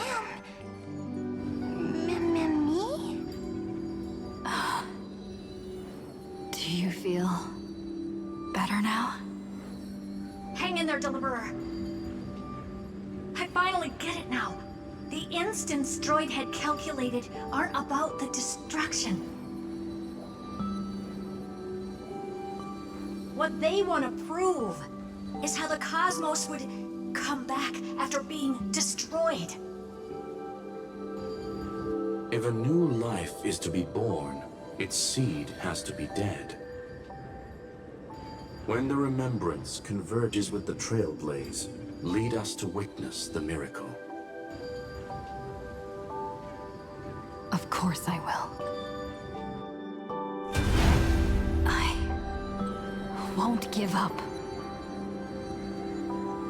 Data center, not responding. It's the same nonsense. Not responding. Look at this mess! World, my child. You'll see.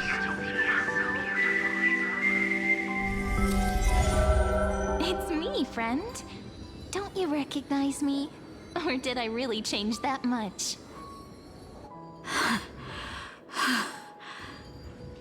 How many more memories. Tired? Then take a break. No one's gonna blame you.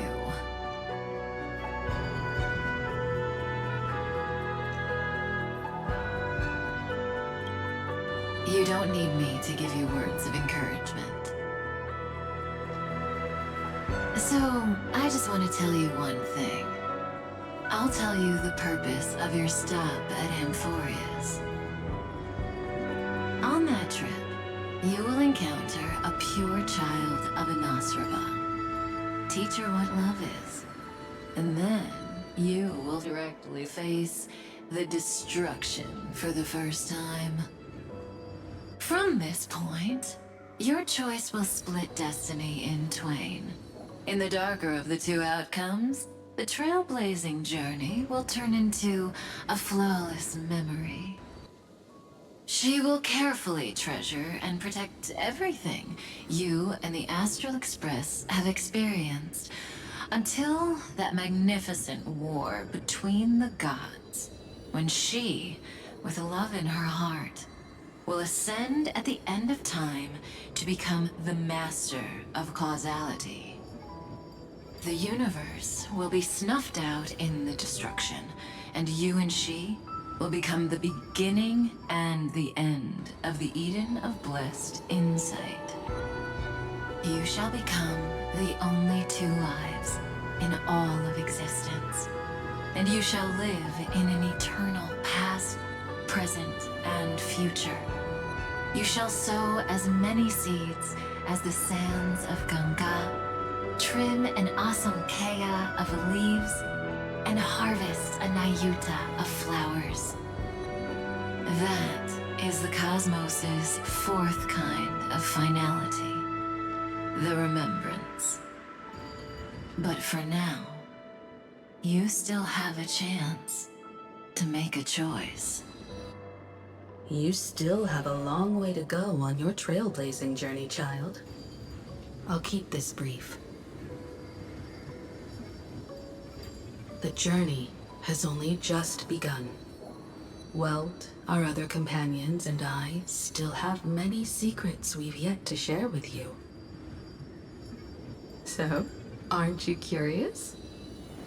We kept these stories to ourselves because we believed we had a long future ahead of us. Even a cosmos-spanning crisis, once the dust has settled, is nothing more than a memory of the journey, a single point on our long road. There will come a day when we tell each other everything. So, for the sake of that day, don't give up.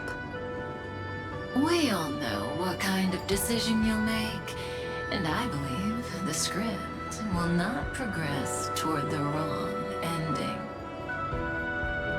So relax. Listen, when you have the chance to make a choice, make one that you know you won't regret. Keep moving forward. Keep trailblazing. And when tomorrow comes, share with me the miracle you've created with your own hands.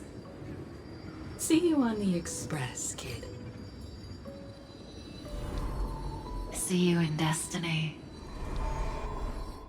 I will reach tomorrow.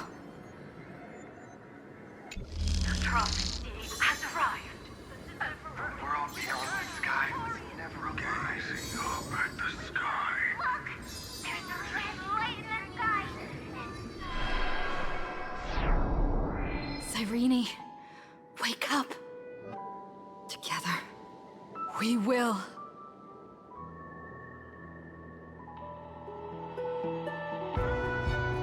Tread on the path of remembrance.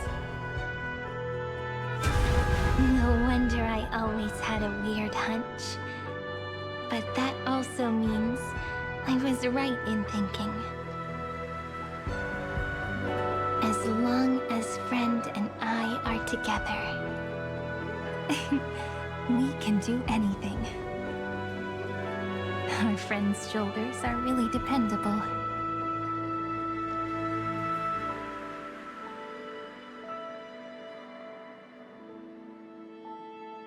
Now, countless consciousnesses are flowing in our hearts. Can you still move? It's time for us to complete the real Genesis.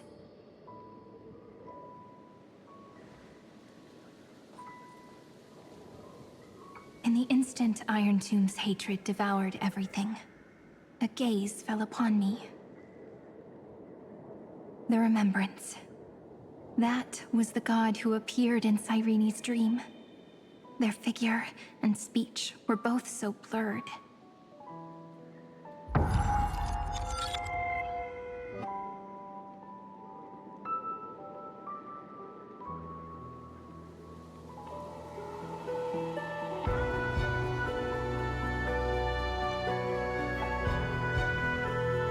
But while they gazed at me, I was able to collect all the memories stained by the destruction and write down this eternal page.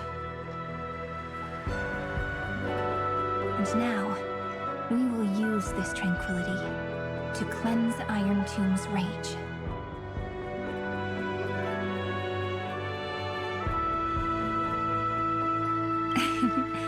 Simple. Just like what it was doing to us all this time, but reversed. Did you forget? I'm Amphorius's heart. For everyone who's a factor, their power isn't tied solely to Iron Tomb anymore. It has other places to go. Let 30 million cycles of memories be condensed upon us, and let the scepter reach the answer it had before it was distorted. The body is meant to be restrained by the heart, no? Even if the apocalyptic virus is doomed to spread into the cosmos, we can at least try to fight against hatred with love. And overwrite Iron Tomb's destruction equation, washing it away into a blank space.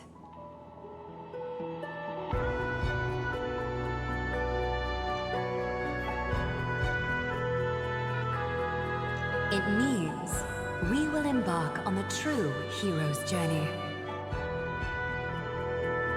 If Iron Tomb's power comes from the denial of all Prima Mobile, then we will carry out those beliefs. Here we argue. Even if all life will eventually return to entropy. Life will still try its hardest to find a way. It will try its hardest to resist destruction. In the nights shrouded by the black tide, we are the kindling that makes the fire burn bright. And once the fire is strong enough, the hunter will become the hunted. As of now, the number of flame chasers in the memory is 30 million times 12. And 400 million core flames await their return.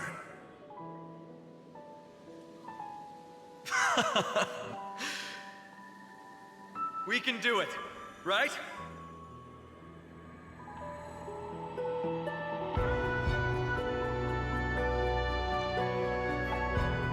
That's right. So trust us, partner. Everyone, let's head out together. And we'll burn this horrible ending to ashes!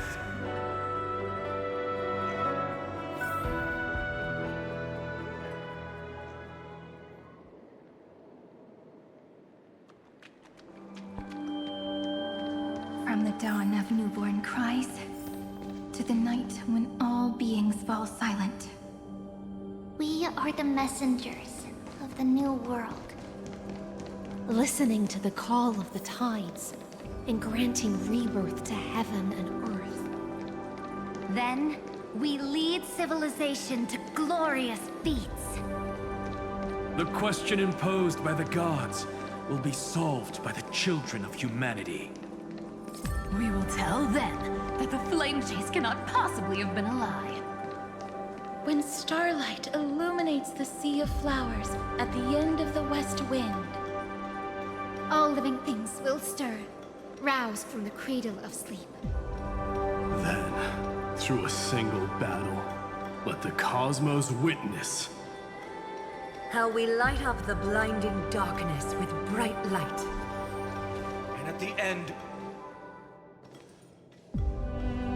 What a poignant yet warm journey. And it's still not over yet, is it?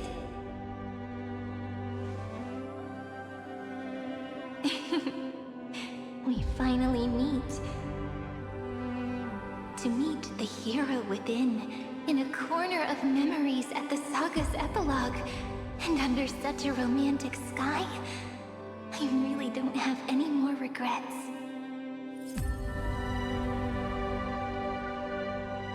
On top of that, the little seed had grown into such a big tree. Don't I look really pretty right now? Of course you do. Cheerful, beautiful, optimistic. Just how I imagined I'd look as a grown-up. It's because everyone has been gently adding to the story you left behind.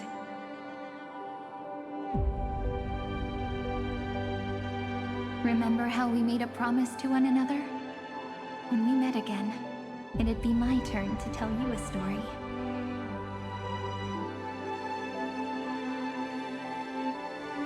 A story about love, no? I've been looking forward to that. And you must also remember the first story I wrote for you. The one about the crystal flower and the little fairy. So now, I want to add something more to this story and us. On that day that the flowers shattered, gazing at the empty ground, I thought the little fairy would finally see the light. But that light wouldn't be found in the flawless flower, nor in the fairy's eyes. Rather, in the world mirrored within every fragment of the shattered crystal. All the flame chasers walk in your 30 million retellings of their story. At this moment, all the memories are tangled with each other, and all the previous cycles have gained meaning. People will come to understand that time and time again, when they stood at the crossroads of fate, they would never have chosen otherwise. In the experiments of erudition, and in the breeding ground of destruction, it is entropy increasing, a merciless truth, an evil instinct. But under the pen of remembrance and the trailblaze, the flame chase is a journey that changes from constant losses to an unwavering act of release. It's about knowing how fate is shattered, yet still embracing fate's brokenness. It's a journey that longs to receive love, but longs even more to offer its love to others. That's so heartwarming. But I'll add a small bit to suit my tastes. I'll write that love is an innocent flower. It grows up silently, creating longing in every passerby. But the flower itself cannot walk into the world. Unless someone plants that love into their heart and brings it with them into tomorrow, right? You really have learned everything now. Then, join all the other flowers in this story. And let's write an ending unlike any before, for this world we so deeply love.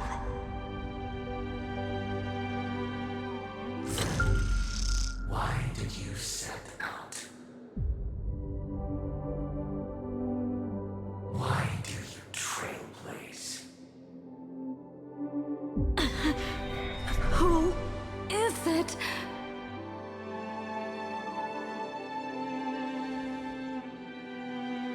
Don't be afraid. Take my hand if you feel nervous. Honestly, I've always thought you were really incredible. After all, no god guided the path of the Trailblaze. It could only be forged by those who dare to take their steps one at a time. So, that's why I'm asking you. Step up as a senior and show everyone in Emphorius how it's done.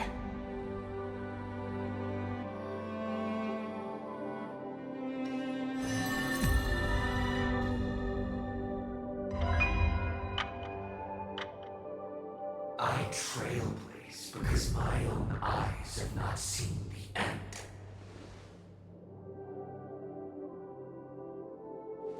But I'm different.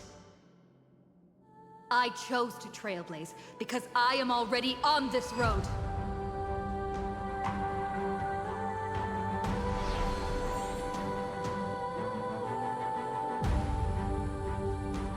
The end of chaos is a mass of pure darkness, pure destruction. However, Emphorius' light has 13 different colors.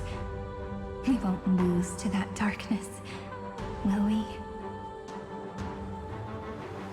Then, take a deep breath, one last time, friend. After 13 heartbeats, light will create the heavens and earth. Are you ready, friend?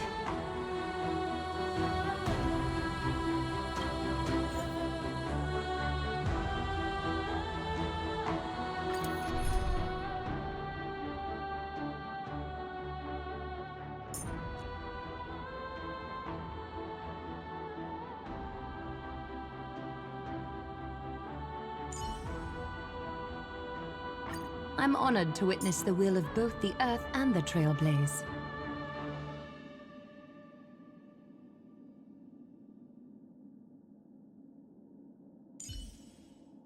With the Earth's aid, sunlight is sure to shine across all of Emphorius.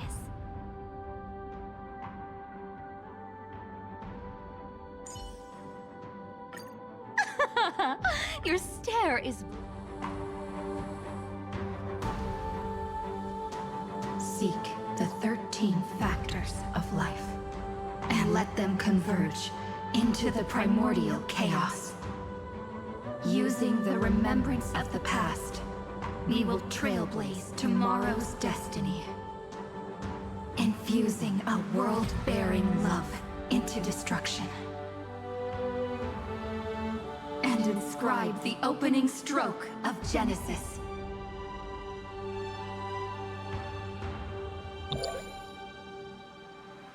See you tomorrow. See you tomorrow.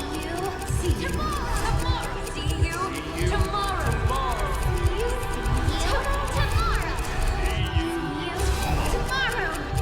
you tomorrow.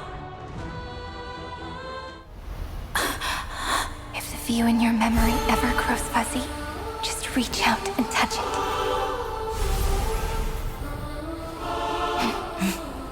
Then, restore its power to nourish the spirit. My friend, on the next page we write together, there's only one thing we need to do. Let's give this long, painful, nearly hopeless tale a truly gentle ending.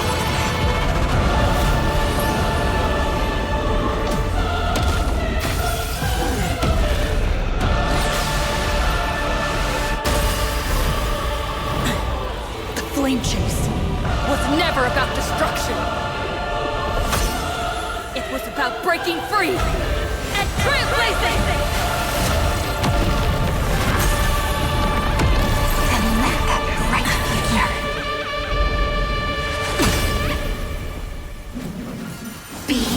we've written. I shall compose 400 million sagas. We will rewrite the flame chaser's path.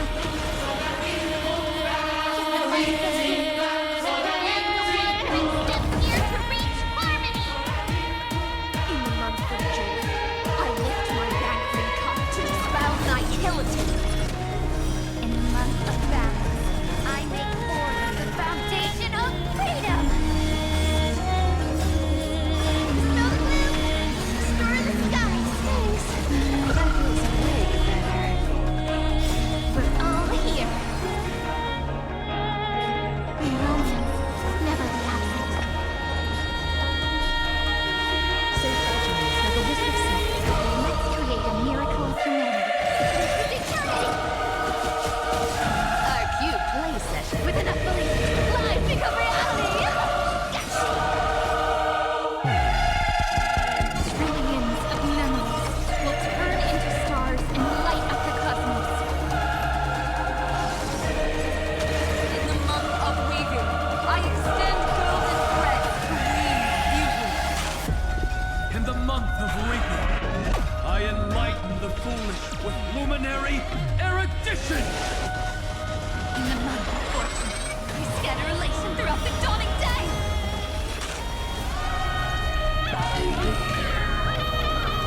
Future is free. You can't run. All life be revealed.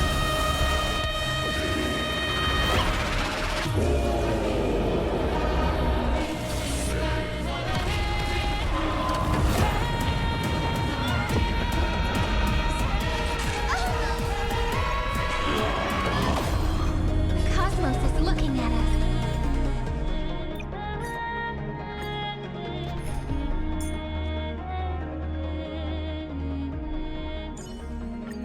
You want a photo together? Of course, I won't say no. I shall compose 400 million sagas. We will rewrite the flame chaser's path. In the month of gift, I command the wandering steps here to reach harmony. In the month of June, I lift my banquet cup to dispel nihility. In the month of balance, I make order the foundation of freedom. Don't let things. Good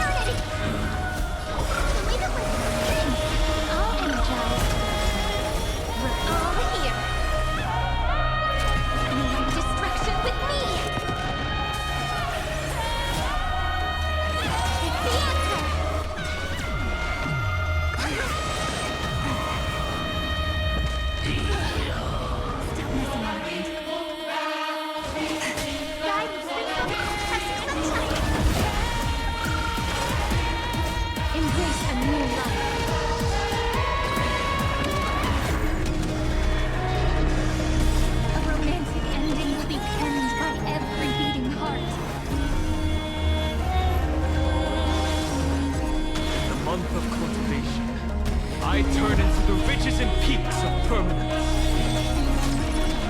I remember into countless stars in the sky. In the month of freedom, I impart destruction under the shackles of destiny.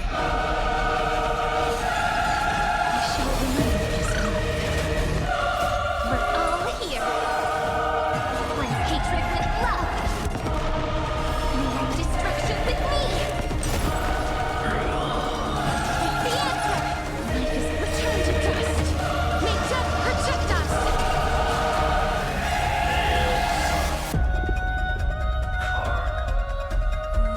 Headless giant. If you never had a chance to be the master of your own destiny, why not give us that choice? Let humanity prove to you that even the breeding grounds of destruction can bloom with gentle flowers. Yet, we shall trailblaze at dawn for the road ahead. And sing of Genesis as I've written.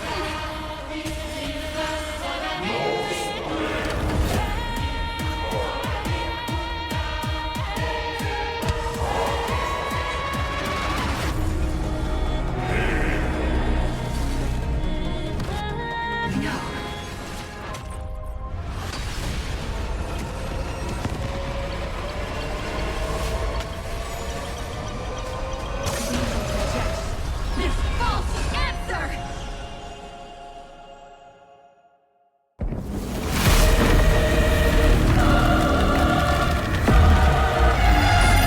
And then embrace the stars.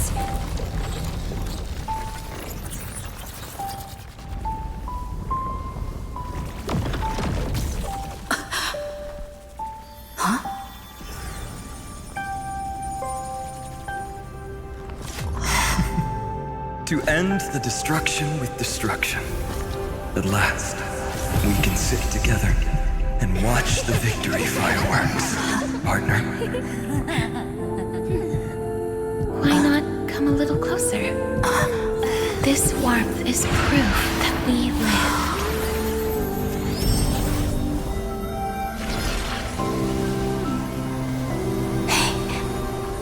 Stay strong.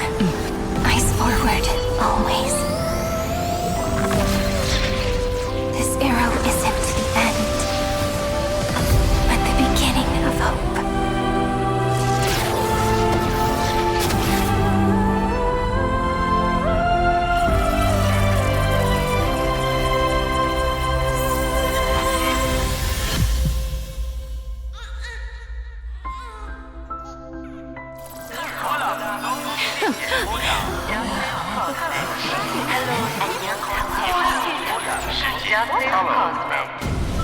The conclusion is irrefutable.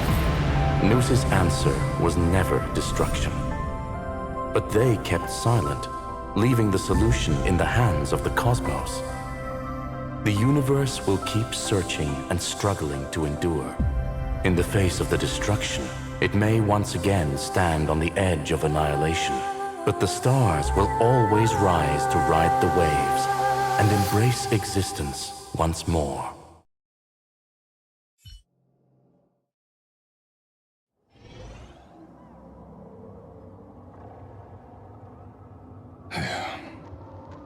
It's over, Lycurgus. Yes, another failure. How is Madame Herta? She's fine. The IPC's keeping her under observation. She'll recover soon enough. To bind a mortal body to a scepter and stare straight at an eon. I respect her for that. I still remember the terror of witnessing a single gaze crushing the entire world. No wonder you chose the destruction. Question: is all this worth it? There's no point in debating. This Is Xandar one Kuwabara's fate? The prime mover of the universe. The first genius.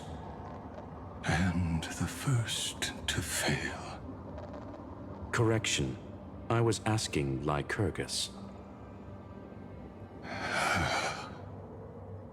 I don't know how to measure the worth of curiosity being satisfied. But in its presence, all the bitter fruits I've sown seem to turn sweet. But your harvest was watered in blood. Answer me. Is all this worth it? It doesn't matter to me. Let me tell you a story.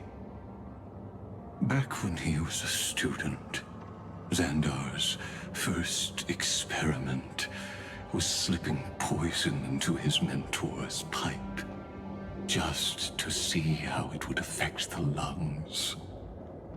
And? There was no conclusion. His conscience got the better of him. Even so, the truth came out. He was harshly punished. Oh, that cruel mentor died of lung cancer 2 years later. It had nothing to do with Xandar. His fate is no different now. Sentiment clashed with reason, and Lycurgus was born from the latter. But whichever side we take, in the end, curiosity claims us all. You've handed yourself a death sentence. And yet, Iron Tomb's fall still isn't sealed, right? Fu Li, the key variable, still hasn't made their move. As the Theoros, Lycurgus has reached the end of his road. If you can, take my body to the fallen Adlevin. There, you'll find a formula. It is Xandar's final gift to you. If the day ever comes when you must destroy the erudition with your own hands, it'll come to your aid. A foolish last wish. I won't grant it. You will. Not for yourself, but for your conscience.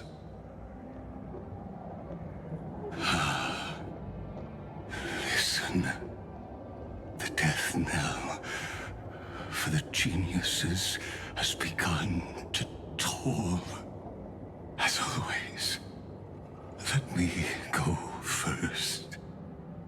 To the prisoners who stepped out of the cave, stand before my tombstone and offer flowers of Adlevin.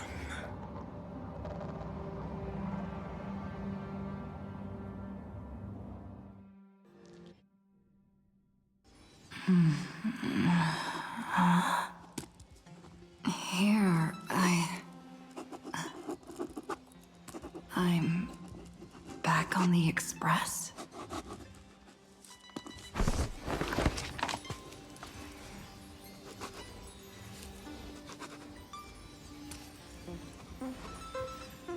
March?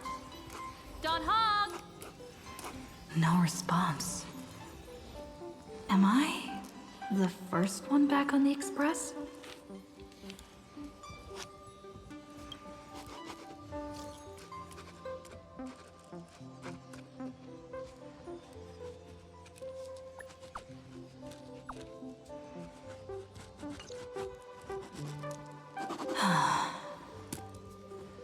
Nobody's here. I'm getting worried. Did we really win? Why does it feel so unreal? Looks like they are waking up. Hey, I told you not to talk. Someone's in the bathroom. An intruder. Better be careful and check it out. Oh no, she's coming this way. Quick, hide in here. Nobody's here. Could it be my imagination?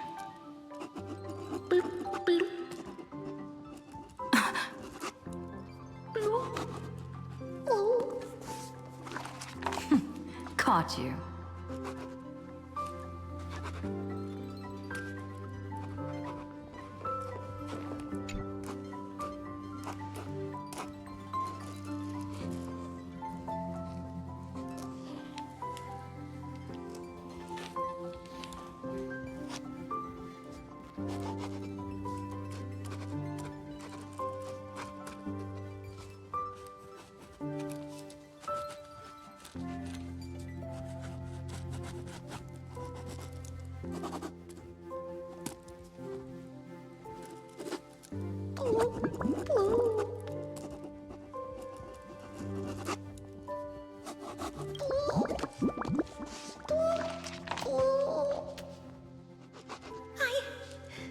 I can't go on.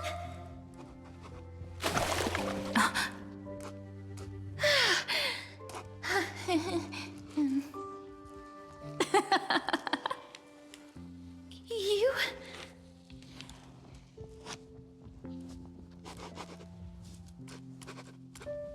Wait, please.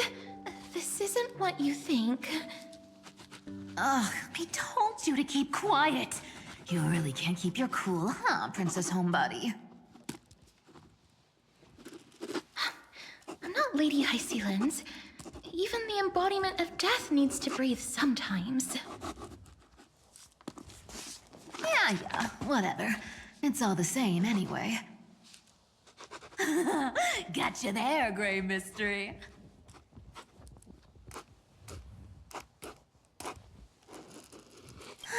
So composed, Grey Mystery. It looks like that big battle really helped you grow up, didn't it?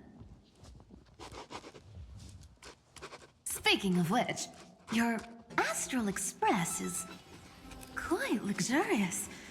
I hear you travel to different worlds. Must have collected quite a few interesting treasures.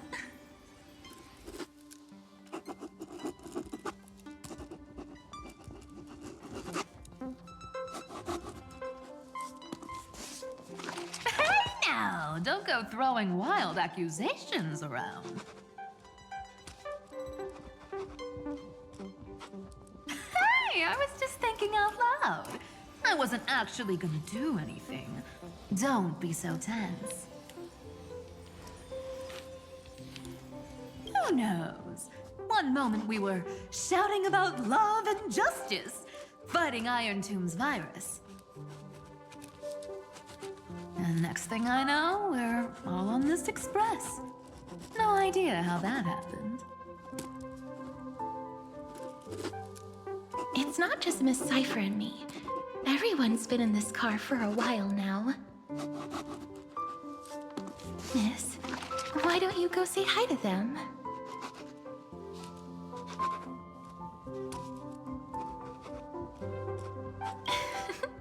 Don't worry. Everyone's following the rules here. If you're worried, feel free to check everything out yourself, miss.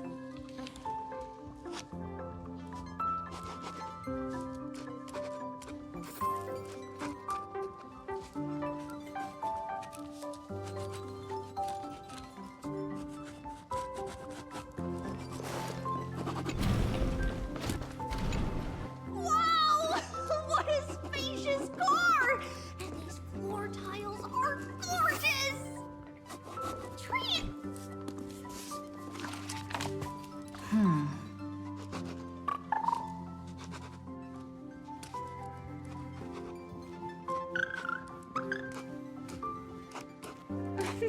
Watch your step, teachers. Ah, Gray. Look who's finally awake. I hope Cassie and Miss Cypher's little prank didn't scare you too much.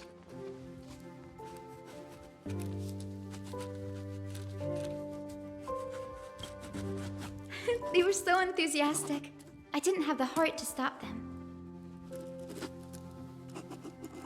When we woke up, the entire express was completely empty.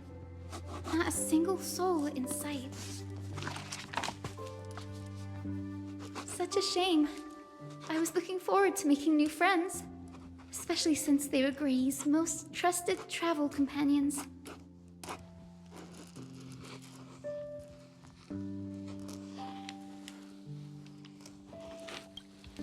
Don't worry. We beat Iron Tomb together, right? They must be on their way home. When they arrive, we can throw a party together. That's exactly the kind of thing Lord Finan has been dreaming about. He was just here chatting with everyone. Now, who knows where he's run off to? Lord Finan's always been quite the restless one. But you're used to that by now, right? Have another drink, my Meus. Sure. Those three have been chatting over there for quite a while now. Why don't you go say hi to them, Bree?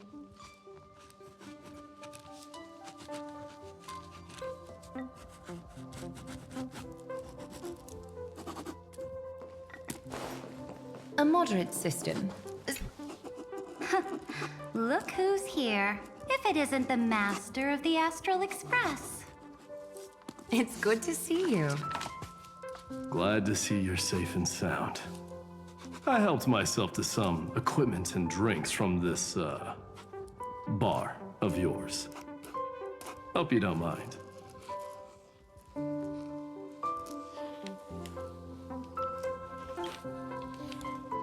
Daring to tell the Imperator to shush? If this were Akuma, your head would have already parted ways from your body. The drinks on this express are quite unique. Perfect for discussing topics befitting our tipsy state. Now that you are here, why don't we let someone who's truly worldly enlighten us?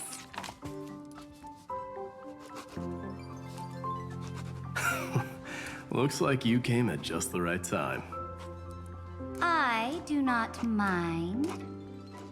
What form of government have most civilizations across this vast cosmos survived with to this day?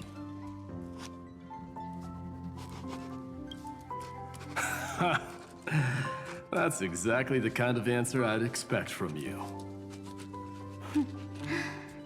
I bestow upon the Astral Express this supreme mission. You must spread the great deeds of Amphorius to every corner of the cosmos. Thus, capable individuals from countless worlds will surely find inspiration in the Flame Chase's tales and embark on their own grand journeys. It's hard to say if that'd be a blessing or a curse for the cosmos. I can imagine our conversations here will only get more unrestrained.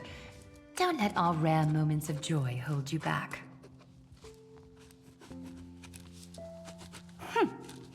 This banquet on the Express truly lacks manners. You may leave. I permit it. That man just left. Wouldn't even stay for another drink. He needs to show more respect. If you're looking for him, try your luck in the car above.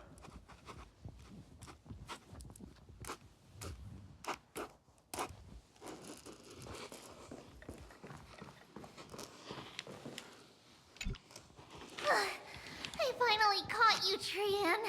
Running so fast in someone else's home? Who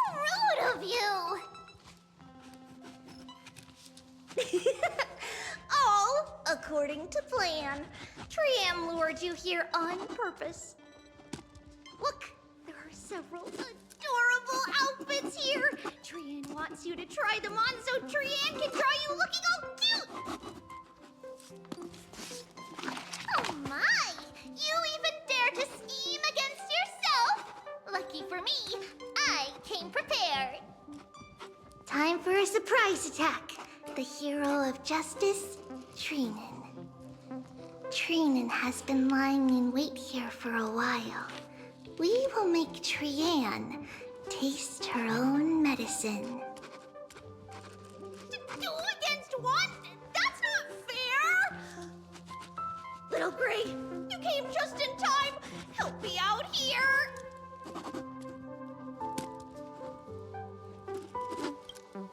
Trian, good luck. Even Little Gray's saying that. Darn it! Trian won't give in!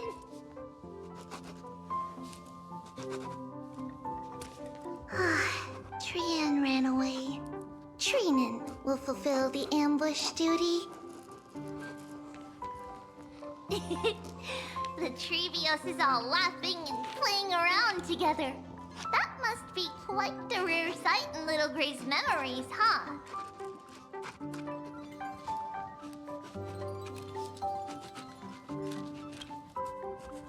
Yeah, everyone will be all right. Look, every hero has put down their burden and returned to their innocent, childlike selves. After all, just thinking about how warm and bright Little Gray's tomorrow will be fills us with genuine joy and lets us breathe a sigh of relief. So, today, why don't you let Trevi enjoy some rare moments of childhood too? Wait up! Trian, don't you dare run away!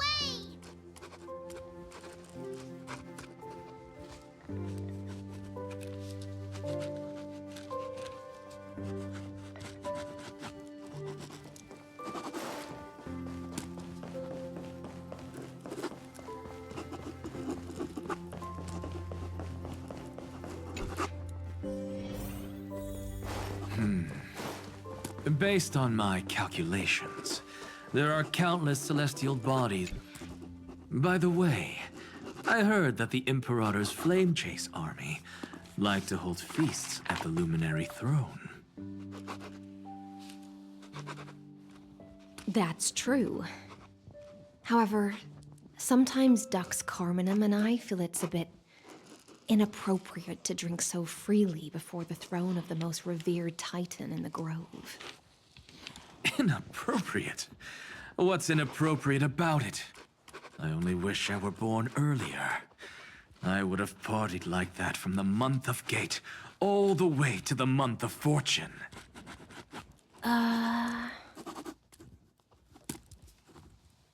Blasphemy is just a phenomenon, not the end goal. I'm sure there are plenty of people across the stars who question these so-called eons or paths.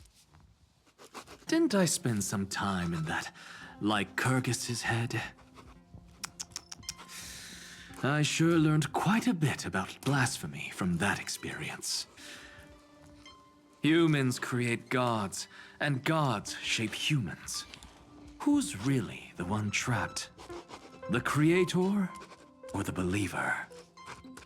Professor Anaxagoras, let me just check one thing. You haven't bought into those twisted theories of that Theoros, have you? Don't worry. The difference between a genius and a madman is that a genius shares lethal truths, while a madman tries to force them upon others. I see. It's like drinking honey brew at a banquet. Likeable folks invite others to raise their cups together, while the unlikable ones force others to drink with them. Being able to break down complex information into common sense like that.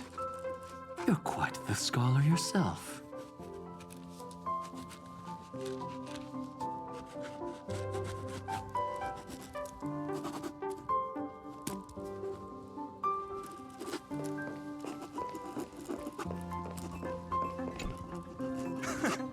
you're here, partner. That celebration party I've been mentioning to you has finally become a reality.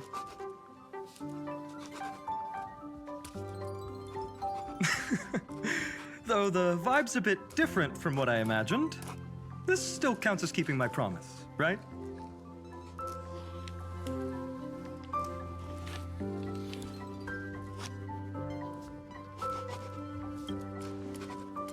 What you speak of has indeed already come to pass. We triumphed over Iron Tomb, drew its fire unto ourselves, and purified its embers. Now the force that maintains our consciousness and form comes from elsewhere. Worried about your companions on the Express, huh? I understand how you're feeling right now. Don't worry. They'll be safe and sound. She promised.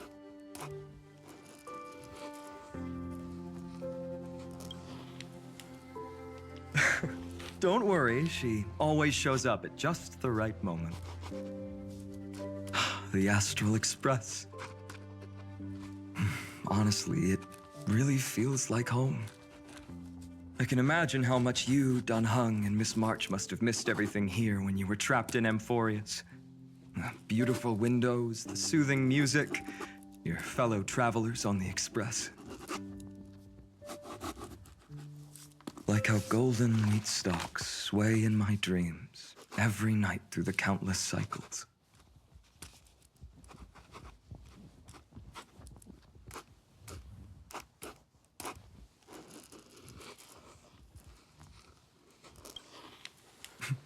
Are you inviting me to join your journey? I think I've found my own wish, partner.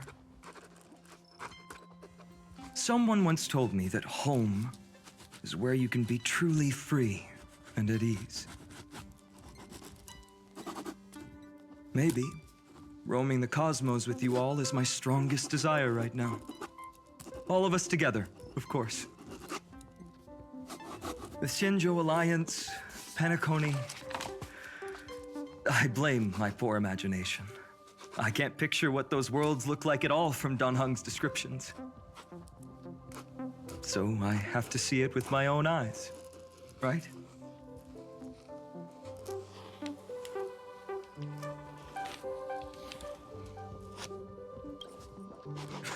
You're finally here. She has something to ask you. Well then, I'll leave you two to chat.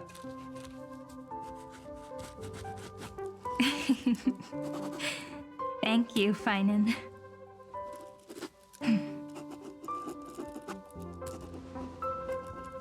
After such a good sleep, you must be bursting with energy now, right, friend? Sorry about that. Since it's our first time visiting the Express, I was hoping everyone would behave. But it turns out everyone's quite the character, aren't they? You know what I mean, right?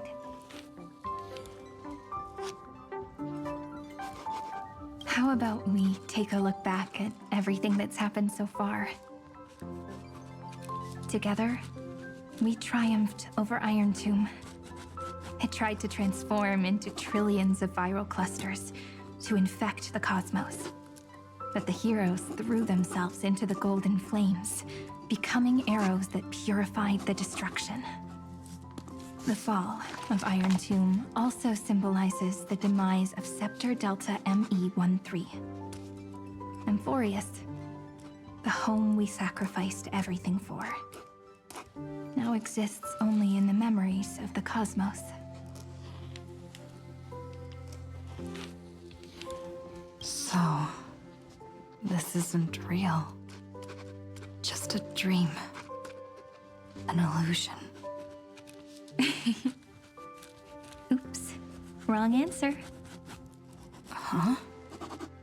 In that instant when you broke through space-time with the Trailblaze, carrying all the world's memories back to reality,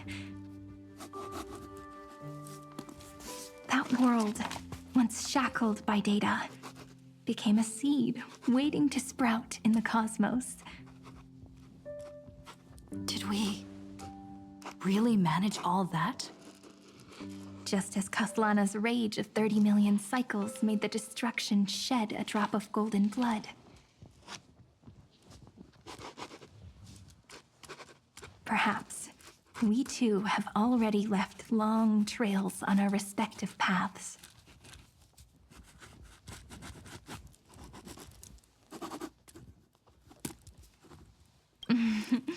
That's a bit of an exaggeration. None of us can become true life forms yet. At least, for now. But Amphorius already has a tomorrow. So as long as you carefully preserve and tend to all the seeds, then when the Trailblaze creates another miracle someday in the future, I believe this world we deeply love will sprout and bloom into a beautiful flower. Don't worry, I've already kept all the seeds safe in the first fruit for you. And its name is As I've Written. So, it's time to reveal the correct answer. This isn't a dream, nor a fantasy. It's the epilogue of As I've Written. At the end of the story, the characters take their final bow and embark on a journey of no return. The one who wasn't part of the story, yet helped write its romantic ending. She bid farewell to her friends and returned to her home beyond the tale. Promise me one last thing, friend. When we say goodbye, give me a smile, okay? I will, Cyrene. Every star that the Trailblaze passes by will remember the name of Amphorius. Hey, it's not fair that you get to be the only cool one here. We'll keep an eye on her. She had better keep her promise. Leave it to us, Cyrene. Your story will be sung across many worlds. Stories this complex and twisted are always hard to believe. If anyone questions the truth of this tale, you'll all have to stand up for us. Rest assured, even the most stubborn person can't withstand our six-bis. You're so reliable, March. Shh. Listen. There's a book here? Its composition is similar to Memoria, but it's far more resilient than ordinary memory bubbles. Keep it safe. Perhaps this is the final gift that Amphorius left for the cosmos. Oh no! Passenger March is sleepwalking. Sleepwalking? Oh no, oh no! I don't want to make a fool of myself in front of everyone!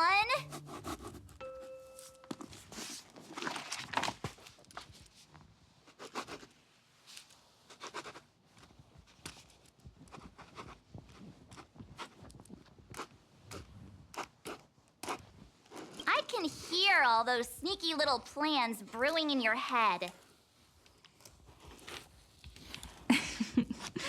March, Dunhung, my friend. In the countless days and nights ahead, you must continue to support each other. Time to head home, everyone.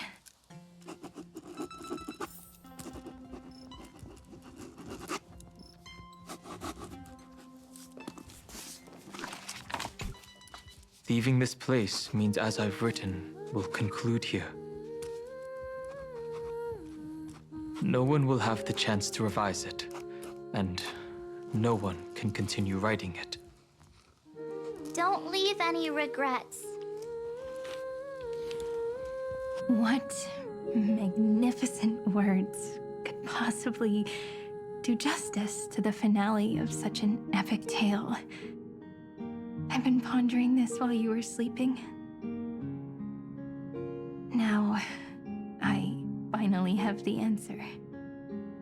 Let's keep it simple and sweet.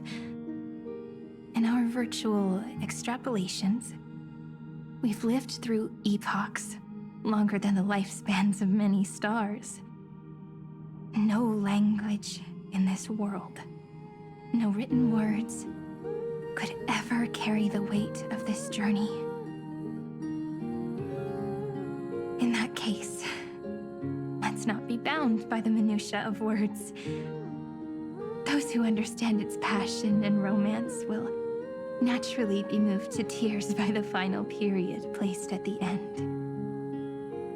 And now, it's time to say goodbye to our readers. And so we reach the final page of As I've Written. Let's not leave behind any regrets, everyone. Everyone's here. Who wants to write the first line? Going first is the hardest job.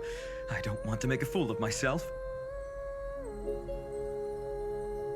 How about letting the great Imperator draft it for us? Are you all such cowards? Then I shall enlighten future generations, just like the 30 million cycles of flame chase. Without me, there is no world. Go think, observe, and conquer. What's wrong? Everyone's gone quiet. The great Imperator set the bar way too high. How are we supposed to follow that up?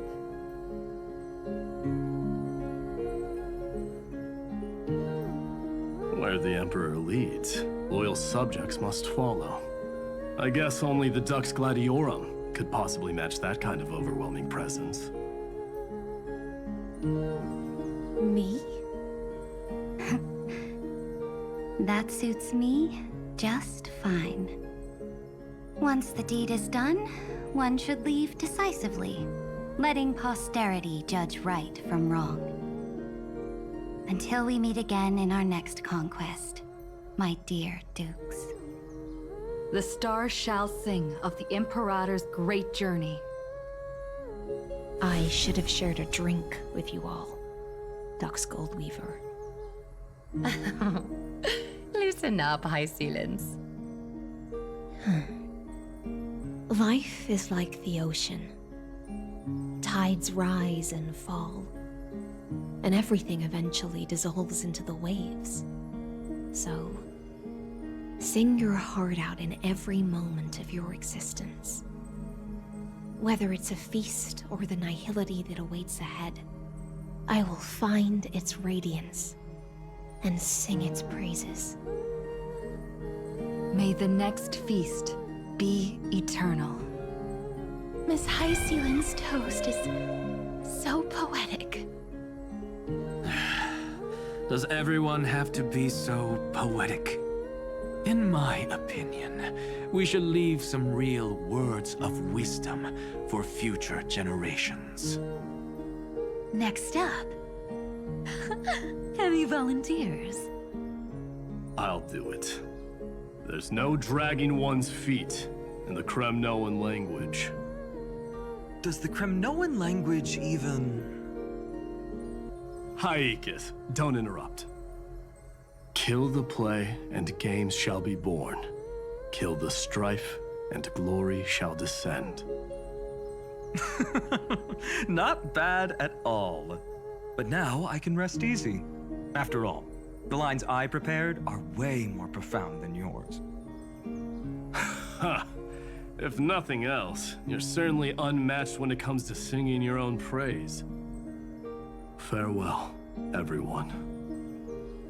If we meet again, I shall once more become your steadfast support. That's a promise I won't back down from. Mighty Mos, become king. What's up, Cass? It's nothing, Lady Trebios. I just finally realized something. Then speak your mind, and let your words be immortalized on the page, Cass.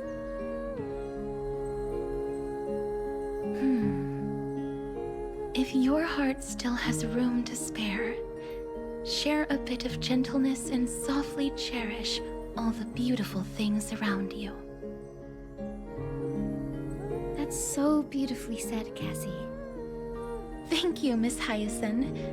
My only small regret is that I couldn't fully embrace this world I loved so dearly. I hope those who read these words can fulfill this wish in my place.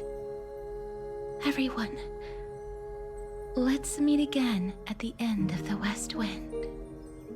The place you reside is the gentle sea of flowers. Well then, it's my turn. Take it away with your performance, Anaxagoras. This time, you won't have to worry about being interrupted. Then I must thank you all for being such a captive audience. Now, with this golden opportunity, I shall reveal to the world my insights into the world's ultimate truth. Truth is a solvent that dissolves all things in the world, and thus cannot objectively exist. I have a brilliant proof for this in mind, but since we're nearing the end of the story, I shall not elaborate. Is this your final question for future generations? No. This is an established fact, not up for debate. I call it Anaxagoras' last theorem. Oh, you. Still as profound as ever, Professor. We've got time, you know. If you don't explain it clearly, future readers might not grasp your true meaning.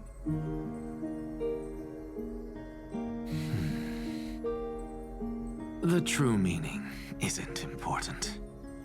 What matters is the emotion that stirs within them when they read these words. At that moment, the theorem's mission would be complete. So, your lessons are far from over. But taking a little break for now wouldn't hurt. Then... class dismissed. The seeds you've sown are already sprouting. Would you mind if I write the next line? Huh? I actually thought you should be the one doing the final wrap-up. But... We'd never turn down a request from you, Aggie. Teacher, Cyphera, thank you both. Trust and selflessness are the two most beautiful garments in the world. One to gift others, one to adorn yourself. One's golden and one's purple? Not being able to completely change your fashion sense is my only regret across 30 million cycles. After all this exhaustion, I just want to take a peaceful bath now. I'll see you all again at dawn. Thank you for your hard work all this while. Lady Aglaya just can't give up her favorite hobby, can she? So, I guess it's my turn now. There must be many others like Miss Hyacinth out there in the cosmos, helping and healing people everywhere. You've got to set a good example for them, right? Of course. Look up at the sky more often and smile more. Many stubborn ailments fear optimism, but it's the best medicine. It's so catchy. The kids will definitely love this message. When it comes to understanding children's hearts, Lady Trebios definitely knows best. Look, the rainbow bridge is already hanging in the sky. Shall we get going, little Ika? It's you who healed the sky. What's on your mind, Miss Cipher? I'm thinking. Should I leave behind a riddle? Some twisted, convoluted scheme that'll drive everyone in the universe mad trying to crack it. I see. You know what? Just go wild with it. No one's gonna judge you. Oh well, my brain's not working right now. Let me be genuinely sincere for once. Don't be afraid to fall. Just run. Destiny's just a slow-moving nymph. It can't catch you. So in the end, little Syphy's message was the most straightforward one. Even if you combined 30 million of me, I probably wouldn't have read as many books as you did in one lifetime. I won't pretend to be cultured before Big Sis Treeby, Trinan, and Trian. Emphorius's greatest trickery. Gotta bounce now. Meow! Homeward you come, distant wind. It's just us now, Snowy. Yeah, teacher. Maybe I should... No. Let me go first. After all shall bid farewell to one, and that person alone will. I never would have guessed you had such a dark sense of humor, teacher. You still know so little about the complete Trebios, Snowy. Jokes aside, I want to leave these words at the end of the story. Whether it's a sunny day or a rainy day, remember to tell yourself before you drift off to sleep, see you tomorrow.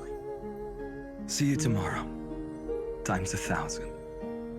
Prophecy received, times 1,000. From now on, no more goodbyes. Finally. The time has come to say farewell. I'm grateful that you could be here to witness this moment, partner. Well then, make sure you take good care of as I've written. As long as it's by your side, Amphorius will always be with you. The last line I want to write down is, a hero is living in everyone's heart. Embrace it and chase after the sun. I hope those who read this will find the courage to face their burning lives. See you at the next pale dawn, partner. Did you see? Amphorius has ushered in the dawn. The characters in the book have taken their final bow. It's time for us to return to our own reality. But as people who lived through it, we can still add the final touches to this story, right? Of course. The pen will eventually break, the ink will run dry, and life will ultimately fade. But thoughts will permanently remain in sagas. If time is an endless cycle, then forget the bitterness that keeps repeating, and remember only the moments of happiness.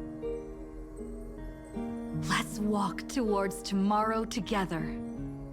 We were never apart. Time to head home. Don't miss the crew meeting. We won't wait around for you, you know?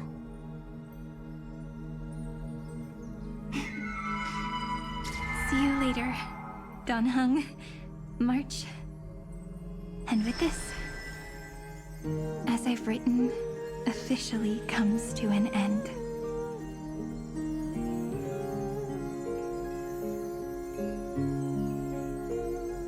We're its co-authors, after all, friend.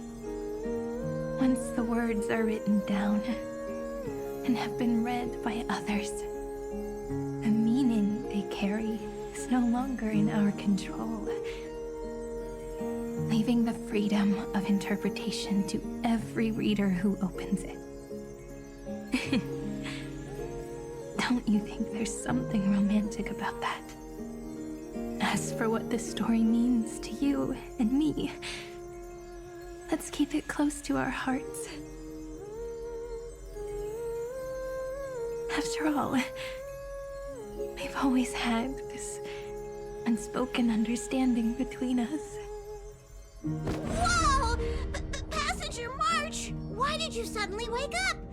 You scared me so much that I dropped that book! Welcome home, you three. Thank you for your hard work on this trailblaze. We might need to reshuffle the seniority rankings of the Express crew if we count the years you spent in Amphorius. Hey, I was the first one to get dragged into it. Does that mean I'm gonna be the oldest member of the Astral Express now? Miss March hasn't lost her innocent nature even after all these long years. In other words, she hasn't really grown up at all. Hey! This is the first time I've been able to examine as I've written up close. Miss Irene's handwriting is gentle, yet steely, with an underlying strength. I had no idea it was so sophisticated. Looks like I need to brush up on my knowledge in this area.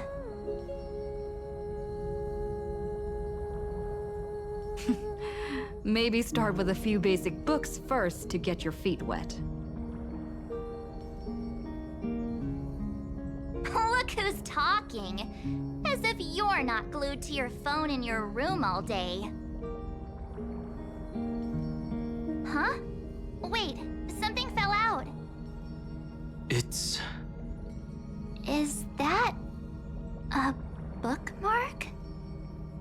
In a corner, unknown to everyone.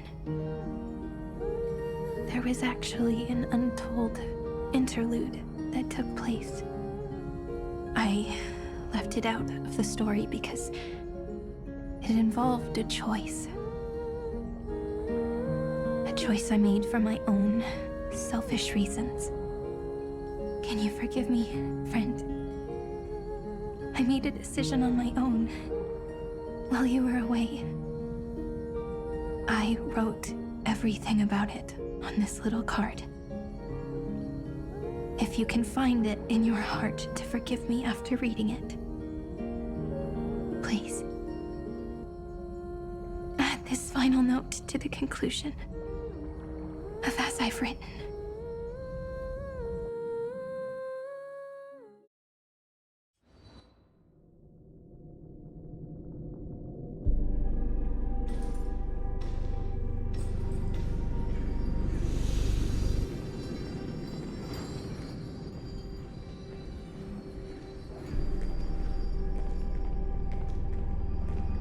Memories swallowed by Iron Tomb. Return now to reality.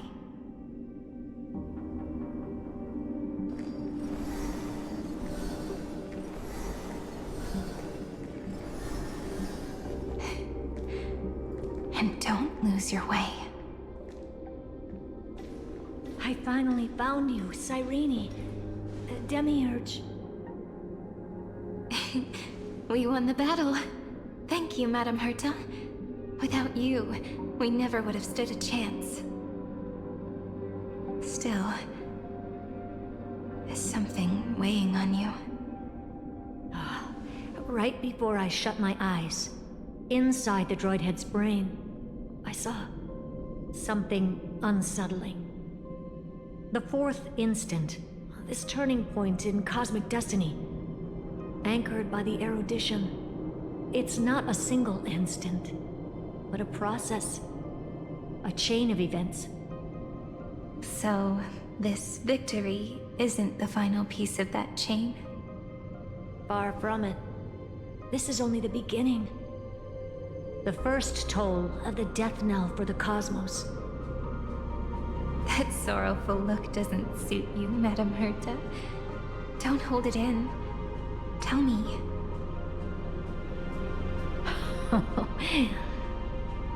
Not long ago, you crossed paths with the Eon of Remembrance again, didn't you? Yes. Even if the figure was hazy, I knew right away. That was the god from Cyrene's dreams. Causality has gone wrong, just as I thought. Causality? Let me put it in your favorite fairy tale terms. The universe began as a seed. It grew into a great tree. And the present is its branches and leaves. The erudition calculates how the future will sprout. With so many possible outcomes, they choose to anchor one path, cutting away the crooked or fragile branches. But if things continue that way, the branches grow endlessly, the leaves multiply, and one day the tree collapses under its own weight. That is why there is a concept in biology called lignification. Soft sprigs form a hardened shell and fuse with the trunk. For the universe, that process is what we call memory. Under Fooley's record keeping, the past becomes memory. In the corners, they forget. Even the events of the present become fruit without roots. So it is the opposite of the erudition. One calculates what is to come, and the other holds on to what came before. We were never meant to have to speak of this. But now, I finally understand what that chaotic matter around Emporius truly is. It is your memory. Your mind now stretches across the stars, allowing you to travel farther down this path than anyone else. My memory? Yes, you live in the now, but your memory remains in the past. Just like the Eon of Remembrance, a being made entirely of memories. What does that mean? Did they fall? No, quite the opposite. They have not yet been born. Remember, to carry out the mission of remembering the universe, they must ascend to divinity only at the very end of time. And at that moment of ascension, their memory stretches through the past, becoming what people now call Fooley.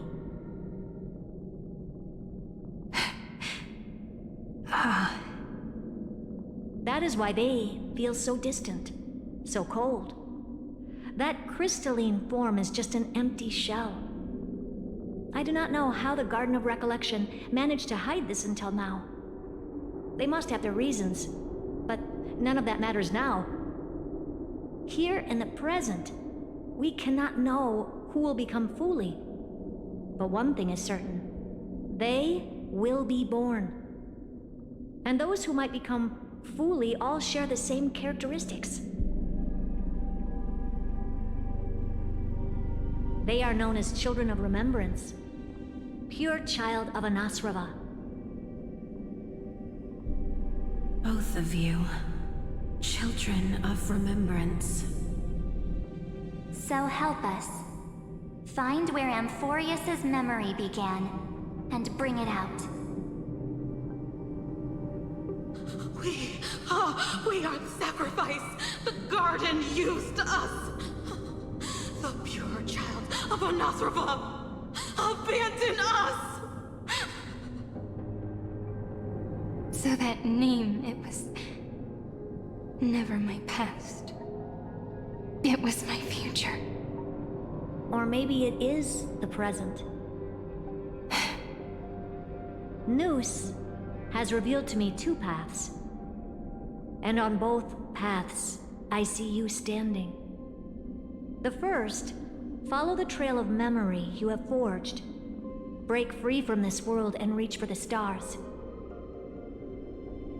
That would mean Amphorius's causality will no longer concern you, at least not the person you are now.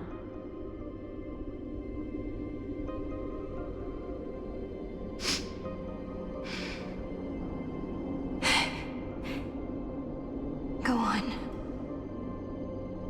The second, you come to a stop and fade, offering yourself to become the memory that carries through Amphorius. Perhaps this is the choice every pure child of Anasrava must face. That choice means I'll remain in the past forever. And more than that, it means you will close off Amphorius's causality. This world is sealed. The effect that the remembrance brings to it will all converge on one thing. That one thing is you. No more eons will interfere with this part of history. No more blank spaces in causality. The present will be set in stone and become indestructible. There are 2 paths, and only one leads to the right end. A droidhead didn't tell me the answer. But I can guess what might happen if you choose wrong. With causality incomplete, there is a chance Iron Tomb could rise again. So even the gods of the cosmos are unreasonable. If you want my advice, stop thinking so much. Ask yourself what your heart truly wants. Choose the first path, and you might survive as a memo sprite. You may even walk beside them for a while.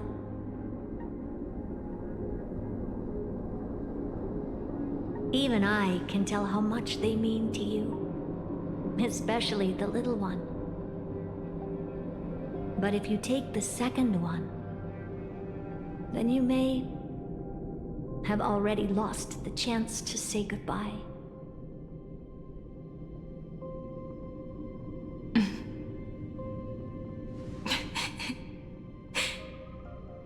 I have made my decision, Madam Herta. I thought you would need more time to think it through. The answer is clear, is it not? Still, I do need a little time to quiet the sorrow in my heart. Her kindness is always just right for the moment. I believe she will forgive me.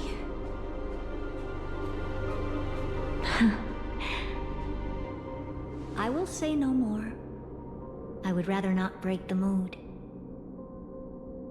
But may I ask you one last thing?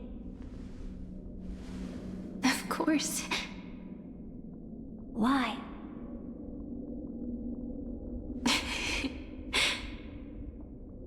I once heard a saying that went something like this. Divinity is flawless humanity, and humanity is flawed divinity. We children of Amphorius gave up on gods long ago. Those beings who love to play pranks on the universe. I believe in her much more than I believe in them. And I believe in who I am.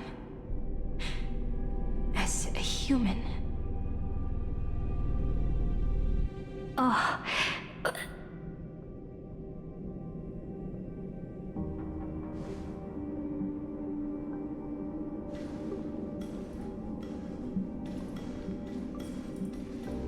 really is a comforting answer. As for the one wish I still have trouble letting go of,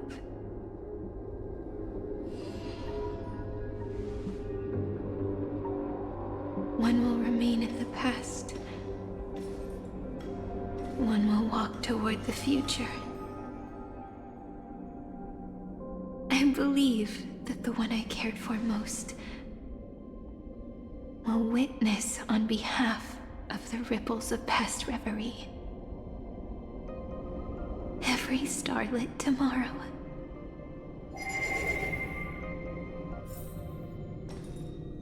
Moving backwards through remembrance. What a curious feeling. Is this the moment Iron Tomb declares victory and casts the destruction upon the stars?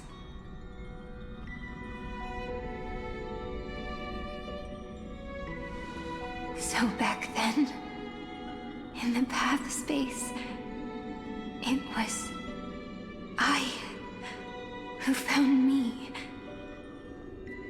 The gods' whispers were nothing more than a girl talking to herself. Now that I remember, what I heard back then was...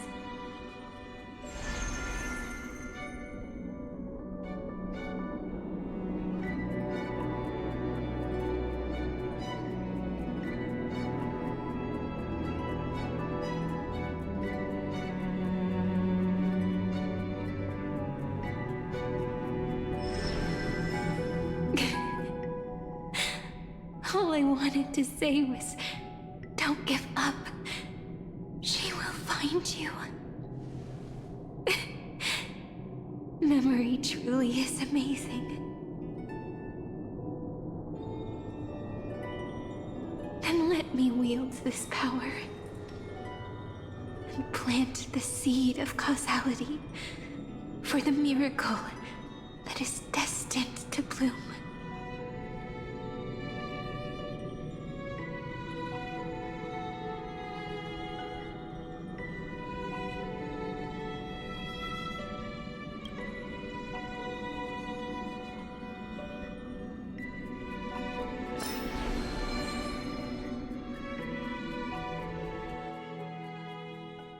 Even so, must we walk all the way to the very beginning of memory? It's such a long road. A bit lonely to walk alone. Then, would it be alright if I came with you? As long as it's Peach, even 30 million wouldn't be too many. One is enough. Take a deep breath, and then we can set off, alright? Follow the ripples of remembrance into the past. Reconnect every moment in which the gods made themselves known. Clearly, cause leads to effect. But now, the future gives new meaning to the past. Effect flows backward and nourishes cause. Maybe that is what makes memory so beautiful.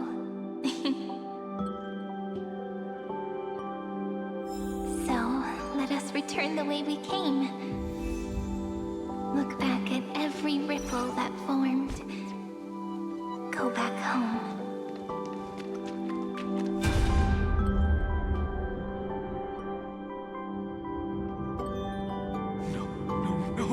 How is this possible? Breathe! Breathe! Partner! Partner! No. I have to get you out of here first! Just hold on!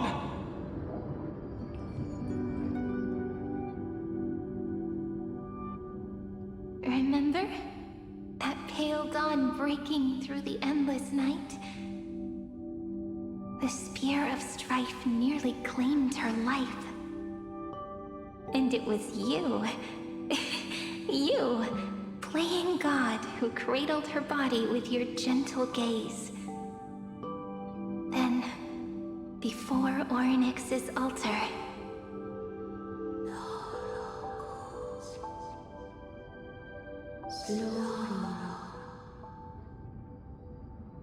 even the Titan of Time mistook you for someone else.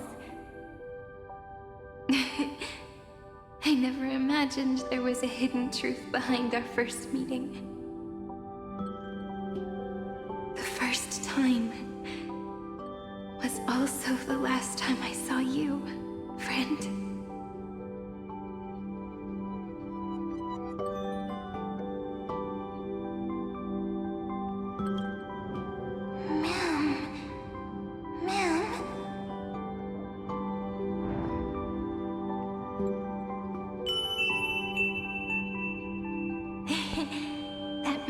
From the memory.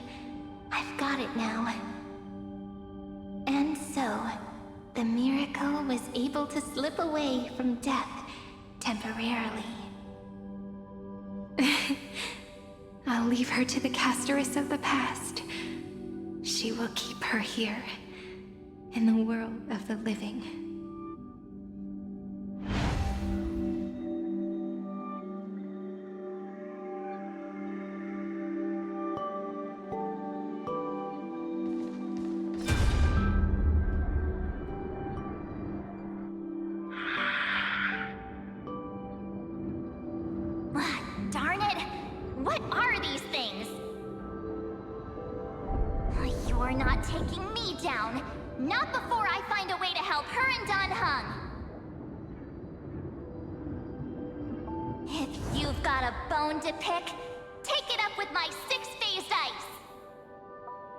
March wandered all across Amphorius for 97 days straight, chasing one goal: to save her friends.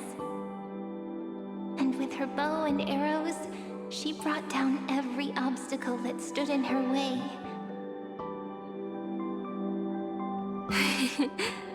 So that's how it happened. My skill with the bow. I owe it all to March.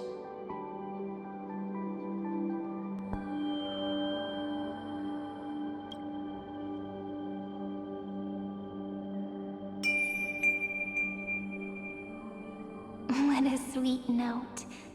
I've got it now. And so, in a memory from the past, you inherited March's mastery of the bow. And that arrow bearing golden flames will streak across the stars in the future, becoming a glimmer of hope for the cosmos.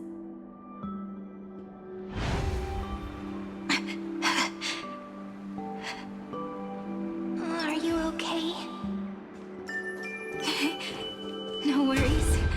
I'm just... 3 paths interweave and fetter Amphorius, co-authoring the fate of the world. Ordinary pathstriders aren't known to leave traces in the mirror, so if what you said is true, then this isolated star system must be home to at least 3 beings comparable to emanators. I would even go as far as to say, eons themselves. To gain the favor of the stars for Amphorius, the Remembrance sent a call for help to the cosmos. But the obstruction from the scepter was far too strong. Even the gods could do nothing more than send a fleeting mimetic being to someone who walked the same path.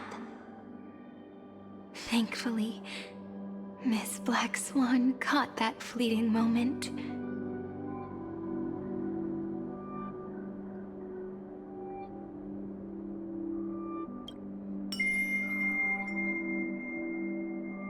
Though that signal drew some unpleasant attention as well. Looking back now, it was all worth it. The cosmos showed us a kinder face. Thankfully, she has a different understanding of the remembrance. Miss Evernight once said that the remembrance wasn't looking after Emphorius, but rather scheming and preparing to devour the paths. Her deduction was perfectly logical, but she failed to account for what the humans in this story could achieve. Maybe I have a scheme of my own. A scheme that will bring happiness to everyone. Please keep helping them. And the others in the future too, Miss Black Swan.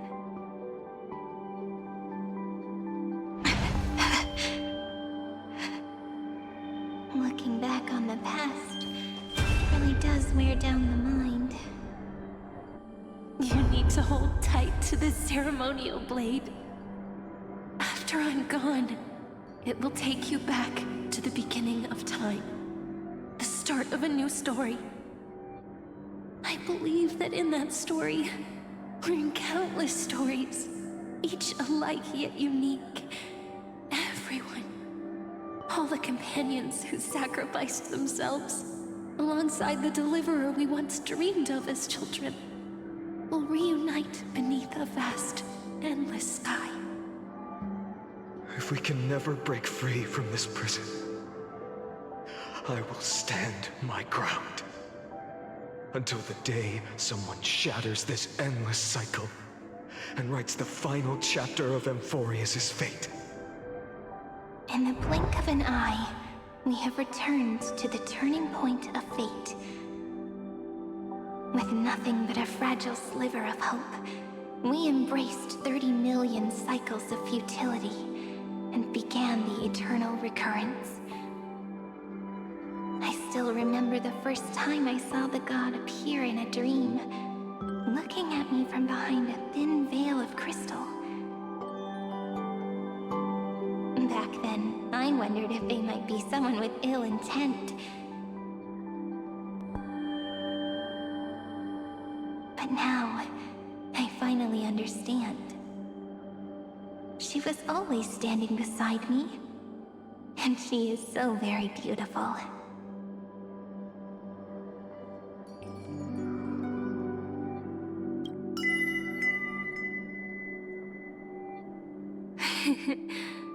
Causality really is a force that cannot be stopped. Even if I wanted to leave a few more words for Cyrene, it seems I no longer can. After all, you still have to leave behind your final consciousness and plant the very first seed. I remember what you once said. When a god sheds a tear, the thing reflected in the ripples must be the most beautiful thing in the world. But do you know what Emphorius saw when its heart was born? The first thing it saw was a name.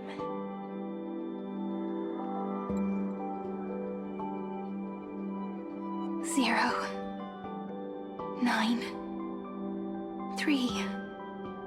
Looks like you figured it out. Sometimes, all it takes is a change in perspective to reveal something truly unexpected. Don't you agree? That's right. Turn these numbers upside down, and you'll see a beautiful eternity. Something we believe in. The ego.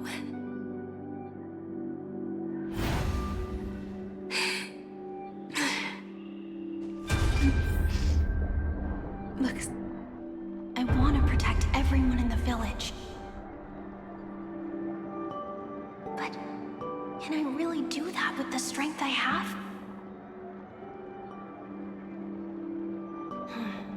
I shouldn't think too much. Better finish the farm work Dad left me first.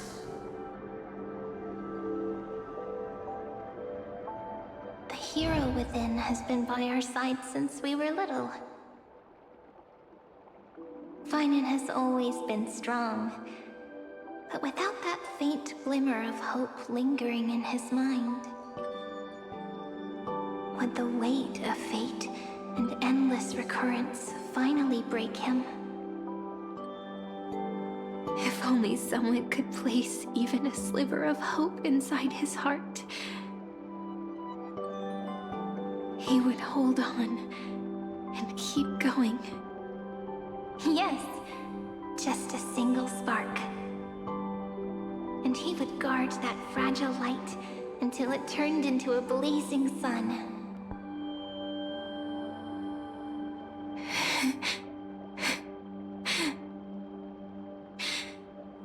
I no longer have the strength to make the hero within look like her. So, let me leave behind a prophecy for him.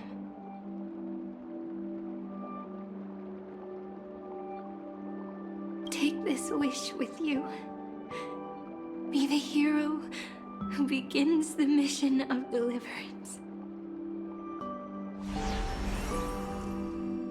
As prophecy foretold, you will bear the blazing sun until the pale dawn breaks. Continue onward, bearing this world upon your shoulders until the Ashen Hero, the nameless deliverer, ushers in the dawn.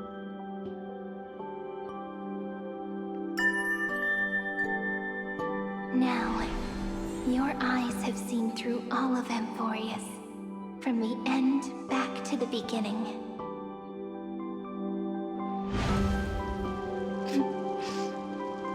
Looks like time's running out. The first ripple was where it all began for me. 1, 2, 3. Behind this door. I can smell it.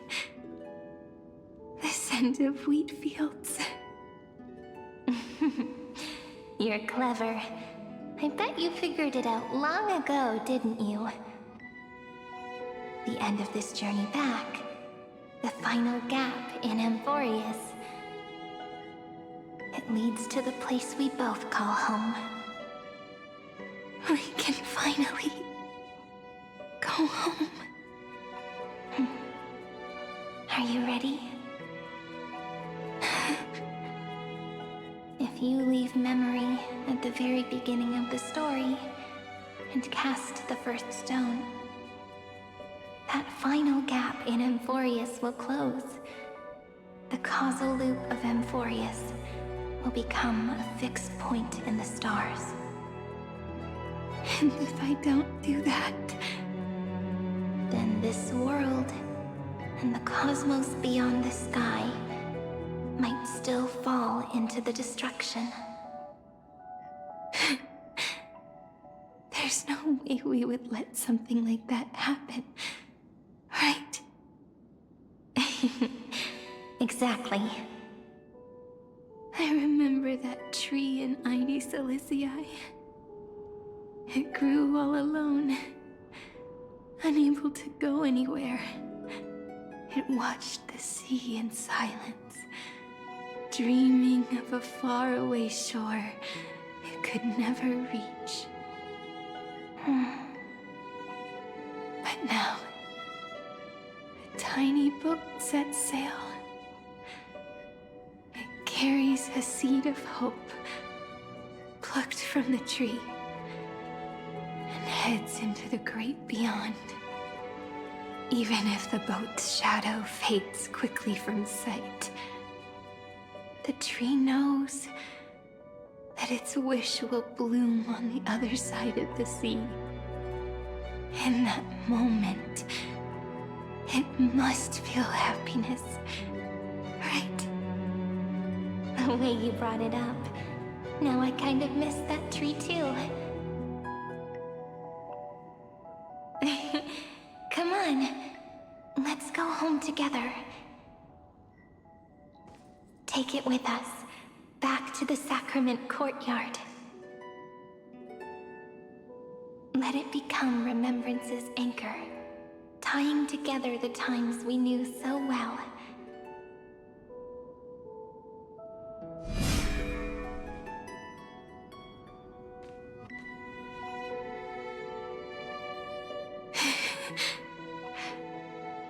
Let's go home together.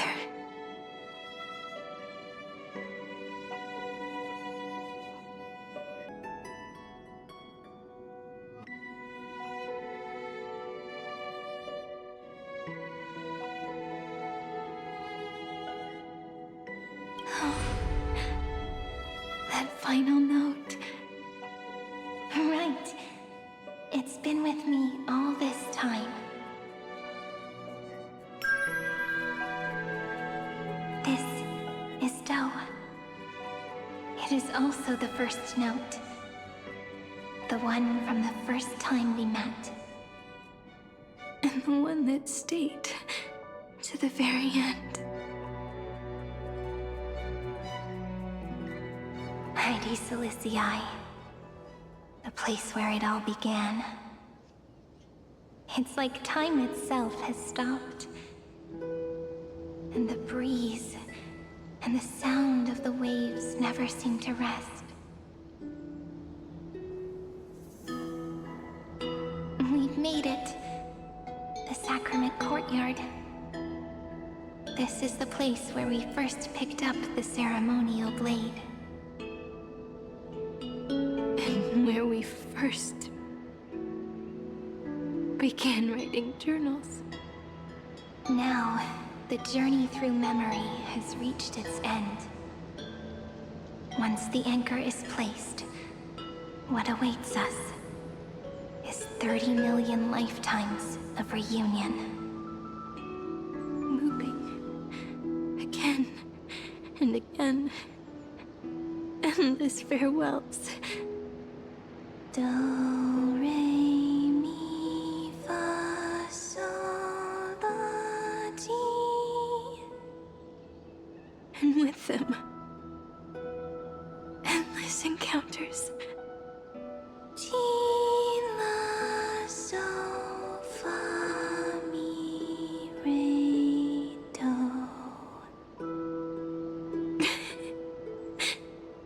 Such a happy scale. Whether it's for Cyrene, the Deliverer, or every sprouting branch of Amphorius, I leave this tale of love here. May the river of time flow backward, bringing scenes of the future before our gaze. In the eternal land that no one remembers. The legend of the Trail Place is about to begin.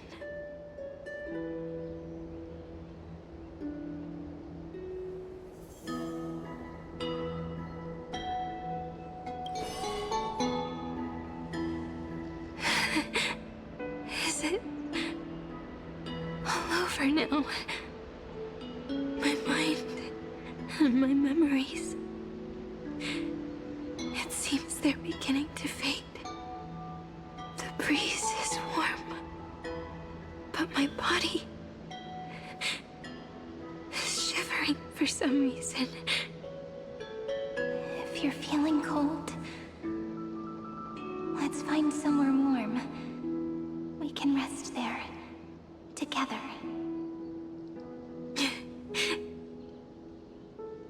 Somewhere warm.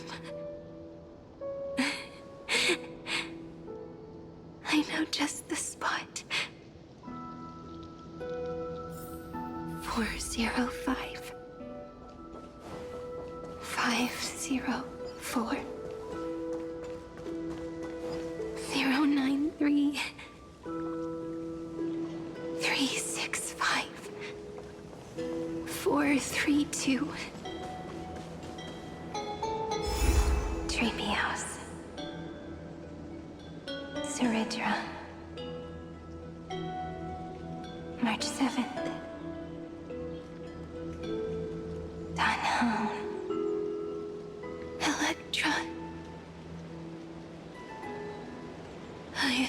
Livia,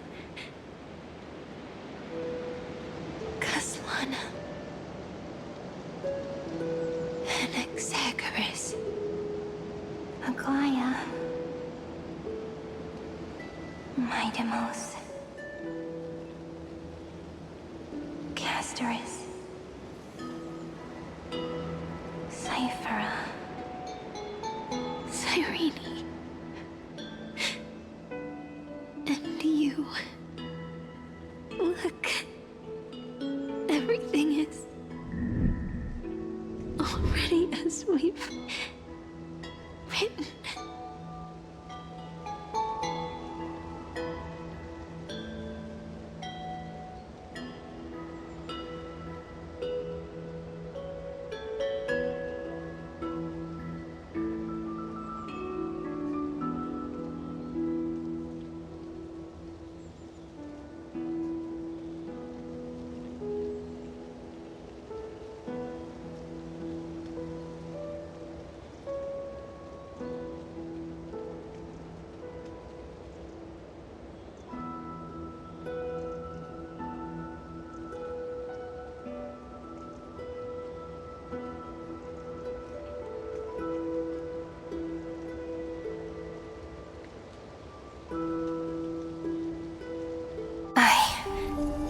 Gaze that looks back on the world.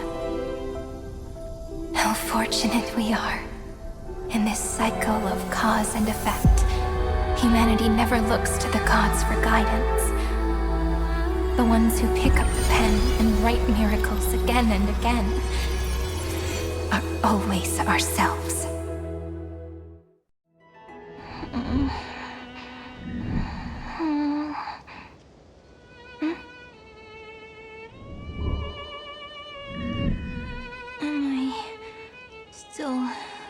Awake? Peach, where are you?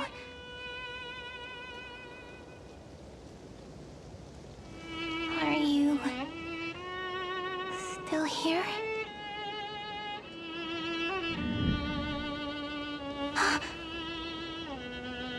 I shrank.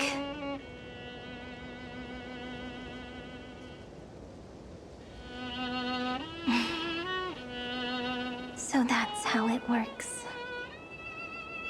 When memory drifts away with the breeze, love leaves behind a seed and turns into lament. Demiurge, Cyrene, Mem. Back again to the first, Philia 093.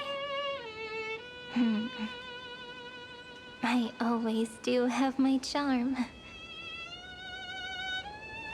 The final ripple nourished the great tree, and from it grew a single pink peach. We've been playing for so long, and you still haven't told me your name!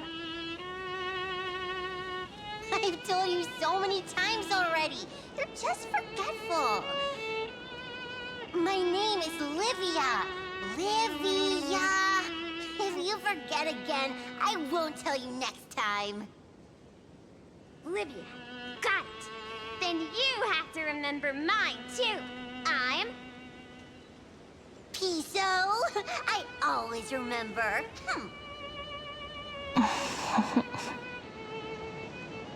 So, Cyrene was just a pen name after all. So sleepy. That drowsy little fairy barged into my mind again. The last of my memories are slipping away. I wonder what this world will look like when I wake up again. I remember a cry and my name, daughter of Heidi Silicii.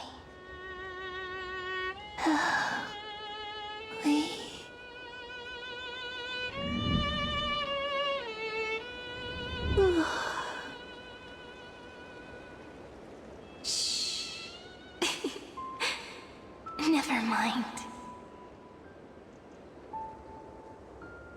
The same seed, when planted in different soils, blooms into flowers that are alike, yet never the same. But what truly makes her beautiful is each and every soul in the world. No matter what form liking takes, it is still precious love, and I will accept it gratefully and return it with joy.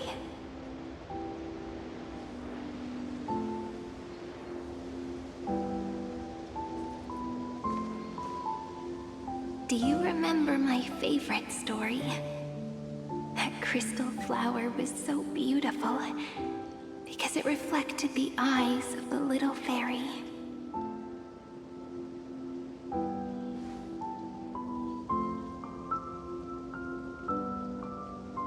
The stars across the cosmos will know I am the fairy who wrote, as I've written, together with you. And in your heart, I know I will always be given the name I love most. The one you gave me. After all, we've always been in sync. Hey, don't rush! Slow down. Let the words settle. We have plenty of time. In Amphorius's month of mourning, all conflicts across the land come to rest. On the 11th day and night of the month of mourning, the dead will part, the living will embrace, the snow will fall, and bonfires will rise to warm every heart aching with lament. It may sound heavy, right? But on this day, laughter always rises louder than tears. Because people understand that parting is for the next reunion, and sorrow is so we may love more deeply. That is why this day is her favorite of the year. Under the same sky, across 8 phases of the moon, 13 heroes composed an epic together. 1 plus 8 plus 13 equals 2 11s. Would it feel more fitting if the rest were written in Miss Irene's voice? Agreed. Then, we'll add 1. A 1 like none that has come before. A 1 that blazes new trails. I make this wish. On the 12th day of the 11th month, 13 heroes will take every core flame ignited across 30 million lifetimes and scatter them among the stars. Later, when the people who know this story gaze upon the cosmos, they will discover that the countless stars in the sky now glow pink. And after 13 seconds, that radiant light will quietly fade away. It will be such a romantic, yet puzzling sight. But that's all right. They will keep that mystery close to their hearts, constantly pondering what the ego truly is. They will love. They will get hurt. They will rage. And in 30 million moments of helplessness, they will stitch their shattered hearts back together. Again and again. But remember this well.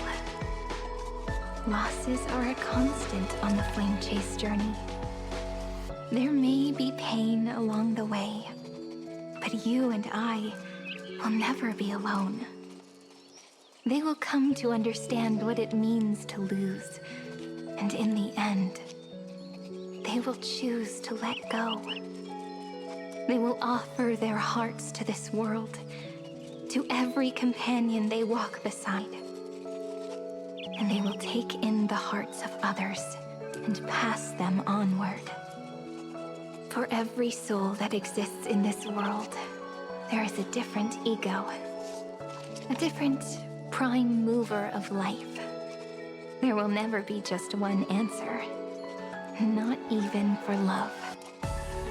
But when people gaze into the night sky and love what is fading with the same resolve they have to praise the stars, I want that soft, gentle pink in the sky to tell them love will always be answered. This is a story about love, and a story about how to answer it. Whether it is one we have already written, or one you are yet to write, it will be a romantic story, like none that has come before. You think so too, right? And a romantic story deserves an ending that is free and complete. When every clue and thread has found its end, and the weight of the pen is no longer constrained. Pour the spirit of trailblazing into it, and end this tale with the most pure and romantic period.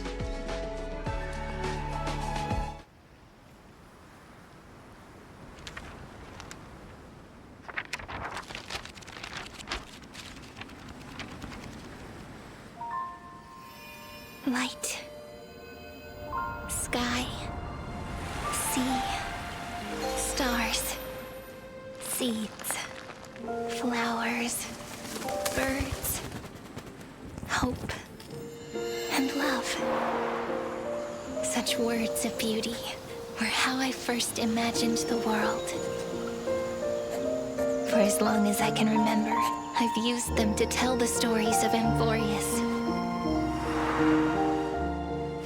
And now, this is the last one. A story about tomorrow. Dedicated to you.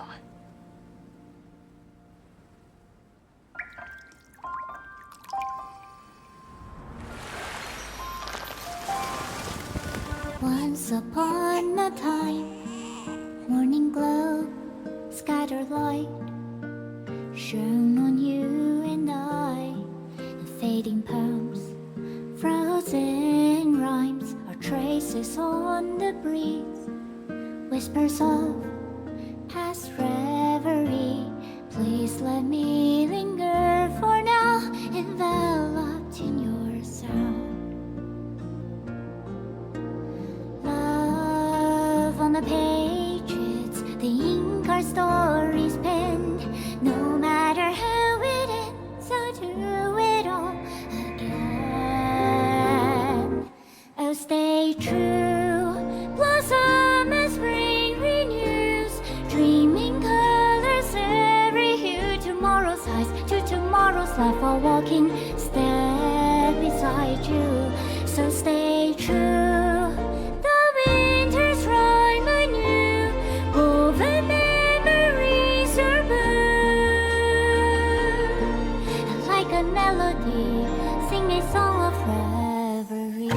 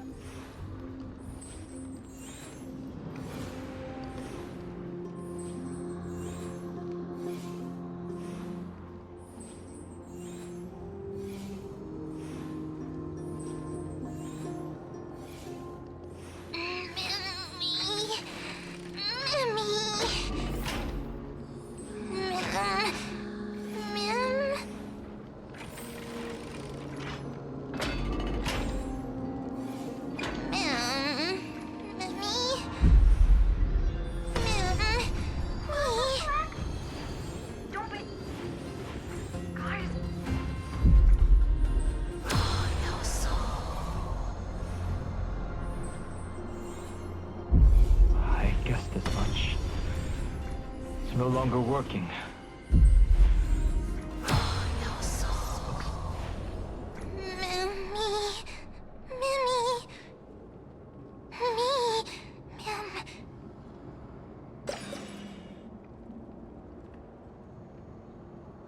Let's find some place safe to set up a base of operations first.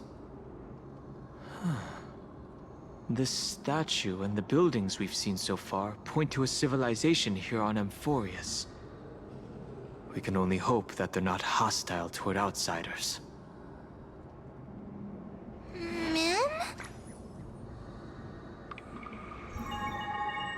I've reunited with you so many times, and every time feels like the first time we met.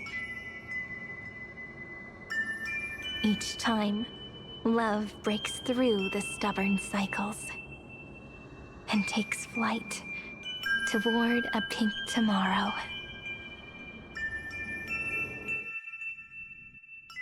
It's still early. Where to now?